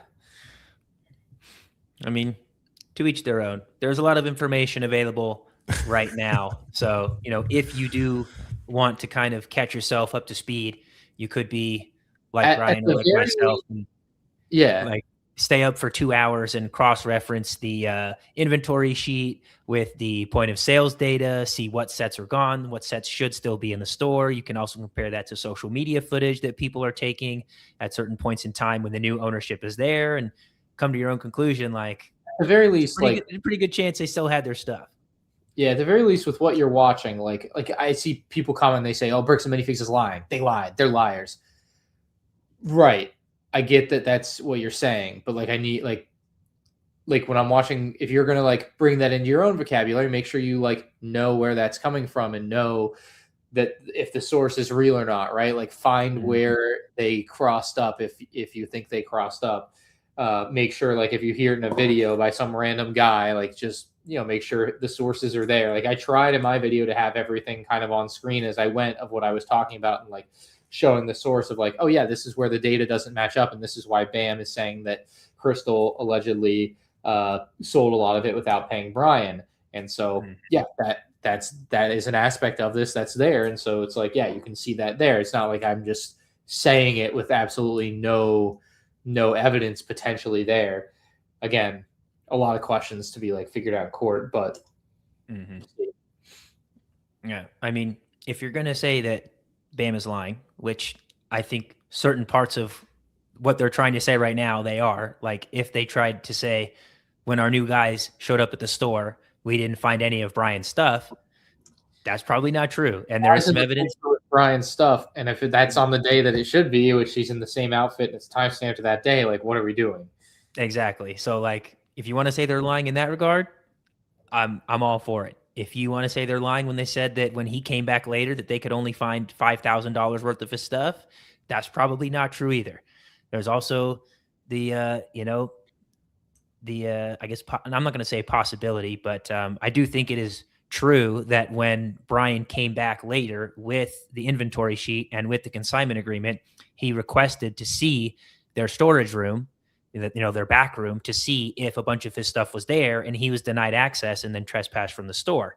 In their statement, they say they never tried to conceal the collection at any point. And if you tell the guy that's saying his stuff is in your back room and you say, no, we're not going to let you back there, that makes me feel like you're probably trying to conceal something. So, if you want to say that they're lying, which I do think that some of the stuff they've tried to say is untrue, make sure you pinpoint what it is you think they're lying about. Make sure you find the information to support that. And then, look at all parties involved as well. Obviously, we're currently under the impression that Crystal was not entirely truthful when she was running the operation either, because she's only paid Brian $19,000 based on about $28,000 worth of sales from her account. But when you see the BAM sales data, that would suggest it's closer to 50,000. And now in Crystal's own lawsuit that she filed against BAM, she's saying 100. So ridiculously all over the place. It's so ridiculously all over. Well, and that's what makes it tough to track, right? Like we said at some point in the stream, like there's a chance there's multiple guilty parties, and like that's why the old saying is true. It's like one or what is it? 3 things can be true, whatever it is. Like it's no, someone in chat said make sure you get the whole story, or maybe it was you, like get the whole story before you talk. And I'm like, yeah, that's actually to get the true, like the actual whole story is like hours and hours and hours and hours of video content and research. Yeah, it is. So for a lot of people, it's just that simple to them of BAM lied, BAM bad, corporate bad, BAM guilty. And not that, but Ryan, can I extend? It's like only BAM corporate bad. There could be some other stuff going on. Yeah, and they're ignoring like just how complex the whole thing is, which I get it. You don't have time to like look through it all. But and people organically want to hate the corporation, right? And so like that's already built in heat.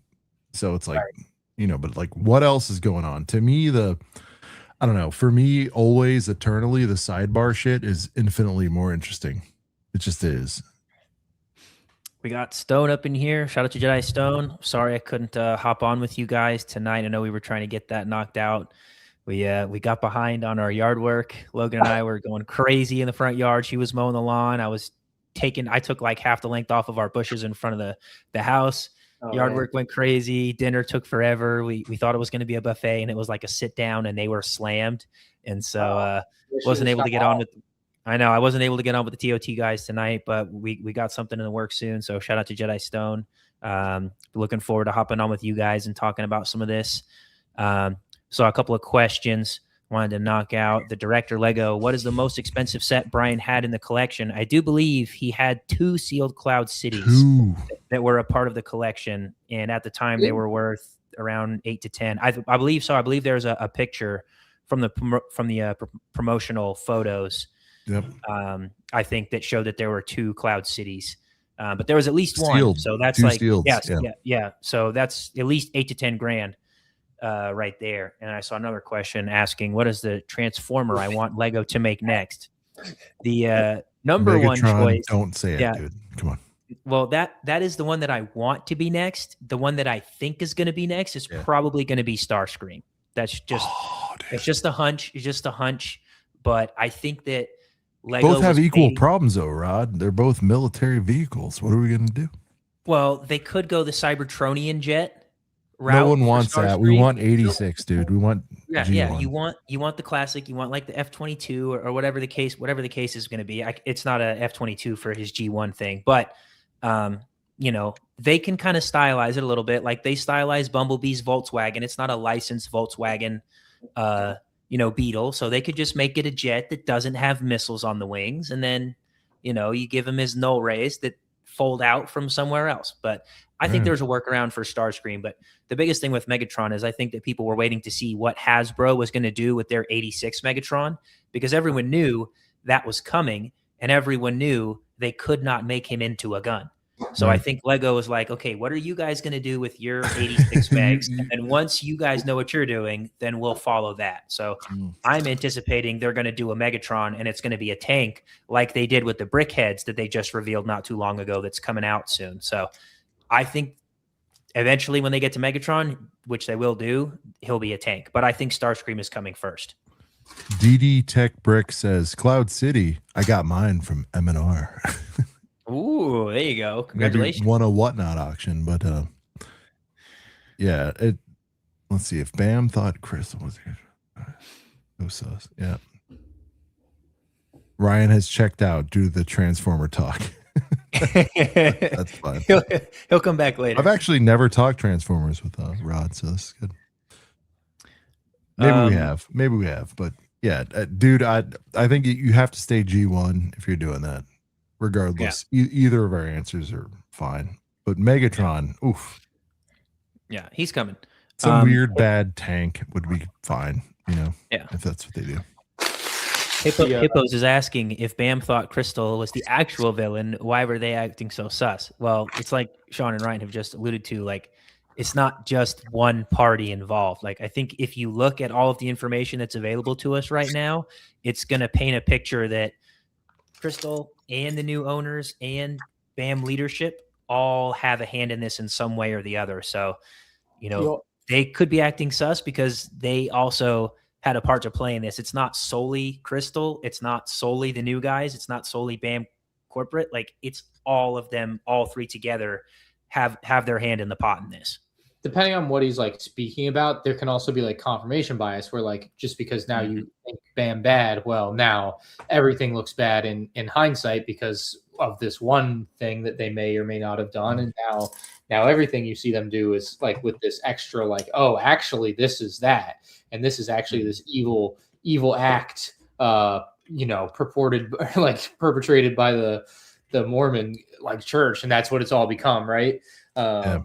Versus like maybe the simpler answer of whatever the simpler answer is for whatever thing you're talking about. So, hey Ryan, we're getting a lot of call outs and I've actually been wondering myself, can you hold up that new glorious helmet like front and center and give us a full preview?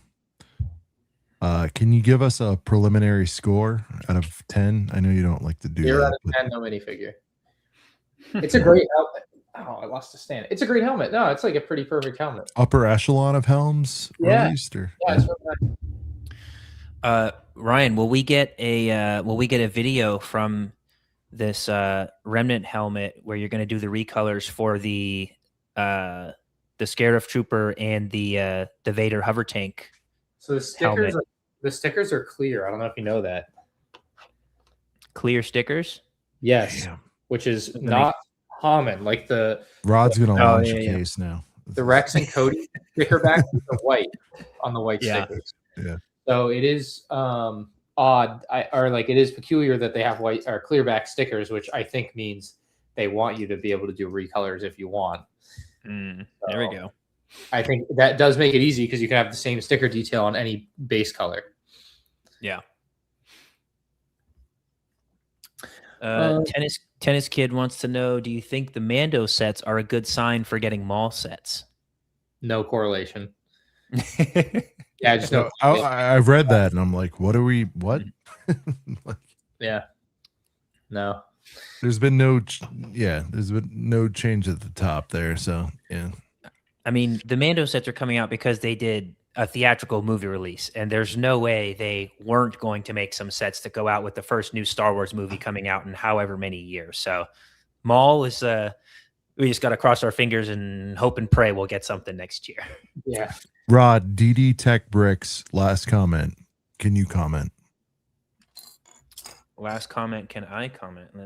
From DDT Bricks. Oh, okay. Yeah. Looks like Crystal was keeping pretty good records as Brian or his dad were coming in monthly for payment and inventory review. That spreadsheet seems to be up to date when they lost the store. Sure, it can be up to date at the point that they lost the store, but Crystal where does it say they were doing monthly inventory review? Never heard. That's the first time I've heard monthly check-ins. Is that news to you guys? I'd like to know about inventory review comes from.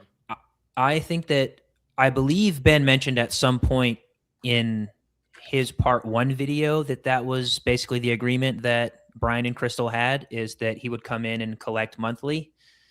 But I that's not the first time that I have read that it was like on a monthly basis where Brian would come in either, I guess, at the first or the end of the month and collect whatever of his sales of his stuff were made each month. But if Crystal was keeping accurate inventory and she only paid him $19,000, then I don't know. She said in her lawsuit a very different number. So Tech, we're not contesting that he was being paid monthly. We're contesting that there was an inventory check monthly. The inventory check is what I'm interested in, because if Brian was checking the inventory, then I would imagine he would have noticed if things were off. But my thought is, like, obviously he can be paid monthly and be deceived, right? Like, you could imagine a scenario wherein 100 sets selling a month. Let's say he's got 1,000 sets there, 100 selling a month, and she only pays him for 50 of them. And then the other 50, the money is just who knows, right? So he's getting paid monthly, yes, but is he getting paid fully every month? No. Yeah. Lego Kid 25 says, "Will LAN members comment on the scandal, or did Lego tell them not to?" I haven't heard much from any of our LAN friends. I've already seen multiple LAN members voice their opinions on the matter. Brickmaster Harry, who has several stores in California, he released a few slides on his Instagram stories last week. I believe I saw something from Gene. I believe I also saw something from Danny Bob. They're not like, going to the level of detail that we are. I think they're basically on the same boat of like the Instagram story is gone in the they're not mad, they're disappointed kind of thing. Yeah, they're like, Brian needs to get his stuff back. Like, this is a crazy situation. Like, that's pretty much been the gist of it all. Harry went a little bit more in depth. He's like, look, if you feel like your Bricks and Minifigs is a good store and they're doing things on the up and up, then you shouldn't have a reason to strike against your BAM store. Like, you shouldn't have a reason to hold out. If you feel like your store is doing things the right way, go ahead and continue to support them. Like, I know a lot of people are saying, if you want to hurt the CEO, then you need to speak with your wallet and not go to the store. But I feel like that does more harm to the individual store than it actually does to the CEO, because they're only getting 6%. So, it's a delicate balance. It's a fine line that you're walking. And yes, Ryan was giving a thumbs up to Square-Sided. He does know about the Patreon CEO. Ryan, can you play that, or will you get struck? Or no, they can find it on YouTube. I'm not gonna play it. All right, it's 50 seconds. I'm sitting in a baseball stadium. Ryan's like, "Watch this." Yeah, I all caps. Watch this. Yeah. 50 seconds. Yeah, I was like, "All right, oh wow." So didn't see that coming. Don't leave the stream, but on your second device, if you have one, watch the Patreon. Yeah, for official Sam Shred, you can see some of your other commenters in the chat that give you a little brief thing. Bam was trying to get Patreon to either suppress or not allow the publishing of future Reckless Ben content, and Patreon told them, like, kick rocks. So there you go. I may or may not compare all the AT-ATs. There's a lot of comparison videos I want to make, so I don't know. I am tired. It is midnight, but that's true. I'm in for a penny. I'm in for a pound. And we all know Motorized is his favorite. Ryan, why haven't they brought back Motorized, by the way? I don't know. I feel like that's such a slam dunk set for them to do. It's such an obvious integration. So what year was the original again? Because I have no facts. I'm sorry. The first ever AT-AT or the Motorized was 20. Well, the good motorized one is 2007. The Mindstorms motorized one, I think. No, we're not talking that. So 2020 years it's been since they had the good one. Yeah. And we can't figure out how to charge us out the ass for that. Would you pay $300 for a good looking? Yeah, Batmobile tumblers that are motorized like crazy, but they can't do another AT-AT that walks. All right. So would you approve of $300 with the add-ons for a good AT-AT? 300, 250. Play scale. Yeah, I know. I think 250 would be my number. 300 sounds like pushing it. So 300 sounds great. All right. Just considering what the AT-AT costs. Also considering everything's overpriced, we're gonna go 300. All right. Garrett is on the case. He has closed the case, so I guess that's it. Oh, all right. Huh. There it is. I guess that's done. Nothing else to see here, guys. There's no other information. Yeah, that's it. Brickmeister says, I don't think they make a good motorized AT-AT. It'd probably be $250 for 1,000 pieces. I mean, if it looked good, I don't care. But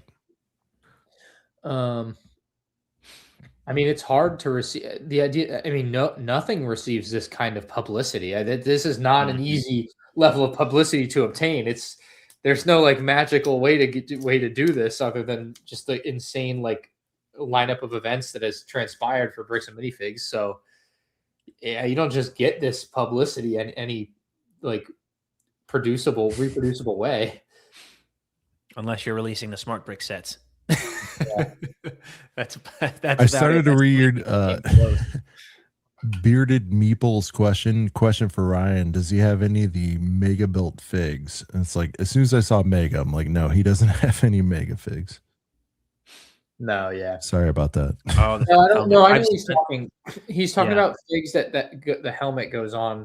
Oh, I honestly don't like it. Never looks right to me, so I'm not into them. Cool mocks, Yeah. I get it, but it's just not my style.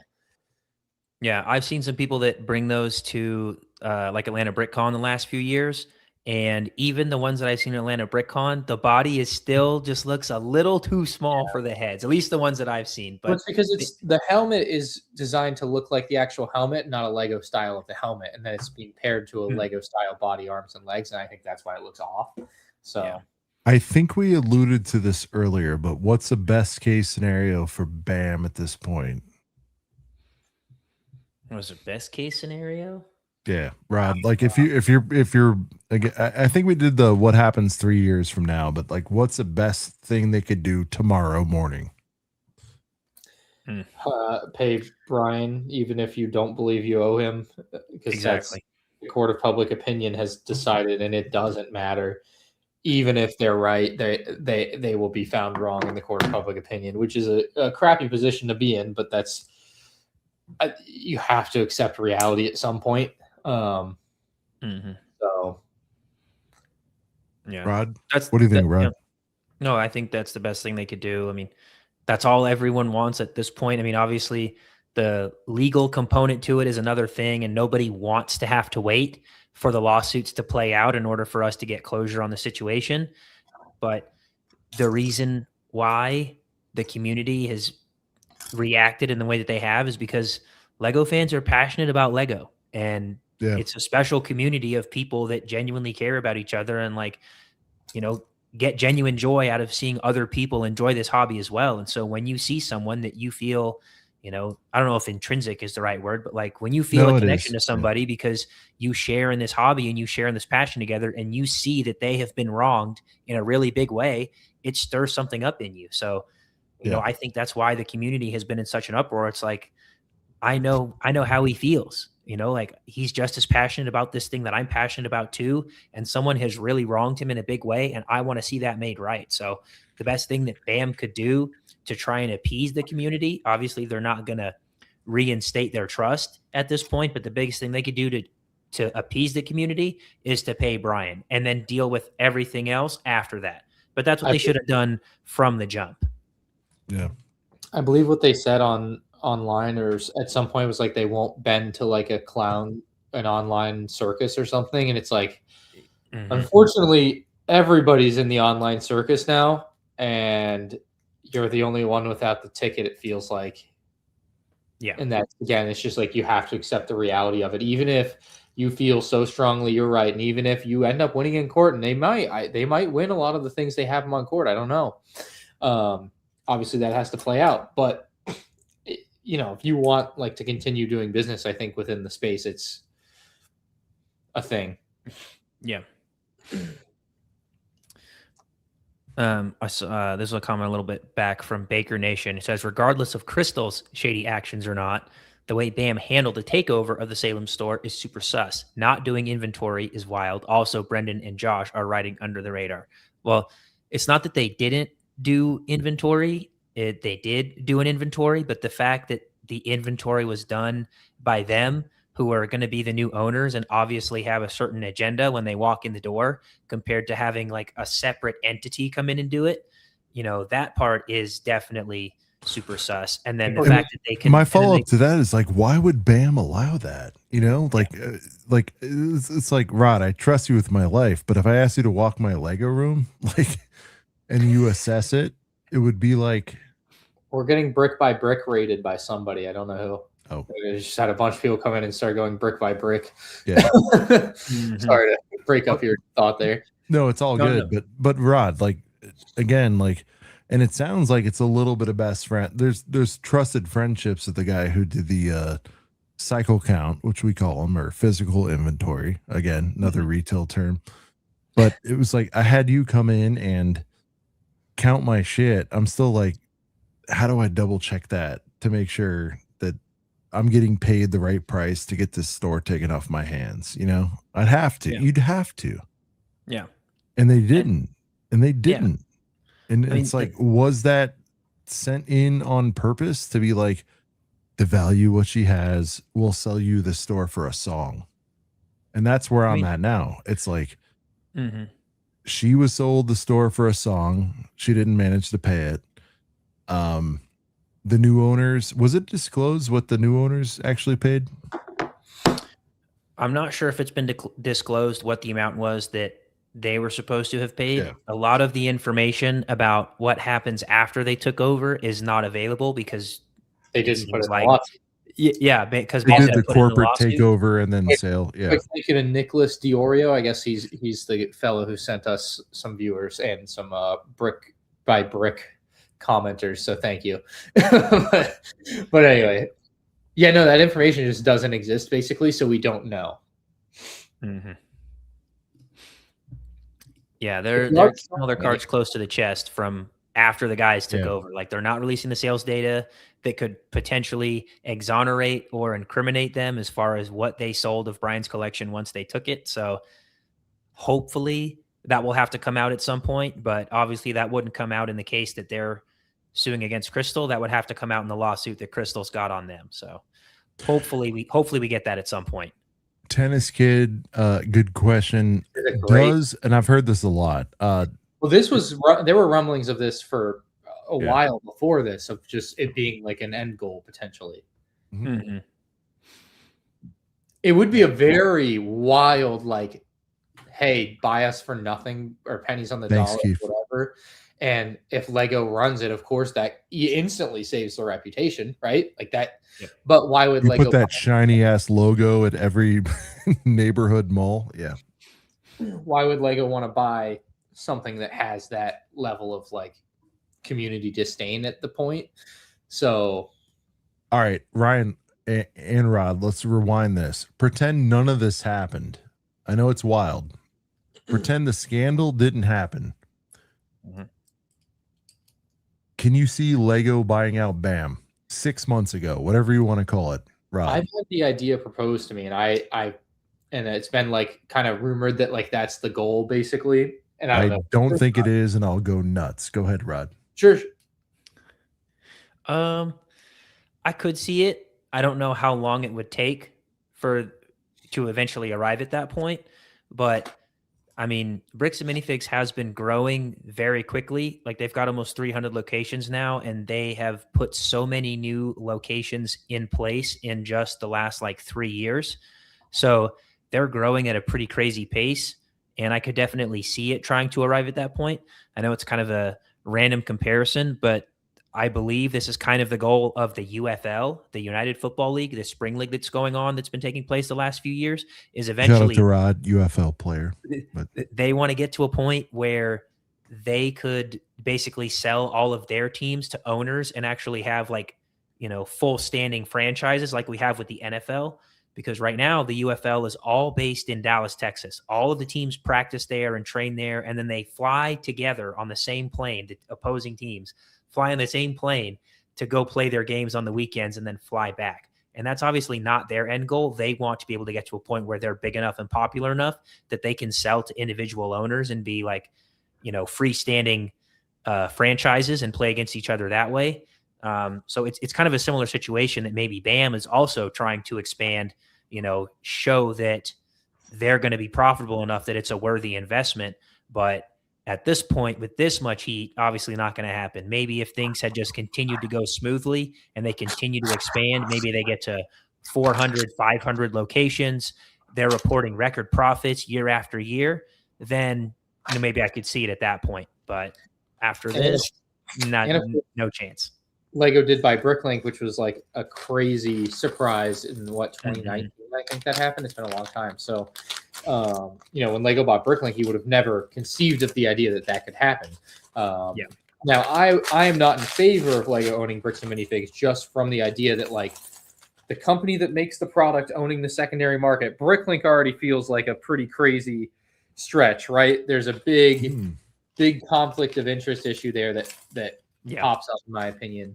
And then, of course, if they then own Bricks and Minifiigs, which would be the largest like resale outlet physically, not just online, well, then now we've got real questions, I think, about like, it's probably not a monopoly, but like, you know, I'm sure some people make the argument that my answer is easy. It's like Lego, hell no, will never buy out BAM in their locations they have.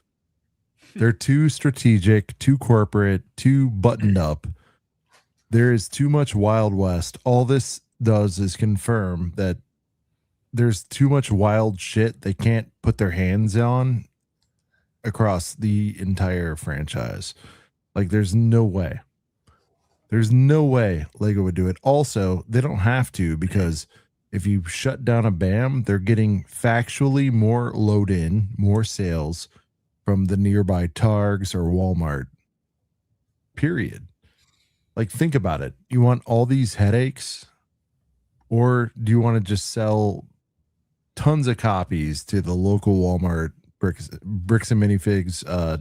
Well, yeah, Target. You know what I mean? Like, yeah, because or a good point, because they already won't like on their own deal with wholesale to like small mom and pop stores. They outsource that to Toy House. Mm-hmm. So that's exactly, and there's a reason they're doing that, I think. Right. And it could be because Walmart's telling them like, you can't sell. There's all kinds of retail deals, like most favored nations, which means we get it for the most margin, yada yada. I don't see it. Could they cherry pick some amazing locations? Sure. But it's like, I don't know. I don't see Lego stepping in. Gardens, that'd be the top of the list. What's that? Palm Beach Gardens very high on the on list. Ryan, by the way, that Vader box is a heater. It's a nice box. No, you're underrating. That's a fucking heater. Look at that. I think the problem with this, I need to do there's purple, blue, and come on. I need to do the measurements. I think the helmet is proportionally too tall to like the torso and legs. If it was like the real figure, the helmet wouldn't be this big. And I think that's why it looks like Stewie from Family Guy as Darth Vader.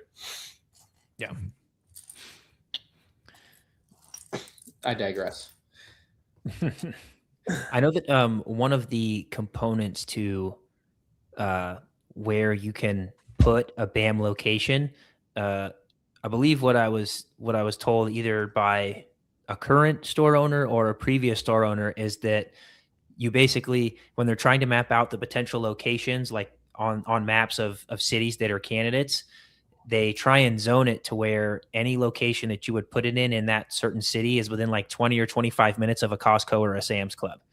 Like, basically, if you're putting it there, you're guaranteed to be within a certain number, like a certain percentage of the population of that city. And it's like, this is prime location because you know you're going to have a certain customer base just naturally within short driving distance of your store. So there definitely is a lot of strategy, as Sean pointed out, is like there's a lot of strategy that goes into where these locations are popping up right now. Yeah. Elbow the Vader.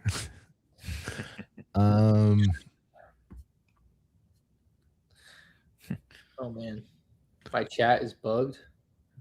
Well, the interesting thing is, even before all this, like mutual friends of all of ours who have decided to expand and open their own stores did not open BAM franchises even before this happened, which is interesting. Whoppy, Fritz, looking for another example, but Whoppy and Fritz, like, yeah, the name drop here. You know, I mean, Fritz. Like, what would you do, Ryan? I mean, Ryan, you're to the point where you could, quite frankly, open one. I don't know if you'd want to do it right where you are. It'd be interesting. I'd watch the video. But I'm opening a store right next to Orlando Brick Co. Oh God, be the best YouTube video ever, quite frankly. But you get what I'm saying? Like, Brick Co, Whoppy, Fritz, all open shit, and they're doing really well. Bricks and It Brick seems- Co. Yeah. Yeah. Yeah.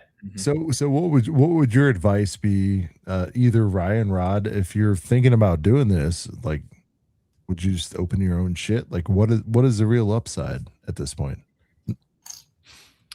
I mean, to being under the corporate? Obviously, with the stain that corporate has right now, that's an Again, issue. 6 months ago, Ryan. Let's go Yeah, 6 months yeah, ago. Yeah, the upside is obviously like you get all the back end, you'll get all of the knowledge, you get all of the branding, and I think there is a lot of benefit there. Of course, it's like owning a McDonald's versus just opening your own restaurant. Like there's a lot of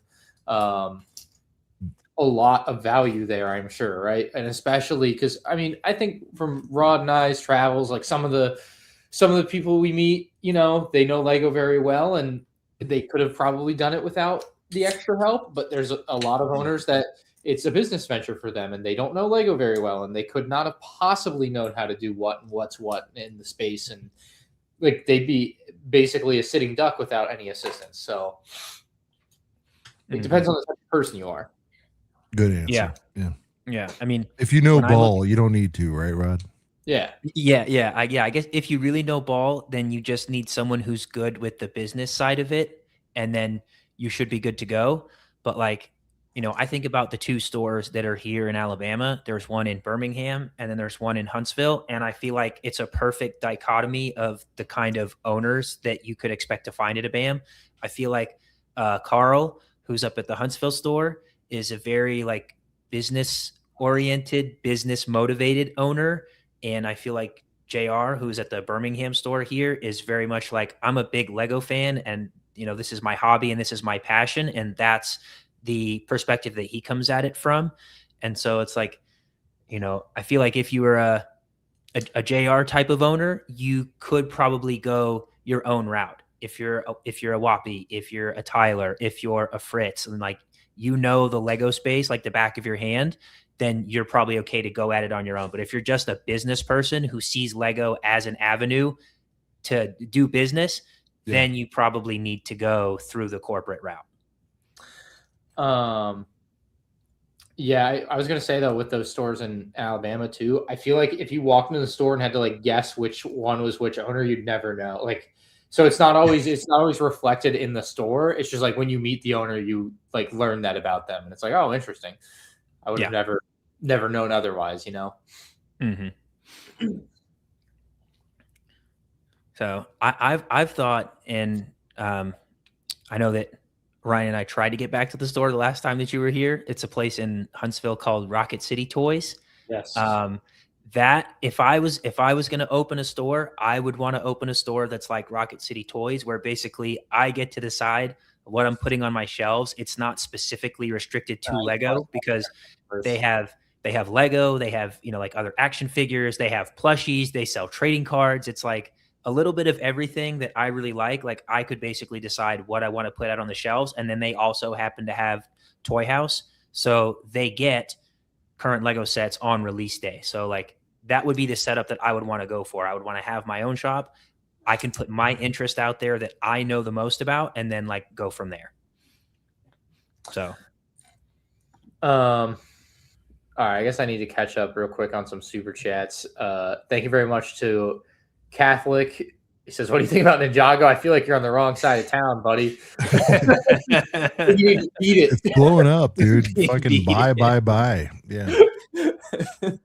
I mean, no, but Ryan, let me reset. I think we had you on the show asking about this, but what do you think about the recent glow up of Ninjags as a theme? It's pretty wild to me. I mean, I don't get it. It's just not anything I'm into or care about. So I'm never going to get it because I'm never going to watch it, and I'm never going to bother to like try to understand it. So it's just something I'm just not into. It's just that simple to me.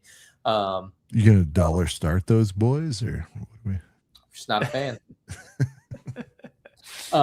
Jackson with the 54 months is fucking absurd.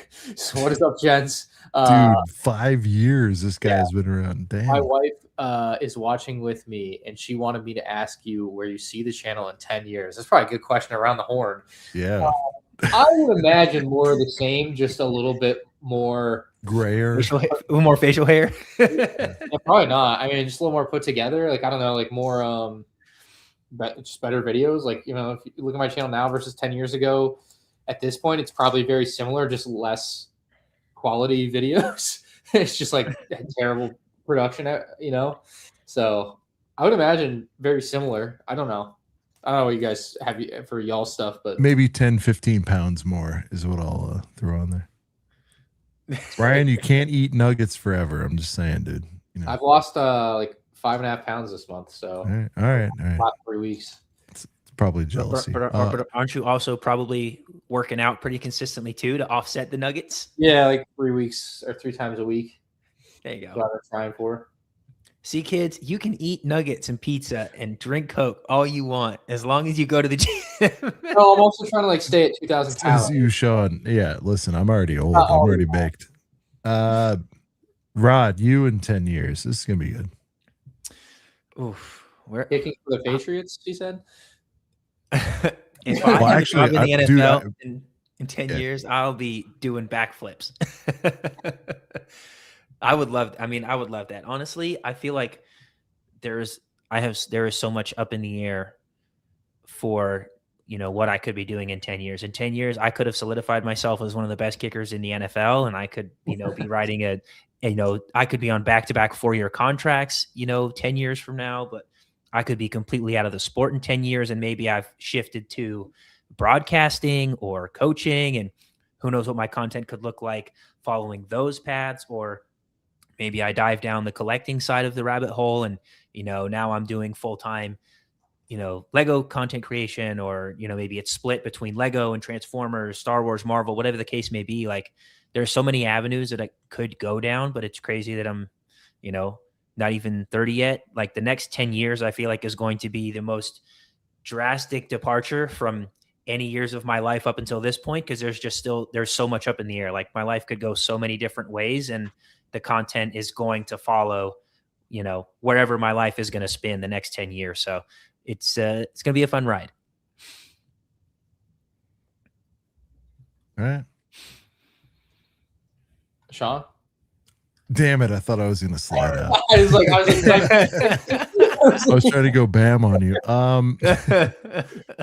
Probably doing this. I don't know. You know, no. I don't know. It's Lego is not going away, so it would probably involve this in some way. I'm hoping that, you know, as a channel we get bigger as far as like what we have now. But more of my investment is in my personal life with my family, and I already have a pretty good career going. So, which we don't disclose much on here. It has to do with retail, and I don't know, more of the same, you know, but a little bit more for my family. So that's it. It's pretty boring. It's pretty boring. I don't have the upside. Dude, you guys have so much upside being that young. Like, dude, I'm rooting for all you boys. Retired in 10 years, you said? What'd you say? Retired? Let me think. No, not quite yet. Don't age me out there. If you sold, but would you have, you know, retire early, not retire? No, I know. Yeah, that'd be ideal. Yeah, that'd be cool. Like, not factually according to government, but yeah, No, that'd be cool. Whatever, but. Yeah.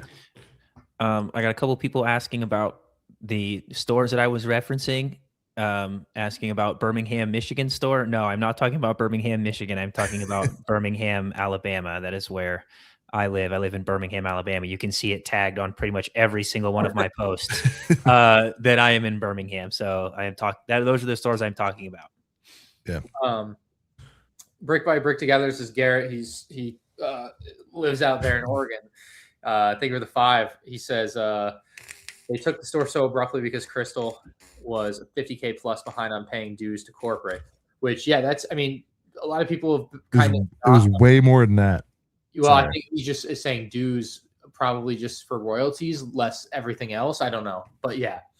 I mean, yeah, a lot of people are like, oh, they took the store for no reason or whatever, and it's like, well, BAM apparently has a good reason. And I mean, to be frank, I would be shocked if they just took the store with no reason and got away with that. I would imagine it was contractually allowed, and they had checked it with their lawyers and that it was on the up and up for their contract. Whether or not you agree with the way the contract is and all that and how that went down, that's a different, path. But like, as far as whether they were within their rights per the contract, I would frankly just assume they were. But yeah, I think that they were within their rights based on the contract to be able to take it. But I think the way that they executed the takeover, there are some issues raised there. Apparently, in it their wasn't own, by the book. yeah, apparently in their own contracts, it says they're supposed to provide a formal termination notice before they actually kick you out of the store. And we can see on video that Brandon, who is executing the takeover on behalf of corporate, him and Kai McAllister, when they show up to the store, Crystal still doesn't have that termination notice. So technically that part of their takeover, they didn't even do by the books themselves. And then, part of the why they took it from her based on the fact that she is in a lot of debt, which I'm not going to dispute that she wasn't. Like, I do think that she was in the hole by a lot of money. Part of the reason that Crystal says that's not her fault is because when she first took over as the owner of the store, they didn't transfer the store's business account over to her. And they also did not transfer the lease to her.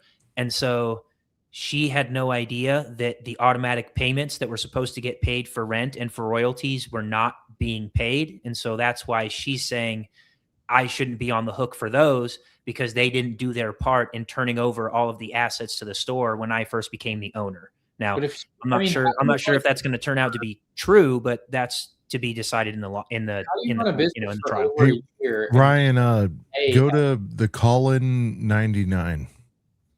Just regular live chat. Yeah, with a K. The Colin 99. I get you're a big creator and you have friends that own locations, but Jesus Christ, just stop blindly assuming the site with no evidence might have somewhere they aren't showing us. What? It's just dumb. Like, what is he even saying there? Oh, I think he put that in ChatGPT. He said, what can I say? How can I be mad at MandR for nothing?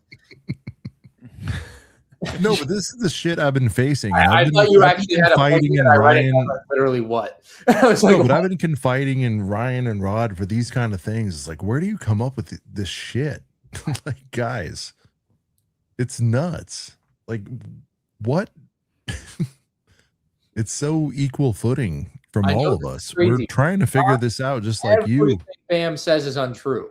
Right. Not everything. I know that's hard to believe, but some things they say are inherently going to be true. So, yeah. Mm-hmm. Yeah. It's not a fighting thing. MMR. Oh God. All right. Yeah. I mean, Ammon said that their lawyers looked over their contract, or their attorneys looked over their contract and said that they could terminate the agreement with the store, and that again, I could be wrong, but I mean, I would imagine that they would do things like that on the up and up. Now, again, I could be wrong, and I'm maybe giving them too much credit there, given everything else we've seen. But I mean, not everything everyone did is bad and wrong. Some things are going to be good, and we're going too far. But it's hard to tell. I get it. Mm-hmm. It's a really messy situation. Yeah, nobody is completely innocent, and also, like, nobody is completely in the wrong. I'm sure that the multiple lawsuits that they're going to have to go through is going to prove that some of the things they did were totally fine and on the up and up, and plenty of stuff is going to come out that was not on the up and up from all parties involved. No, yeah, this is where I was going right before you brought that up, Sean. I mean, the idea that she owned this business for over a year, never had the business bank accounts, and didn't know she was never paying for things. I'm just like not. I don't buy it. I don't know like how you could do that. And then if that was the case, she would have so much money left over that, because I believe she said in a video that like they took her life savings and made the move untenable, which I get maybe the leftover money is what she's referring to. Again, there's so many like avenues like that you could like go down the rabbit hole and be like, okay, if this, then that. And it's like, all right, well, you need proof for all that. So you got to stop. But it's like, all right, what the heck? Yeah. Yeah.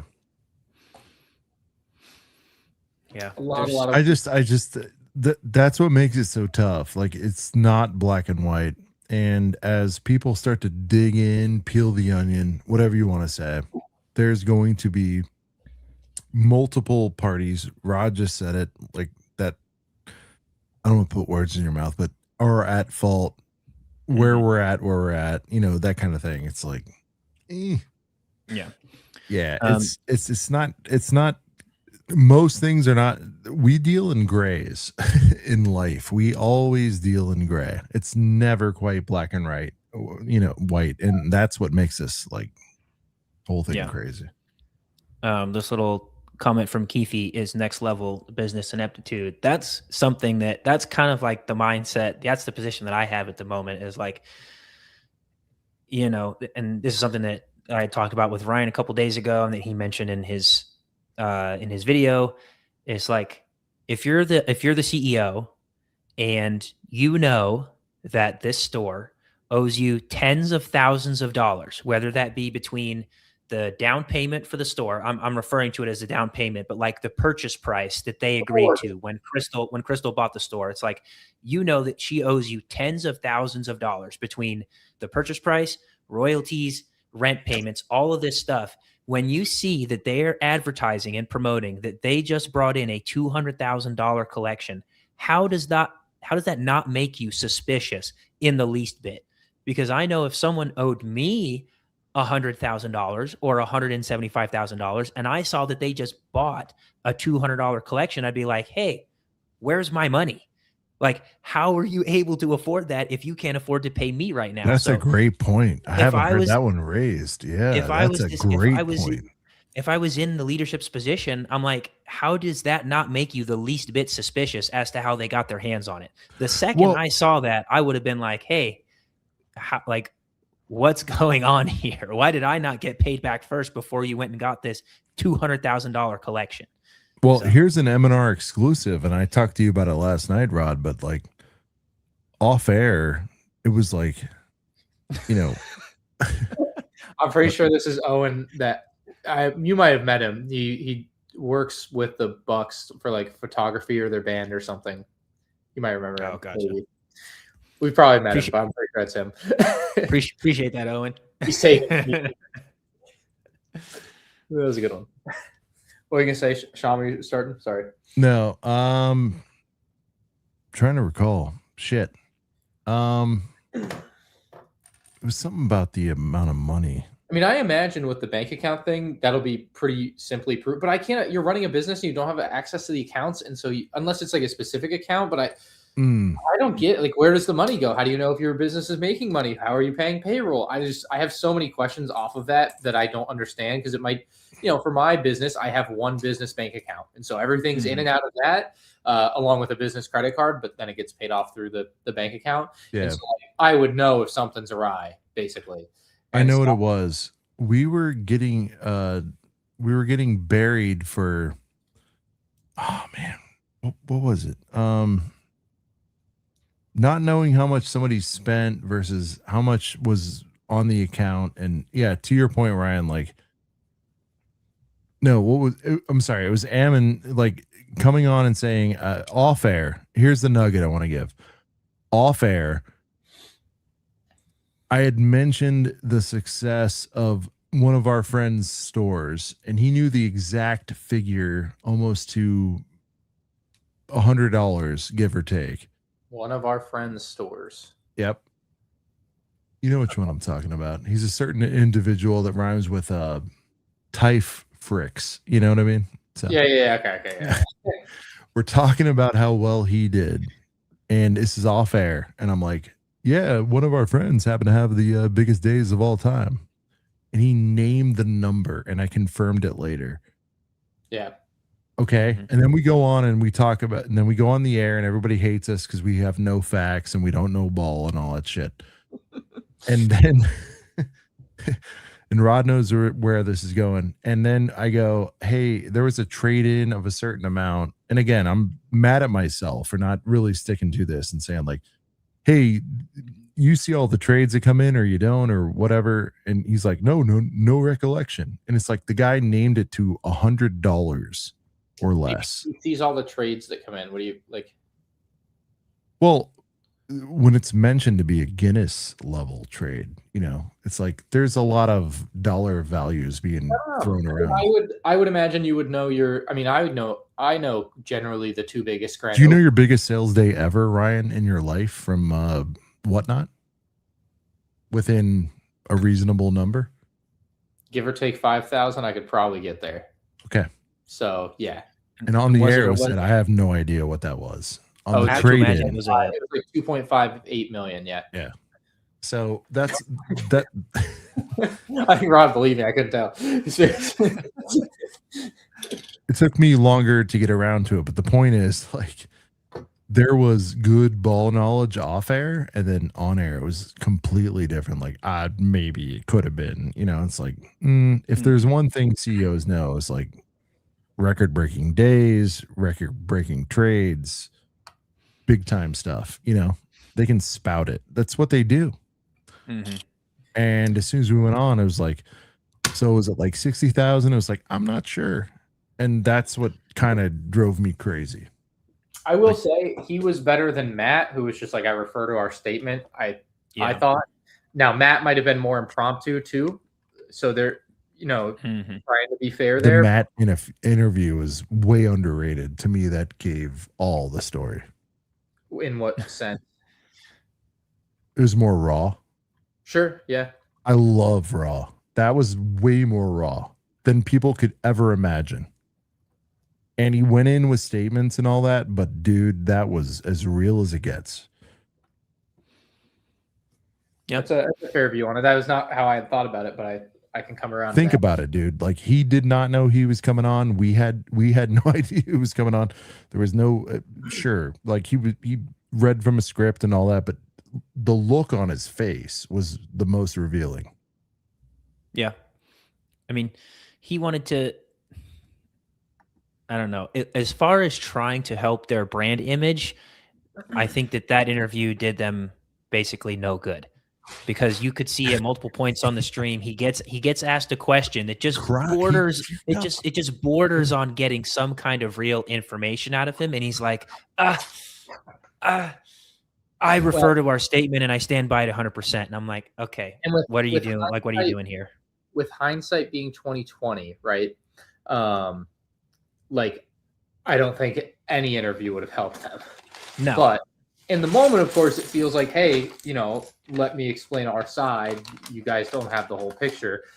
But some people don't want to at least hear the whole picture, even if they don't end up believing it or whatever the case may be. So, I mean, that was where I was at. Like, I need to hear everything and kind of cross my T's and dot my I's. But and if you want to tell your story, actually tell your story, instead of just continually saying, I stand by my statement. And then at certain points when Sean is trying to press him for a certain piece of information, he just says, can you believe that we have teenagers in our stores who are being harassed? And like, there's just super inappropriate behavior coming from the community, which I fully believe that is out there, but that's not the question. That's not the question that Sean is asking you. You're like deflecting the question and reverting to trying to gain sentiment from the audience. Like, that's not serving purpose in the way that you think it should be. This one's interesting from from our friend Colin again. He says they literally had just sent out stuff for their franchisees, which was like leaked behind the scenes stuff, saying to be quiet, don't say anything. It only hurts us to immediately go out and hurt themselves massively. So that's an interesting perspective on it that I also hadn't considered, was the idea that, you know, they were asking their franchisees to keep, you know, not make any statements, which makes sense, obviously, because you have now 200 people that can make a statement that can reflect on your entire company, much like this one store did. And so you don't want that to grow like a wildfire in and of itself. But I guess if you are saying that, maybe you shouldn't say anything either. That would make sense. But you want to try to control the narrative on your end. So, of course, you have to say something. You can't be quiet. I don't know. There's obviously a lot of ways to analyze and think about it. It's a double-edged sword of like, you want to try and be in the community and trying to share some side of your story that you feel like you can before the legal proceedings take place, but also lead by example. If you're telling your 300 locations, don't say anything because it's not going to do any good, maybe you should practice what you preach. So it's definitely a double-edged sword there. Look, I'm glad they did the interviews, because I would rather not live in a world where it's like, well, what if they were speaking and saying things, and like, what are we, you know, now, like, if there was anything crazy that I feel like they should have said. I would imagine they would have said it, right? So we kind of have that like monkey off the back. Stargate has a good question for Sean. It says, can I ask how Sean got the CEO of BAM on his live? Yeah, it's simple. I sent him a DM. I shot my shot. Like I did. I was just like, hey, you guys might want to speak. I'm paraphrasing, but it was kind of like, hey, the community wants to hear from you. Come on. The one thing I'll say where people will try to bury us is like, you know, I'm paraphrasing again, but it was like, we're not here to like, you know, kill you. We just want to give you guys a chance to say your piece, you know, that kind of thing. Like, it's not like, hey, we're going to come in. I'm going to rip you 7 ways from Sunday. You got to come in. And I don't know, well, let me give the order of operations. So the first thing I did on Wednesday, I was like, we have a show Thursday. I sent a note to Crystal. And then immediately after that, I sent a note to BAM corporate, never imagining they would answer, just because the heat. This is after the first or second Ben vid, I forget. Yeah, so you would think you'd be getting lots of so I'm just like, they're getting lots, whatever. Went to bed that night, got up the next morning. Crystal's like, I'm down, I'll be on tonight. Great, had her on. COO shows up again, no message from BAM directly. And after that went off the air the next morning on Friday, not even the next morning, early afternoon, something. It's right around Ryan when I called you. I'm like, oh my God, they responded and they said, Amon's coming on. And I was like, oh shit. And they're like, but we need a call. We need terms. We need all this stuff. And I'm like, all right, I'll play ball. This is interesting. Wow. Why'd they write back to us? You know? Yeah. And I think they thought like, well, they're in the Lego community. Well, they're small. They didn't exactly know us, you know? And, they invited me to a call around, mid to late afternoon, a few hours before the show went on. We talked about what we were going to do. Not to dance around it. They said, they on their side want to have a prepared statement. Us on our side said, fine, in exchange, we'll not provide any questions. That's the deal. And I'm like, done, take it. Not that, as it turns out, there was any like big gotcha type of questions that you had like ready for him, right? You know what I mean? Like, it's not like you had a bunch of, I assume you didn't have a whole list of stuff together. I mean, I don't know. I mean, like, I get a lot of shit for that, but like, I really want to encourage all of your viewers to watch it back again, because I knew from the start, I'm not going to be like, you're, you know, like opening question, like, I have a question for you. Why did you destroy your whole, you know, like it wasn't. He had me laughing out loud in Target yesterday when he's like, this was what I could have done. I was like, oh God, that would have just. Would you suck my? Yeah. All right. It's after midnight, but come on now. No, it wasn't. It was never. It was never gonna. No, but it was never gonna be that. It was just like. Of course not. No. That'd be... All right, we got it. We got this, and it's just funny, man. Like we live in this short form. We need fulfillment immediately, or it's boring kind of thing. And I don't know. I paced it the way I wanted to. Were there mistakes? Yes. Should I have pressed? Yes. But dude, we had an hour with the guy, which has been, it's funny. I've heard we've had 2-3 hours with the guy and they're like, why didn't you ask him this? Why didn't you ask him his social security number and all this stuff? And I'm just like, I pressed as much as I could in that hour. And the one thing I'm proud of, again, and this was not a super chat question. This was not, provided by my closest friends. And I did ask him, like, what do you guys want to know? I asked him 3 times and I finally got the answer I wanted. If you could do it again, would you take it back? And he finally at the end, watch our full shit. He said, yeah, I would. And yeah, he probably added some qualifiers around it. But to me, that was like, I don't know. I'm mixed on it. I wish we could have done more, but like, I get it. But I want everyone to realize when someone is that polished as a CEO, he would not come on at any point and go, yeah, we're wrong. Dead to rights. We're gone. We're done. We owe the Mancells. We owe Crystal. We owe everybody. Like, I just feel like I didn't level set expectations, but I didn't feel like I needed to, because all I was advertising for at that night was our friends. It was not for the entire internet. They knew ACOB would do what we can do, what we normally do. And yeah. So that's kind of the long form. We'll tell it again in more detail, but that's, that's how it went down, man. We took a shot. Everyone's like, what are you, are they paying you? It's like, no, I fucking sent them a DM. They came on. Like I did with Rod, like I did with Ryan, like I've done with everyone who's ever come on our show. I've given them a compelling enough reason to come on the show. There's no fucking wizardry here. Like I know people want to blow it up more, but it's like I made people feel safe to come fucking hang out with us. And by the way, we're not a million bajillion view channel, but we have a good following and they can look at our offerings and see we're not bullshitters. Like we like to hang and have a good time, and it's an environment they want to be in, and for whatever reason they chose us. That's it. Yeah, no, it's kind of that simple. It's not always, you don't ask, you don't get. It's what my mom says. So that's kind of basic, you just never know if you ask. So Lego, if you could send me that UCS Superstar Destroyer right now. Ryan will forgive you. He'll stop talking about the holes. And I got to do a lot more for me to forgive. How did Ryan get to speak with the CEO? Kind of obviously piggybacking off your question there. Mine is, I wasn't necessarily asking for it.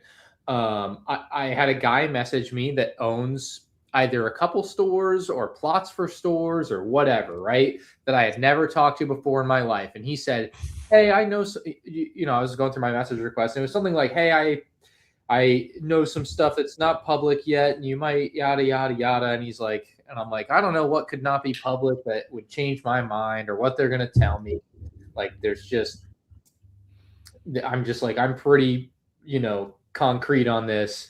And then I was like, I'm also not a fan of BAM corporate because of this, that, and whatever. Like I had my other like reasons that I was not a huge fan anyway.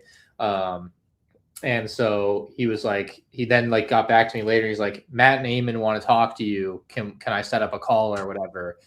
And I just gave him my phone number. And we might have talked about like a couple other things or whatever. And I just gave him my phone number. And I was like, because I gave him my phone number for him to call me or text me or something. And then I guess he just gave it to Eamon. And then I was driving home from bowling that night. And Eamon called me. It just said like call from Utah. I didn't know. But I was like, I can kind of put it together of who might be calling. And so I just picked it up. And that was him. And so we talked for an hour or a little bit more about the whole thing. And yeah, it was not, again, something that I like planned on happening or really had to seek out. It just kind of came to me. So, but yeah. Tilvin Weed says, so now whose side is Ryan on? Just showing. yeah. It's gotta, I'm on the side of the facts. Truth. The truth. Exactly. Yeah. Go watch my video. He didn't even use star 67 on Ryan. I don't even know if he knows what that means. Right. It's an old man term, but no. Oh, I know everyone's got a star 67. Come on now. Sean, are you glad that you did the interview? Yeah, I think so. Again, are there things I'd take back? Sure, but yeah, I think it was cool. Like, I think I asked both Ryan and Rod off air. I'm like, would you have taken it in the same stance? And Ryan said, hell yes, you take that, right, Ryan? Yeah, there's no like, I'm in the same mindset of like, would you do it again? Like, would you? Why? Someone asked me, why are you talking? I think I cut it out of my Ask MandR. They said, why are you talking to the bad guy? And I answered it and I cut it out after it was edited. I was like, I'm not putting this in. This is stupid. It's like a dumb thing to like have to respond to. But I was like, I had the opportunity that not everybody has to be able to talk to and listen to and see what everybody is saying. And maybe there is a lot more here and I want to know. Right? Like if there is, I need to know. Like it would be wrong of me to not take that opportunity to find out. And I mean, I still think I did learn some things from him, and I know a little bit more that that like I'm glad that I know and was able to bring into my video when I eventually got to make it that I would not have had otherwise. And so, I mean, yeah, absolutely, it makes sense to like hear them out. Like, why wouldn't you, right? Like, I don't know. There's very few people in the world that I wouldn't at least like take a phone call with to hear what they have to say. Yeah. Like, it doesn't hurt you, you know. I mean, and honestly, I was like, part of me was optimistic, probably like you, Ryan, where you're like, hopefully this thing we love that everyone enjoys could clear this up, you know? That's right. I was hoping like, where's the silver bullet that we're missing? And you know, we didn't get it. I don't know if you did, but we didn't get it, you know. And it's like, I was like, oh, maybe it's a big misunderstanding. This is BAM. This is where my kids asked me to take them. This is where, you know, and like, I don't know. Like, I'm old. Ryan is wise beyond his years. All these guys are that know what they're doing. No, but seriously, Crazy. no, but seriously, like I'm like, maybe I missed something here. What am I missing? Is this one-sided YouTubers gonna YouTube shenanigans, or like maybe we missed the boat? And you know, I wanted to hear it out, and I thought we could get somewhere, and that was my interest, dude. Because it did. As a Lego fan, it's like it's fucking this whole thing's like heartbreaking, you know, like fuck. Like, where'd it go wrong? Give me something. And so we did what we did. And, you know, yeah, in the comments, I got upset. Everyone attacking us and saying we're, you know, shills and all this shit. And it's like, not for that. It's not for, I'm a shill for Brick World. I'm a shill for Brick World. I'm a shill for my friends, but not fucking. They go to Brick World. Yeah, go to Brick World. Dude, whoever can get a sponsor on Reckless Ben's next video is going to make bank. I don't know if he does sponsors. I've never watched his content outside of the Lego stuff, so I have no idea. I assume not, I guess, but like Stargate's hitting the hard questions. I'm sure Sean's the oldest, but who's oldest between those two? I'm going to say Rod is older than Ryan. Yeah. Are you old? I'm pretty sure you're not. I'm pretty sure you're not 29. I'm 29. I turned 29 a month ago. Oh, I turned 29 in January. Okay, so you are older. Yeah. Rod, what day? January 29. 18. Wow. So we're 45 years apart. That's awesome. Yeah. Yeah, by the way, thank you. I'm talking to you guys, not a good sign. Mattis asked that, Ryan, yeah, this is like, why us, right? It's weird. I don't know. Like, well, Ryan's the top guy in all of Lego YouTube, so it makes sense. What means not a good sign to you? What does that mean to you? Like, that's what to Mattis. So yeah, I would ask. Like, I don't know what he means by that. I had people ask me like, oh, why do you think he wants to talk to you? And I'm like, well, you're the Lego guy. I'll answer that. Go ahead. Make a piece of content on this.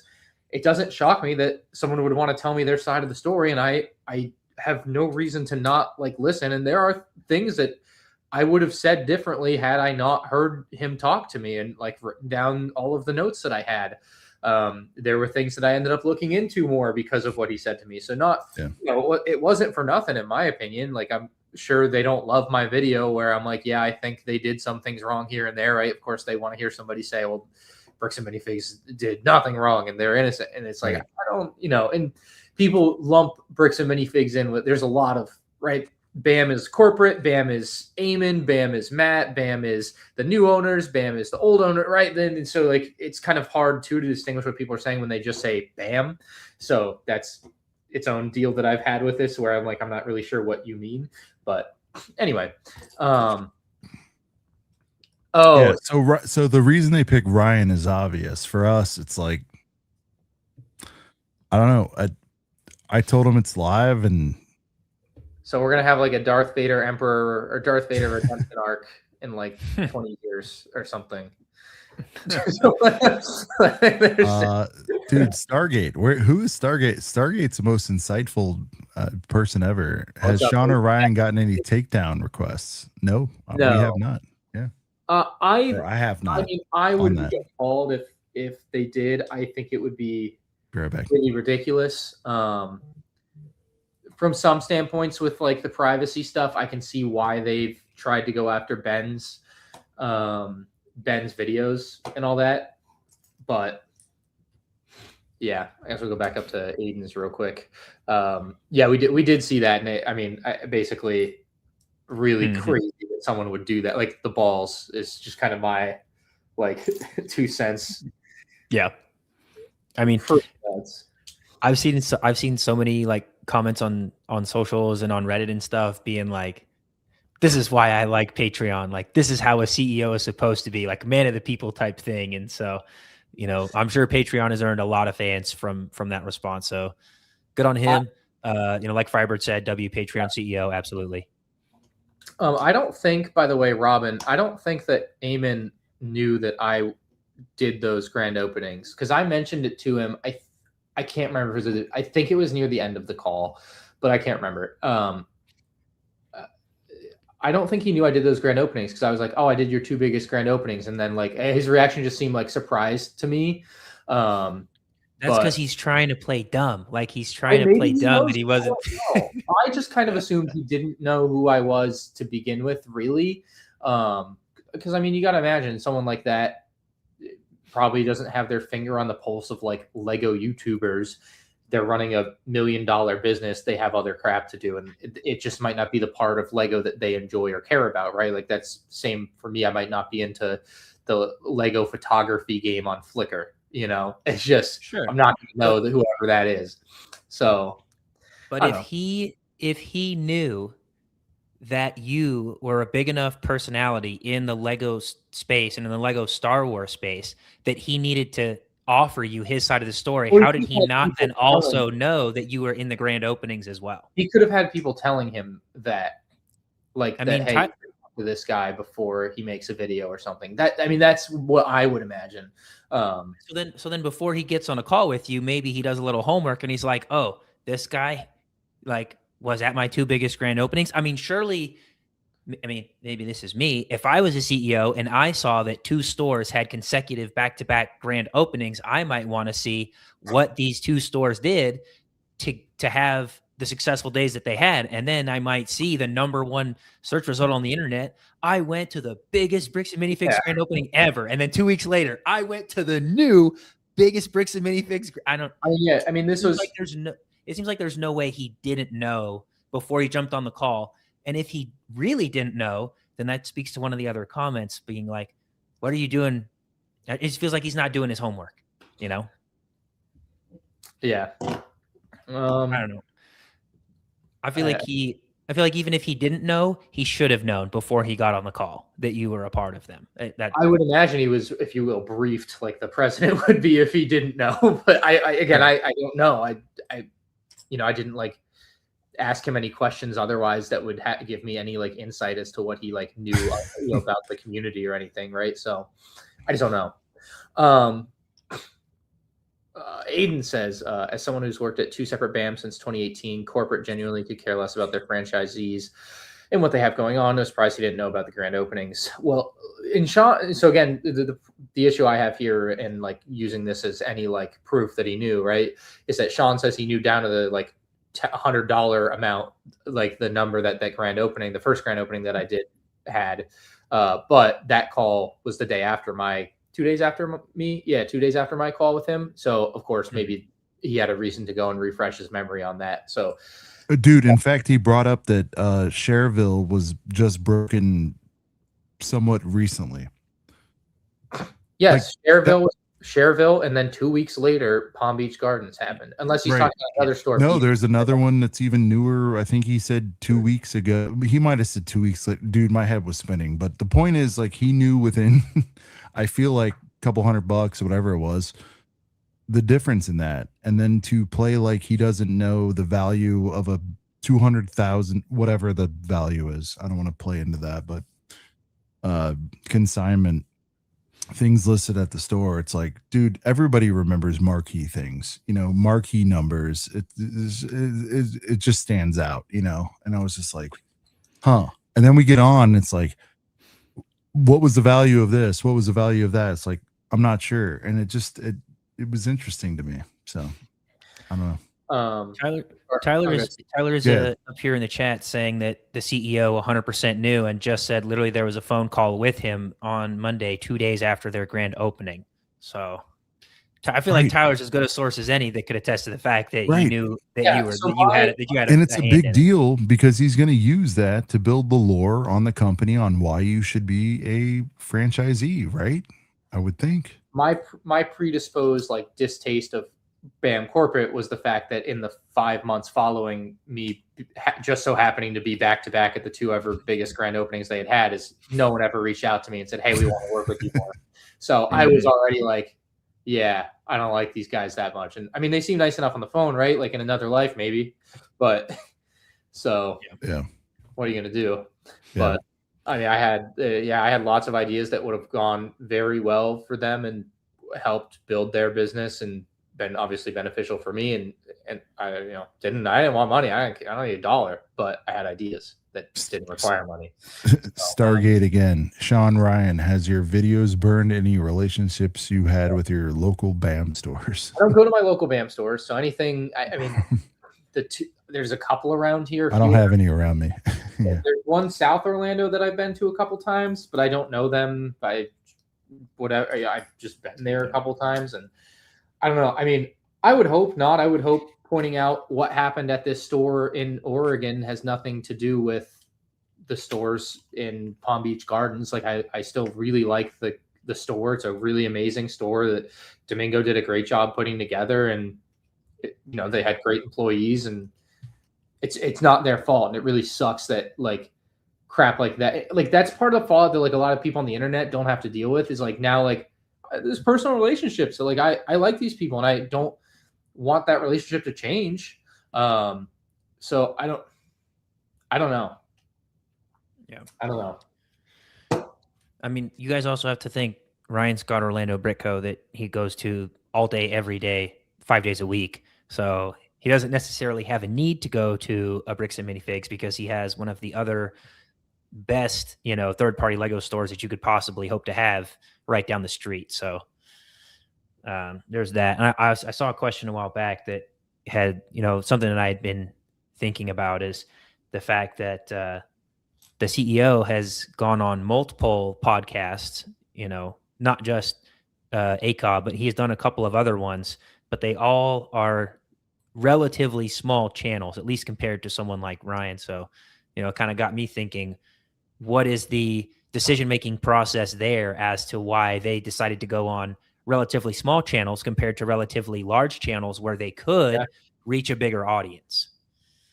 So that's very fair. I mean, maybe the larger channels are mostly like, oh, that's a bad idea, or what? I don't know. Like, again, just for saying that I talked to the guy and like listened to their story and like agreed with some of the things he said, because of course not everything he said is untrue and most of it is probably true.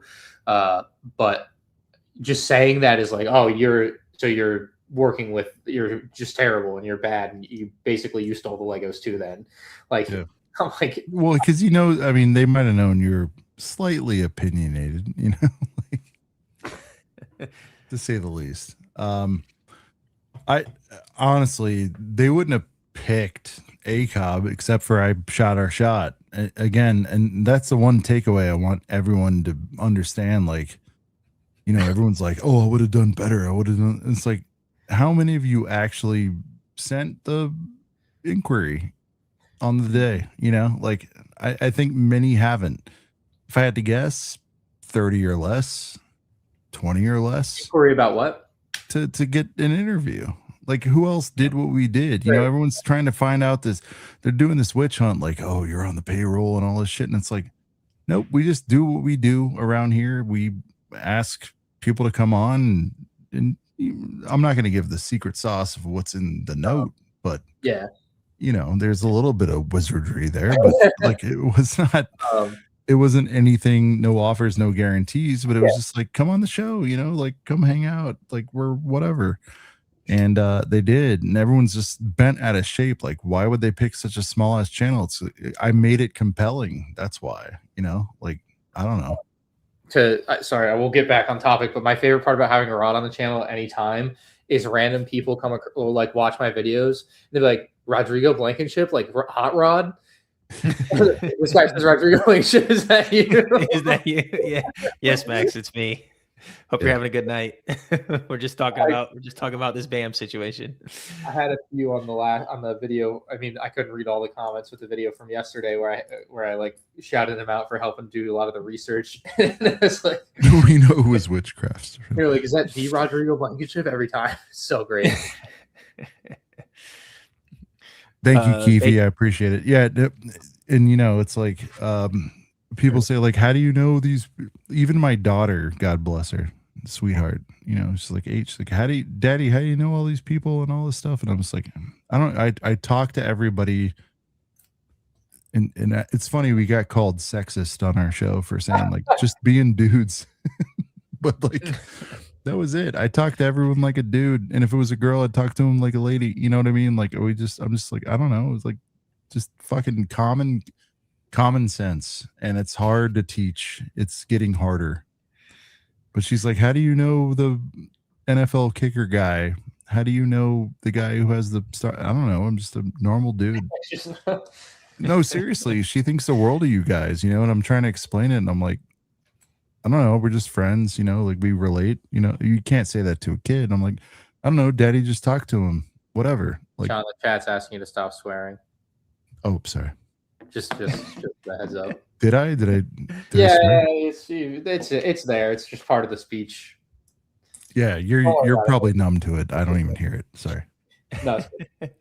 I'm not even that fired up. I feel fine, you know. No, I know. Stargate says, last question, will Ryan or Sean do any further interviews regarding the BAM saga or no? So maybe. I'm nervous. Like, I don't want to get known as the BAM scandal channel, you know. Even to our detriment, I don't want to be known as that. I mean, I don't think it's anyone that, like, again, it's like going to be tourists that are coming and seeing it. So I wouldn't be like worried about it on your end. I know, but you know how much we want to stay ourselves. So, I mean, honestly, like, I don't know if I would like do an interview and publish it and have anything like that. Like, I obviously haven't done that yet anyway. Maybe an interview I do, obviously, it might be with like Brian. Like, that would make sense to me. But I think, yeah. Anything else I'd probably shy away from. I wouldn't not like if there's, you know, if they called me, I would probably take, I don't know why I wouldn't take the call. Like if there's stuff to hear, I'm all ears, you know. My opinion can be changed with proper facts and evidence, but right now all the evidence points, well, a lot of evidence is very split.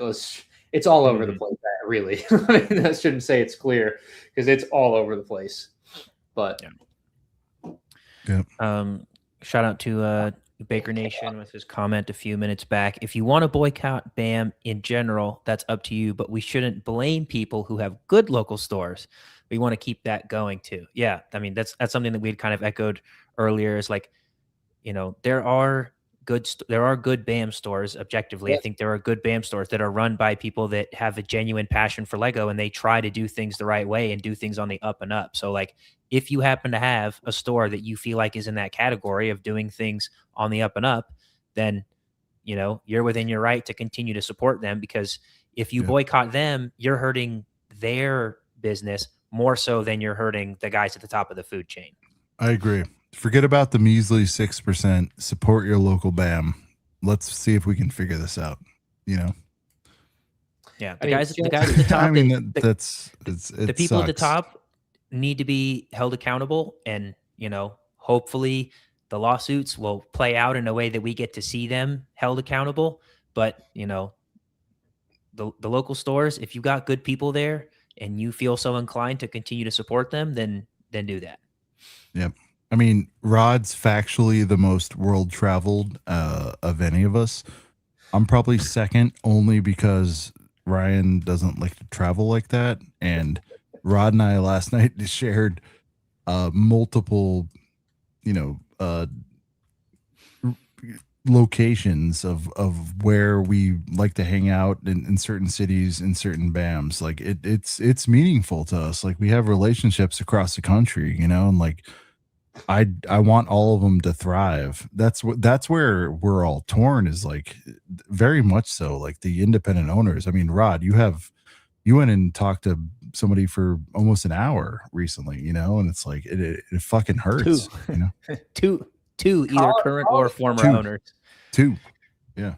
Colin's been watching this for like 2 hours. Oh, hey, you just put an F-bomb on. I know it just said one. I'm sorry, Ryan. No, yeah, it's definitely like the individual stores that like it like hurts a lot. Like, like I can't just go down to the Domingo store and make a video tomorrow because he's still gonna have all the same cool sets on the shelf that he would have had yesterday. But now today it's different. Like, you know, that sucks and it's not fun. So yeah, I mean that's a dilemma, but you know, I don't know if anyone's saying like boycott them all, but it does feel slimy that some of it's going back to them when, you know, there's so much they could fix. And then the other, I mean, where people are like threats and harassing stores and giving 1-star reviews to stores who did nothing wrong. You can't, that's not how you do it. It's just not, you can, yeah. Yeah. I mean, I got Tyler's up in here. Not all locals. Tyler's up in here saying not all of them are good. Exactly. Not all of them are good, but on the other side, not all of them are bad. So, I mean, it's like I said, if you think you have a good store, you probably do have a good store. If you think you have a bad store, you probably don't go there very much because you think it's a bad store. So, yeah, not all of them are good. Not all of them are bad. Someone had asked if they think Ben is back in the United States, and another comment said that he appeared in court in Utah as recently as 3 days ago. So if Ben ever did leave the country, which we don't know, he definitely is back now. It's AI. Yeah, it's AI. He created that digital background to represent that he was in Mexico. Oh, I guess I should quickly. We've had super chats come in. SC Cybertaz, thank you for the 5, says it would be like Nintendo, Sony, or Microsoft buying GameStop. This is just one franchise. Are there enough instances for federal class action suit? Supposedly there's some stories of them conducting similar like immediate seizures of other locations. So maybe if there are enough of those and there are enough disgruntled former owners that could band together, then maybe they could get something going. But this is the first time it's been front page news. So thank you, Cybertaz, for the correction too. Lemon Lord, thank you for the 2, says best out of the shovel, AT-AT Sandcrawler. Oh man, I almost feel like let's do a 3-2-1 Rod to the Patriots. Oh god. There's a Rod to the Patriots super. This is just breaking news. I'm just finding this out. The shuttle AT-AT Sandcrawler. You want to do a 3-2-1? You just blurt out your favorite of the 3, and then ideally we all have different ones. Sure. All right, 3, 2, 1. AT-AT. Shuttle. AT-AT. Oh, no Sandcrawler. Wow. All right, Sean, go ahead. You're the dissenting opinion. Go ahead with your shuttle take. I mean, dude, it's the shuttle. Why would it's Return of the Jedi? It's peak Star Wars, peak Lego Star Wars. This is the best one factually. I know Ryan loves when I use that, but factually the best one we've had for many years, perhaps since the UCS. I'm even feeling right now. It's a little squat. It's a little bit, you know. Throw 2015 out on the curve. I'm throwing it out. In fact, I'm going to lean on Lake here. Lake is an expert in shuttles, and he reaffirms that it's the finest one they've ever made. I'm looking at it. Do I wish the figs were different? Sure, we all do. Do I wish we had some heaters in there? Sure. But I'm going Shuds. You guys are lying to yourselves if you think this AT-AT is better than 2021, or if the sand crawler even approaches any of the glorious crawlers we've gotten previously. It's not brown. and it's a big problem. It is a problem when it's not brown, actually. Yes. We'll say those Jawas though are fucking heaters, and damn it, sorry, I did it again. It was a layup. I know, sorry. Yeah, but I'm going Shuds. I'm a Shuds guy. I'm a Jedi guy. I'm old as hell, and I'm always gonna go shuttle. And I finally get to get a good one. I have the 21 or whatever the trash one is. What is it? Is it 21, Ryan? Yeah. 21? Yeah. I have a couple of thoughts on that. The chat is also of the opinion that saying it's objectively better than 2015 is wrong. Obviously, I would need to experience them both in hand to know for myself. I do have the 2015 one, and I think it's incredible. Obviously, the minifigure lineup is great with all the Endor figures. You got the Rebel Rex, you've got the Leia with the poncho. Like, I also think that proportionally, the 2015 one is a little bit better. I know a lot of, like you said, it is a little stubby, at least with the top wing. And I think that it's hard for a lot of people to look past that, but also just the proportions of the body itself seems to be a little squat. Yeah. Maybe that's more accurate. Maybe it's not.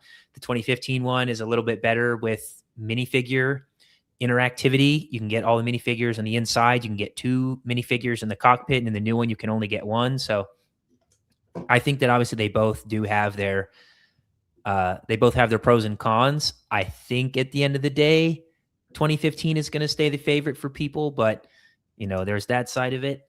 I'm not going to say that the new AT-AT is better than the 2021, but when you compare it to the shuttle, I think that you could say that it is the better of those 2 sets. And I think that you could also say that it is better than the Sandcrawler, just in those direct comparisons. I mean, if you want to make the argument that the previous AT-AT is better, that's totally cool. I could subscribe to that argument, but I could also subscribe to the fact that within this wave, which was the question, even if the AT-AT isn't as good as the last one, I still think it's the best of these 3. So, right. Owen with the 5. Thank you, Owen. Says, yo, are you going to the Brick Convention Orlando this weekend in Orlando, which is this week by Brick Convention in Orlando? That is the plan. That is the plan. Owen really wants to know if you're going to be at the Brick Convention in Orlando this weekend. Which one was it? It was he just like basically restated the question twice in the same comment. We're gonna get a MandR vlogs from that if you go. Yeah, probably. Of course. Yeah. Why are we up streaming so late right now, boys? Because Ryan is trying to finish building these sets so he can start working on some reviews. And all of us are also a little later of a schedule right now with the drama. Yeah, with the drama. There's new news coming in every day. So the internet has no news cycle. It's just when the new heat drops, it drops, and we're gonna be covering it and talking about it. Hey Ryan, best question of the night from Firebird. Go ahead. If UP Make is gonna sponsor me to go, I might be there, but I don't think so otherwise. It's just such a big time commitment. I really do want to go. I'm sure I would have an amazing time, but it is such a time commitment. If you go, pick me up on the way and I'll go. Let's go. I'll keep that in mind. We're going to be staying at the Motel 6 probably, though. Like there's any hotel rooms within 3 square miles. That's fine. Rod, you'll do it, right, to get there? Rod's just going to hitchhike. He's just going to If I honestly, I really fully intended on going, like, after Atlanta BrickCon, because like, man, I always have such a good time at these conventions, and I know that a lot of people are going to be at Brick World too, and I know that I had a great time when I went a few years ago. Like, I should really go, and I should look into going. And then like days turned into weeks, and weeks turned into months, and now it's like, okay, it's going to be here in 2 weeks, and I still haven't done anything. So now it would be cost prohibitive if I was going to try and fly up there last minute. So it's like either drive or I'm not going, and it's a big drive. Even bigger for you because you're going to have another 6.5, 7 hours just to get to where I am before you got up to Chicago. like so 9, right? Yeah, oh, Brian 9? Was it 9? everywhere. Okay. Yeah. Then I can take the train. Yeah. I'll do the I'll do the train. Don't have to drive. Yeah. Journal of the Dude. Scots. I do need to go back to Brick World Chicago. I went in 2022. That was actually my first ever Lego convention, was Brick World 2022, and had a great time. Got to meet a lot of other people in the Lego space. It was actually when Whatnot was first launching, and I did a huge Whatnot show with them. Was there with Chantum. She was one of their like marketing reps, and they gave me a budget. They're like, you got this much money to put into your inventory, so go nuts. And I just went around to all the booths, and I'm like, I want this and this and this and this and this. And she's like, yep, got it. And we brought it over, had a big old stream. It was a great time. So I know whenever I do get around to going back up there, it'll be, I know I'll have a good time. It's just, it's a big travel.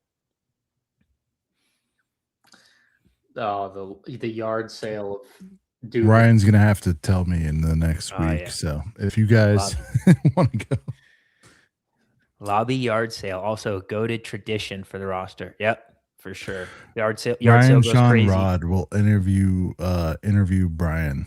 I feel like Ryan has the lead on that, right, Ryan? Yeah, I don't know how much Brian does or doesn't want to do anything like that. Like, I can't remember if he said anything like that to me. I certainly haven't asked him. So, you know, I wouldn't even offer or ask until it had all been settled anyway. I mean, at this point, obviously, doesn't need the publicity. So, yeah. So, nothing there. And I remember when I was talking to him in like November, he was just like, yeah, something to the effect of like a YouTuber is working on a video and it's going to be big. And I never got any of like the real details in the video, I think. And so it shocked me. And I don't know exactly how much had happened when he told me, but like, it just shocked me how insane the video was. Like, I had no clue that it would be like the absurdity that it ended up being. So I see Colin is saying, Ben said on the Civil Rights Attorney's channel that Brian wants to basically wipe his hands of the situation at this point, since the GoFundMe has reached their target money amount. Ben might buy the Lego. Okay, well, I think we basically established that the Lego is not there to buy anymore. Or it's pretty much gone in the wind. Yeah, there's like a small percentage left. Maybe. Yeah. There could still be a very small portion of it, but it's not nearly what Brian should have gotten back based on the inventory that he was under the impression was still out and about. So by and large, that part of it is gone. Hopefully Brian is able to wipe his hands clean of this, but unfortunately at this point in time, he is named in a lawsuit that Bricks and Minifiigs has filed against Ben and Brian and Crystal and Crystal's partner, Benjamin, and all of Ben Snyder's friends who are, engaging in these activities that he's been documenting. So I don't think Brian is going to be able to get out of the spotlight until they either settle out of court or until this trial, plays out, because he is listed as a co-defendant in Bam's lawsuit. So yeah. Ben wants to purchase the Lego from Brian, and then that is just like, I mean, every idea he has is just earth-shattering. like who even thinks of this stuff? Like, what the heck? All right, Ryan, I gotta ask, like, where are you at score-wise on the Vader so far? Well, the head is the real question. The helmet is everything. I mean, all right, how's the body, man? The body is a Darth Vader body, lightsaber, arms, and legs. I mean, to me, there's not that. Done a buildable, though. I mean, come on. And the head is going to be just slightly too big. I think it's weird, but I need to get there first. Someone said Ben said he is planning to pay Brian about $200,000 and essentially buy all of the Lego sets, transferring the ownership to Ben so that Ben can now sue. That's ridiculous. Oh my God. I mean, I just I'm going to be honest, that one feels like it's in bad faith, as funny as it is. You know that he doesn't actually physically have it anymore. I don't know. I don't know if that would work like that. I mean, they did it on a small scale with the with the small claims things, where it's like we're going to buy a small portion of his collection in the amounts of about $10,000 a piece, and then we're going to have these transactions notarized so they're officially recognized by the court, and then we can go and lay claim to all of these sets, and then we have a right to go and and take them to court. So the idea is already kind of been put out there, just on a much smaller scale. So if he is, it wouldn't surprise me if that is legitimately his plan. But also at this point, Ben can't be naive to the fact that these sets are probably gone in the wind. So, yeah. I mean, maybe from a legal standpoint, it still makes sense to do, but from like a practical standpoint, he has to be aware of that fact. And yeah, it makes it easier. It's like if you were willing to give them up, it's like less sentimental and more about the money at that point, Building Friendship says the 200K is all dramatics. It's insane. I don't disagree that the $200,000 number may be high, but where it comes from is important, because otherwise, it just feels like a made up number that's high to be high.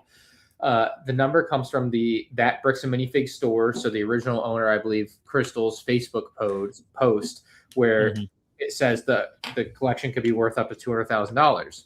That's where that number comes from. And then in Crystal's own lawsuit, I believe it references the collection as being worth up to $250,000. Yeah, she said that it was between $200,000 and $250,000. So there is also a little bit of inconsistency with that post, though, because in that first post, when she creates the event, she says there's about 700 sets and over 2,000 minifigures.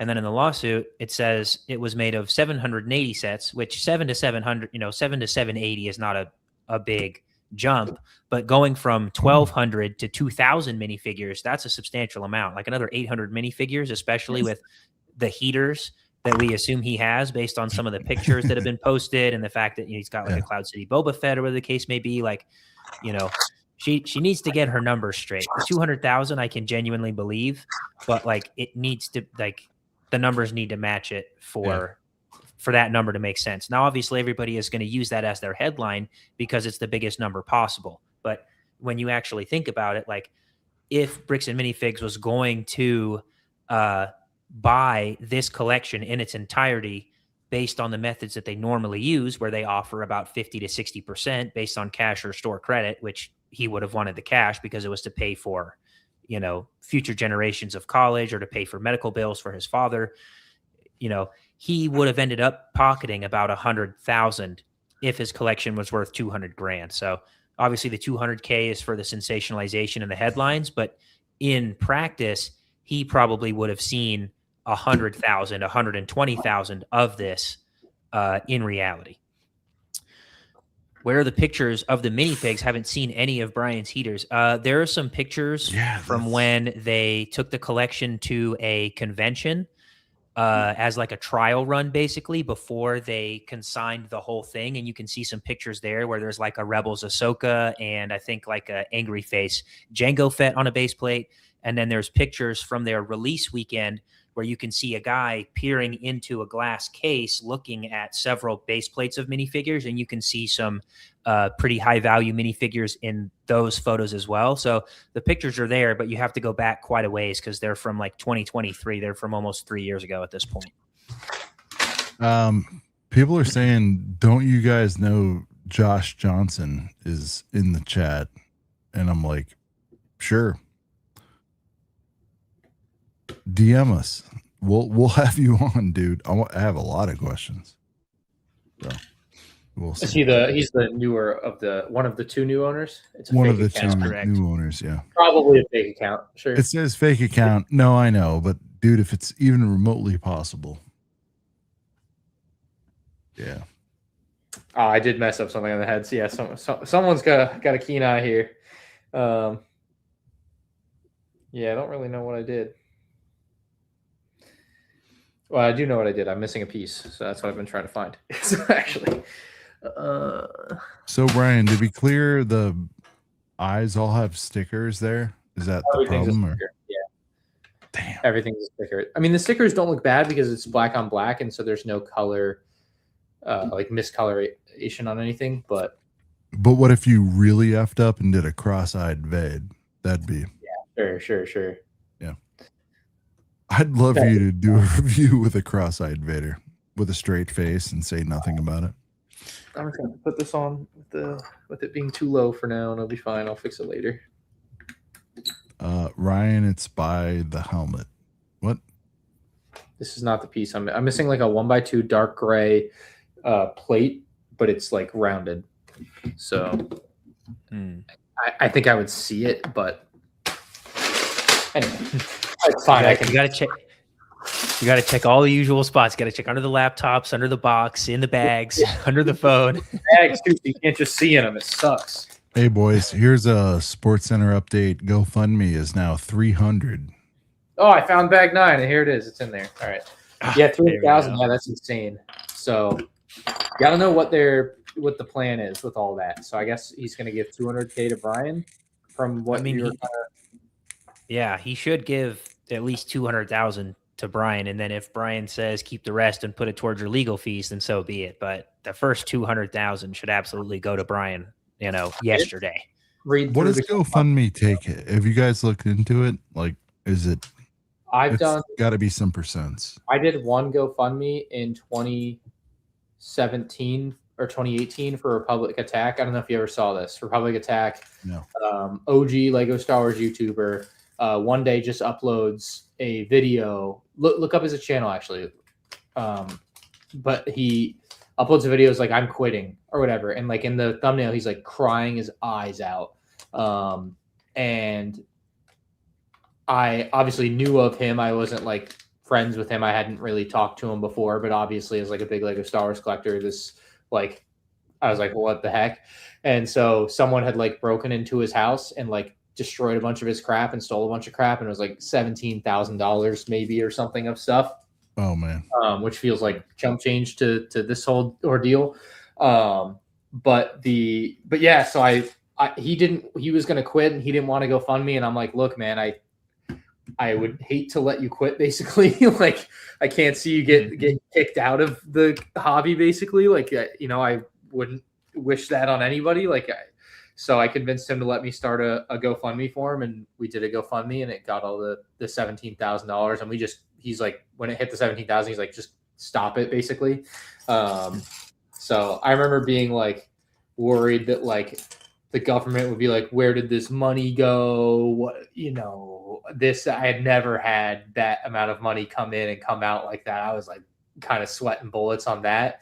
But I don't remember if there was like a percentage or not. I assume it's paid up front by the donator, wherein like they are like charged a small fee and then like a processing fee or whatever, and then like the actual amount that you donate goes straight to them into the full amount. So I don't know if you have any research. I got a little information here about GoFundMe. It says that GoFundMe does not charge a platform fee to create or manage a fundraiser, but it does deduct mandatory transaction fees from every donation to cover credit card processing, secure transfers, etc. Does it say what the fee is? Yes. So it says when you make a donation to an individual or personal campaign, GoFundMe deducts 2.9% plus 30 cents per donation. When it's a certified charity, they deduct 2.2%, so slightly lower, plus 30% donation. And then for recurring donations, they take 5%. So donation. I mean, they have to make something. Of course, yeah. Oh, I would imagine too on the 2.9%, which is like the basic credit card fee that you hear everywhere. They're actually making a little bit of money on that, because on Shopify, like my credit card fee, if I get like the base plan is 2.9%, but I can pay for like higher plans that give you like 2.7 or 2.5. So they could theoretically be getting a little bit to make it like to like cover the cost of running the website and everything with the 2.9% there. Yeah. That could also be built in.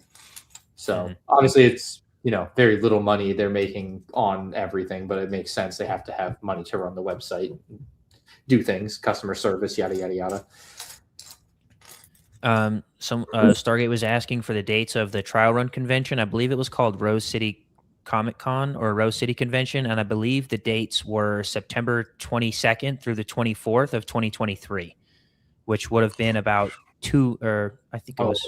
about 2 months before they took on the rest of the collection. So they do kind of a trial run. They take a certain number of sets and minifigures from Brian's collection, take it to the convention. Apparently it sold really well, which of course it did because there was a bunch of heater stuff in there. And so then they come back and they're like, all right, let's make a big thing out of it. And they basically consign for the rest of the collection. So it should be from, I think it was September 22nd to 24th of 2023.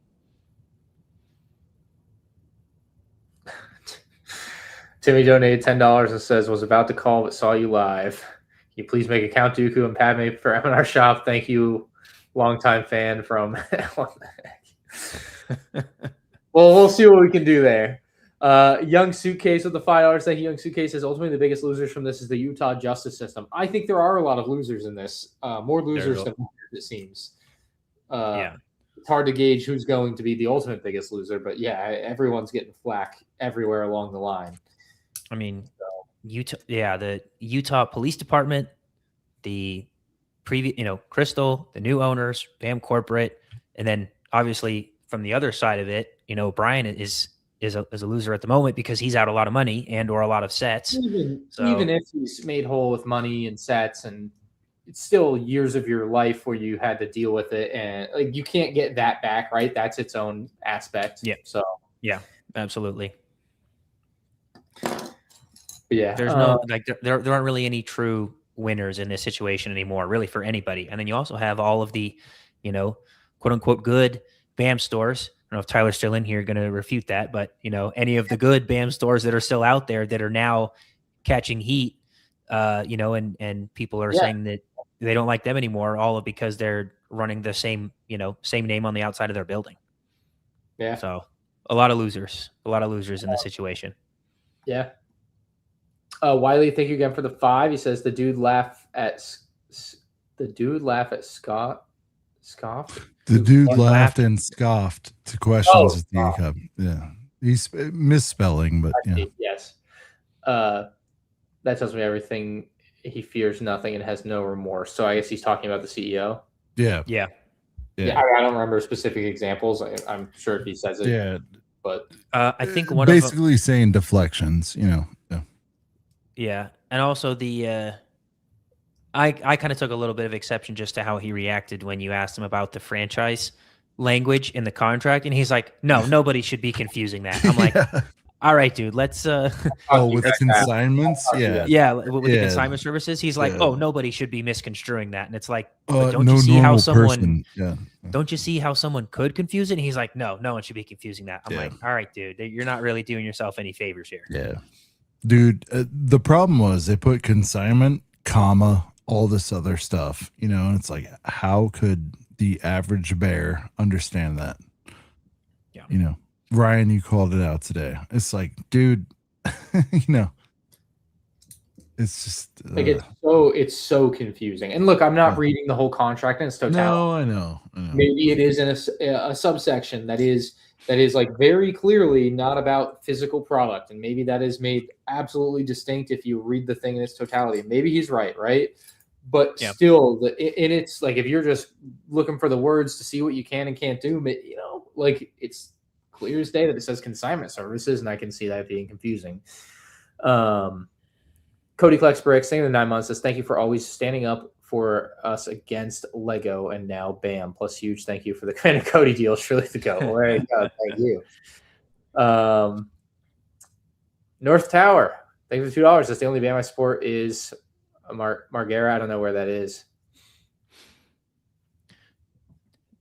I mean, part of what he said in the stream is like, we have the franchise agreement, and obviously they're supposed to abide by everything that's in the franchise agreement, but we train all of our store operators based on the operator's manual, and it's basically supposed to be you follow the franchise agreement unless there's something that contradicts it in the operator's manual, and then you default to that. And it's like, well, why do you even have a situation where you have conflicting information in your two, legally binding contracts? Like, if I'm a competent CEO, maybe if I'm not a competent CEO, if I'm just a competent person in a position of leadership or authority within this structure, I would want to try and eliminate any possibility that there's conflicting language when people are supposed to be signing their life to this. Like why was this opportunity even presented where someone has a chance to misinterpret this and think that this could be a possibility? Hopefully they'll learn from this, and like if they're going to continue doing business like that, hopefully this will be a lesson to them. They need to review their contracts and eliminate any of these conflicting pieces of language. Ruble with the 10 Russian dollars, maybe, I'm not really sure. He says, why didn't Bam just pay him for the sets? And I think this is what it kind of boils down to for a lot of people, and what's so confusing and they just don't get and can't grasp in some cases, is like, it just seems that simple. But in a lot of ways it's not. And it really depends on whose story you believe. And again, we don't know everything still. Like there's a lot of things that could have happened that would change the reason that Bam would have or wouldn't have done certain things that I can't tell right now. I have no idea. But like clearly there's so much at play that like, yeah, a lot of things could have happened that we don't understand yet that would have caused Bam to be like, no, we don't want to pay this guy because we believe this X, Y, or Z because of this or that. His sets were marked, right? And then in Crystal's lawsuit, she, I believe, alleges that that they removed the stickers, right? So then they're not marked anymore. Yeah. Patches was asking, is there a list of the minifigs that Brian gave to Crystal or no? No, as far as we understand, the minifigures were not included in the inventory. So there would not be a way to track the minifigures specifically other than... You have a separate inventory thing. I just don't know where it is. Yes. Okay. I'm aware of that existing. That is a thing. I definitely had that wrong or whatever. But yes, there is a thing for it. So that's its own mess, I'm sure. Again, I will... Dude, some of these comments are wild. The trolls are definitely showing up. Oh, you're in my chat, or I'll just I'll piggyback off of that. In the chat, yeah. Okay, I'm not reading the chat. I've got don't. I'm not going to call them out. They don't. That's fine. No, definitely don't. Anything inappropriate, whatever. Yeah. Just I'll add a little bit of for that last super chat of like, why didn't they just give it back? Well, for one thing, based on some of the evidence that we have access to right now, there really wasn't all that much for them to give back to him. Like, Ryan and I have been kind of putting together a timeline of when all this stuff happens. And like when Ben shows up to the store demanding that they give Brian his stuff back, it's around like September of last year. And at this point, the new guys had been in the store for almost a year because they took over in November of 2024. And based on Crystal's own lawsuit, probably half of the stuff was gone before they got there in about a year because she started doing this thing with Brian in November of the previous year. So like if she could burn through half his stuff in 1 year, it stands to reason that the new guys could burn through 75, 80, 90% of his stuff in the almost a year that they were there too. So by the time Ben shows up demanding that they give all the stuff back, what's left? There could have been, 10%, 15% or less left at the time that he shows up, and there's nothing left to give. So that could be part of why they don't offer to give a whole bunch of his stuff back, because they don't have it. Yeah, we haven't seen the post Crystal era sales data, which I am very keen to see. I think that's going to be very telling. Big gap. Yeah. I just imagine it's missing for a reason, but I don't know. Yeah, I mean, they have to be withholding it because they know the sales data is going to reflect to some extent that they sold property that is more than likely Brian's and didn't pay him for it. So they don't want to incriminate themselves. So they're going to hold on to that data for as long as possible. Now, there is a little bit of a window of opportunity where we may have to see this data come out because Crystal alleges in her lawsuit against them that they prematurely revoked her access to the sales system. There's supposed to be this formal, termination notice that they give to her before they actually kick her out of the store. And the new guy, Brandon, shows up at the store before she has this termination notice. And so any of the actions that they took to revoke access to her, to her as a store owner was technically done prematurely against their own, ways of conducting business. So hopefully Crystal could use this as a way to say, hey, they took away my store access before I was officially terminated as the owner. You have to give me access to the store data back, and then that could be an opportunity for her to then expose that post takeover data to the investigation. So hopefully that's something that we'll get to see, because that could be a lot of inventory that we see was being sold under the new ownership. I believe Brian is also told Ryan that he sent acquaintances into the store shortly after the new guys took over, and they had converted to cash only for a period of time, which would make it that much easier to potentially conceal the sales of the sets. Like, you're going to convert to cash, and maybe there's a way that they don't have to like enter the sales into the system. So, there's a lot of shady stuff going on when the new guys take over, to the point that they may not have had any stuff to give back. And then also, if they do, some people may view that as an admission of guilt. Like, yeah, we had your stuff. Yeah. We shouldn't have had your stuff. It wasn't ours to sell, but here's the rest of it back. Well, now Brian has an admission of guilt and proof that they did, in fact, hold on to his stuff when it wasn't theirs to have. So I think there's multiple layers to why they didn't just give it back. And then obviously them thinking it wasn't going to blow up in the way that it has. Like, there's the hindsight, hindsight's 2020 as well. Real quick, Patches, if you go to my YouTube video from today or yesterday of like the Bricks and Minifigs situation, it's linked in the description there, and you can find it there. Yeah, but I know that a lot of this information was also combed over with another podcast, I believe was called Collecting Weekly, and these guys covered they covered the story in like April of last year, in April of 2025, and when they were covering the story, that was the catalyst for Ben, I believe, reaching out to Brian and being like, "Hey, I saw this story that you've been gypped out of a substantial amount of money." And I think that's how the connection was made from this previous podcast. So this information has actually been circulating for quite a while. Yeah.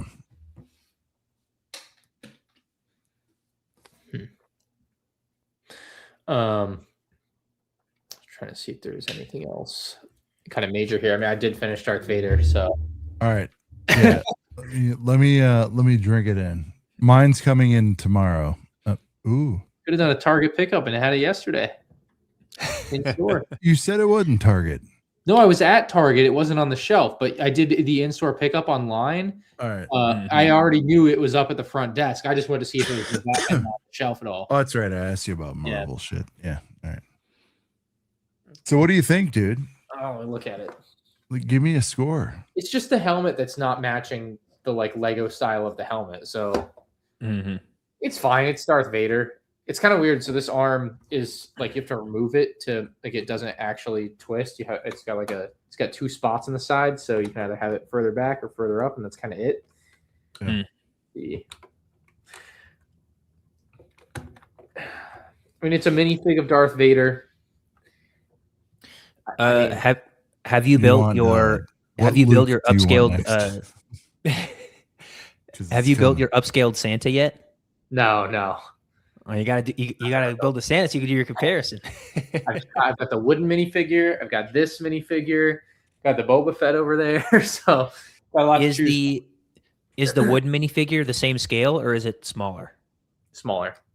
Okay, I'll show you.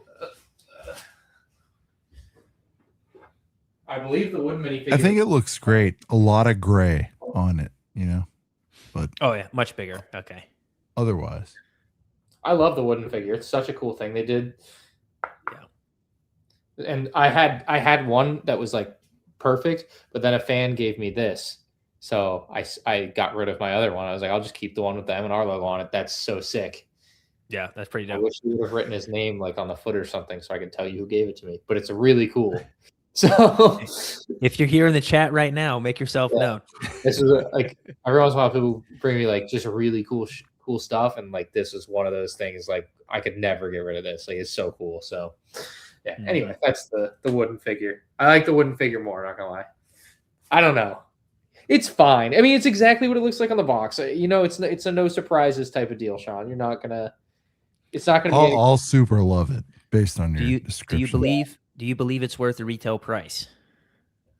Oh no, Never. He never Does will. it look like $100 set to you? I don't see Santa it. like $60, and then this is the same size, just with more pieces for a helmet, and it's 100. The math doesn't. Look at that cape just wagging. Yeah, I think the Santa was $55. So Yeah. there's no way that Darth Vader should be almost double. What do we think, Sean? Maybe like $80? Does that seem more right? Maybe $80? You get the 20% off. It's fine. No one's shocked by this at all. So The bust I mean, head is should have been a hunch. there must have been a lot of money in that cape. Yeah, exactly. There's a lot of money in that cape back there. It's All right. well, Ryan, Rod, I'm gonna roll. Thank you guys. Yeah, no, let me wrap here. I actually can All tell right. you one thing off stream real quick, so Okay. if you don't mind. All right, thank you guys very much for watching. Like, comment, subscribe. Check out Rod's channel. Check out ACOB. You guys are doing a stream tomorrow? Sean? ACOB, are you guys Thursday. doing the stream? Thursday. Oh, it says Wednesday right now, so yeah. Yep. Yeah, thank you, Liam, for the 5. Appreciate it. And yes, you should probably tell Ben and Brian that. But yeah, I'm sure they're in touch with people on all this stuff. You know what I mean? It's a big enough story.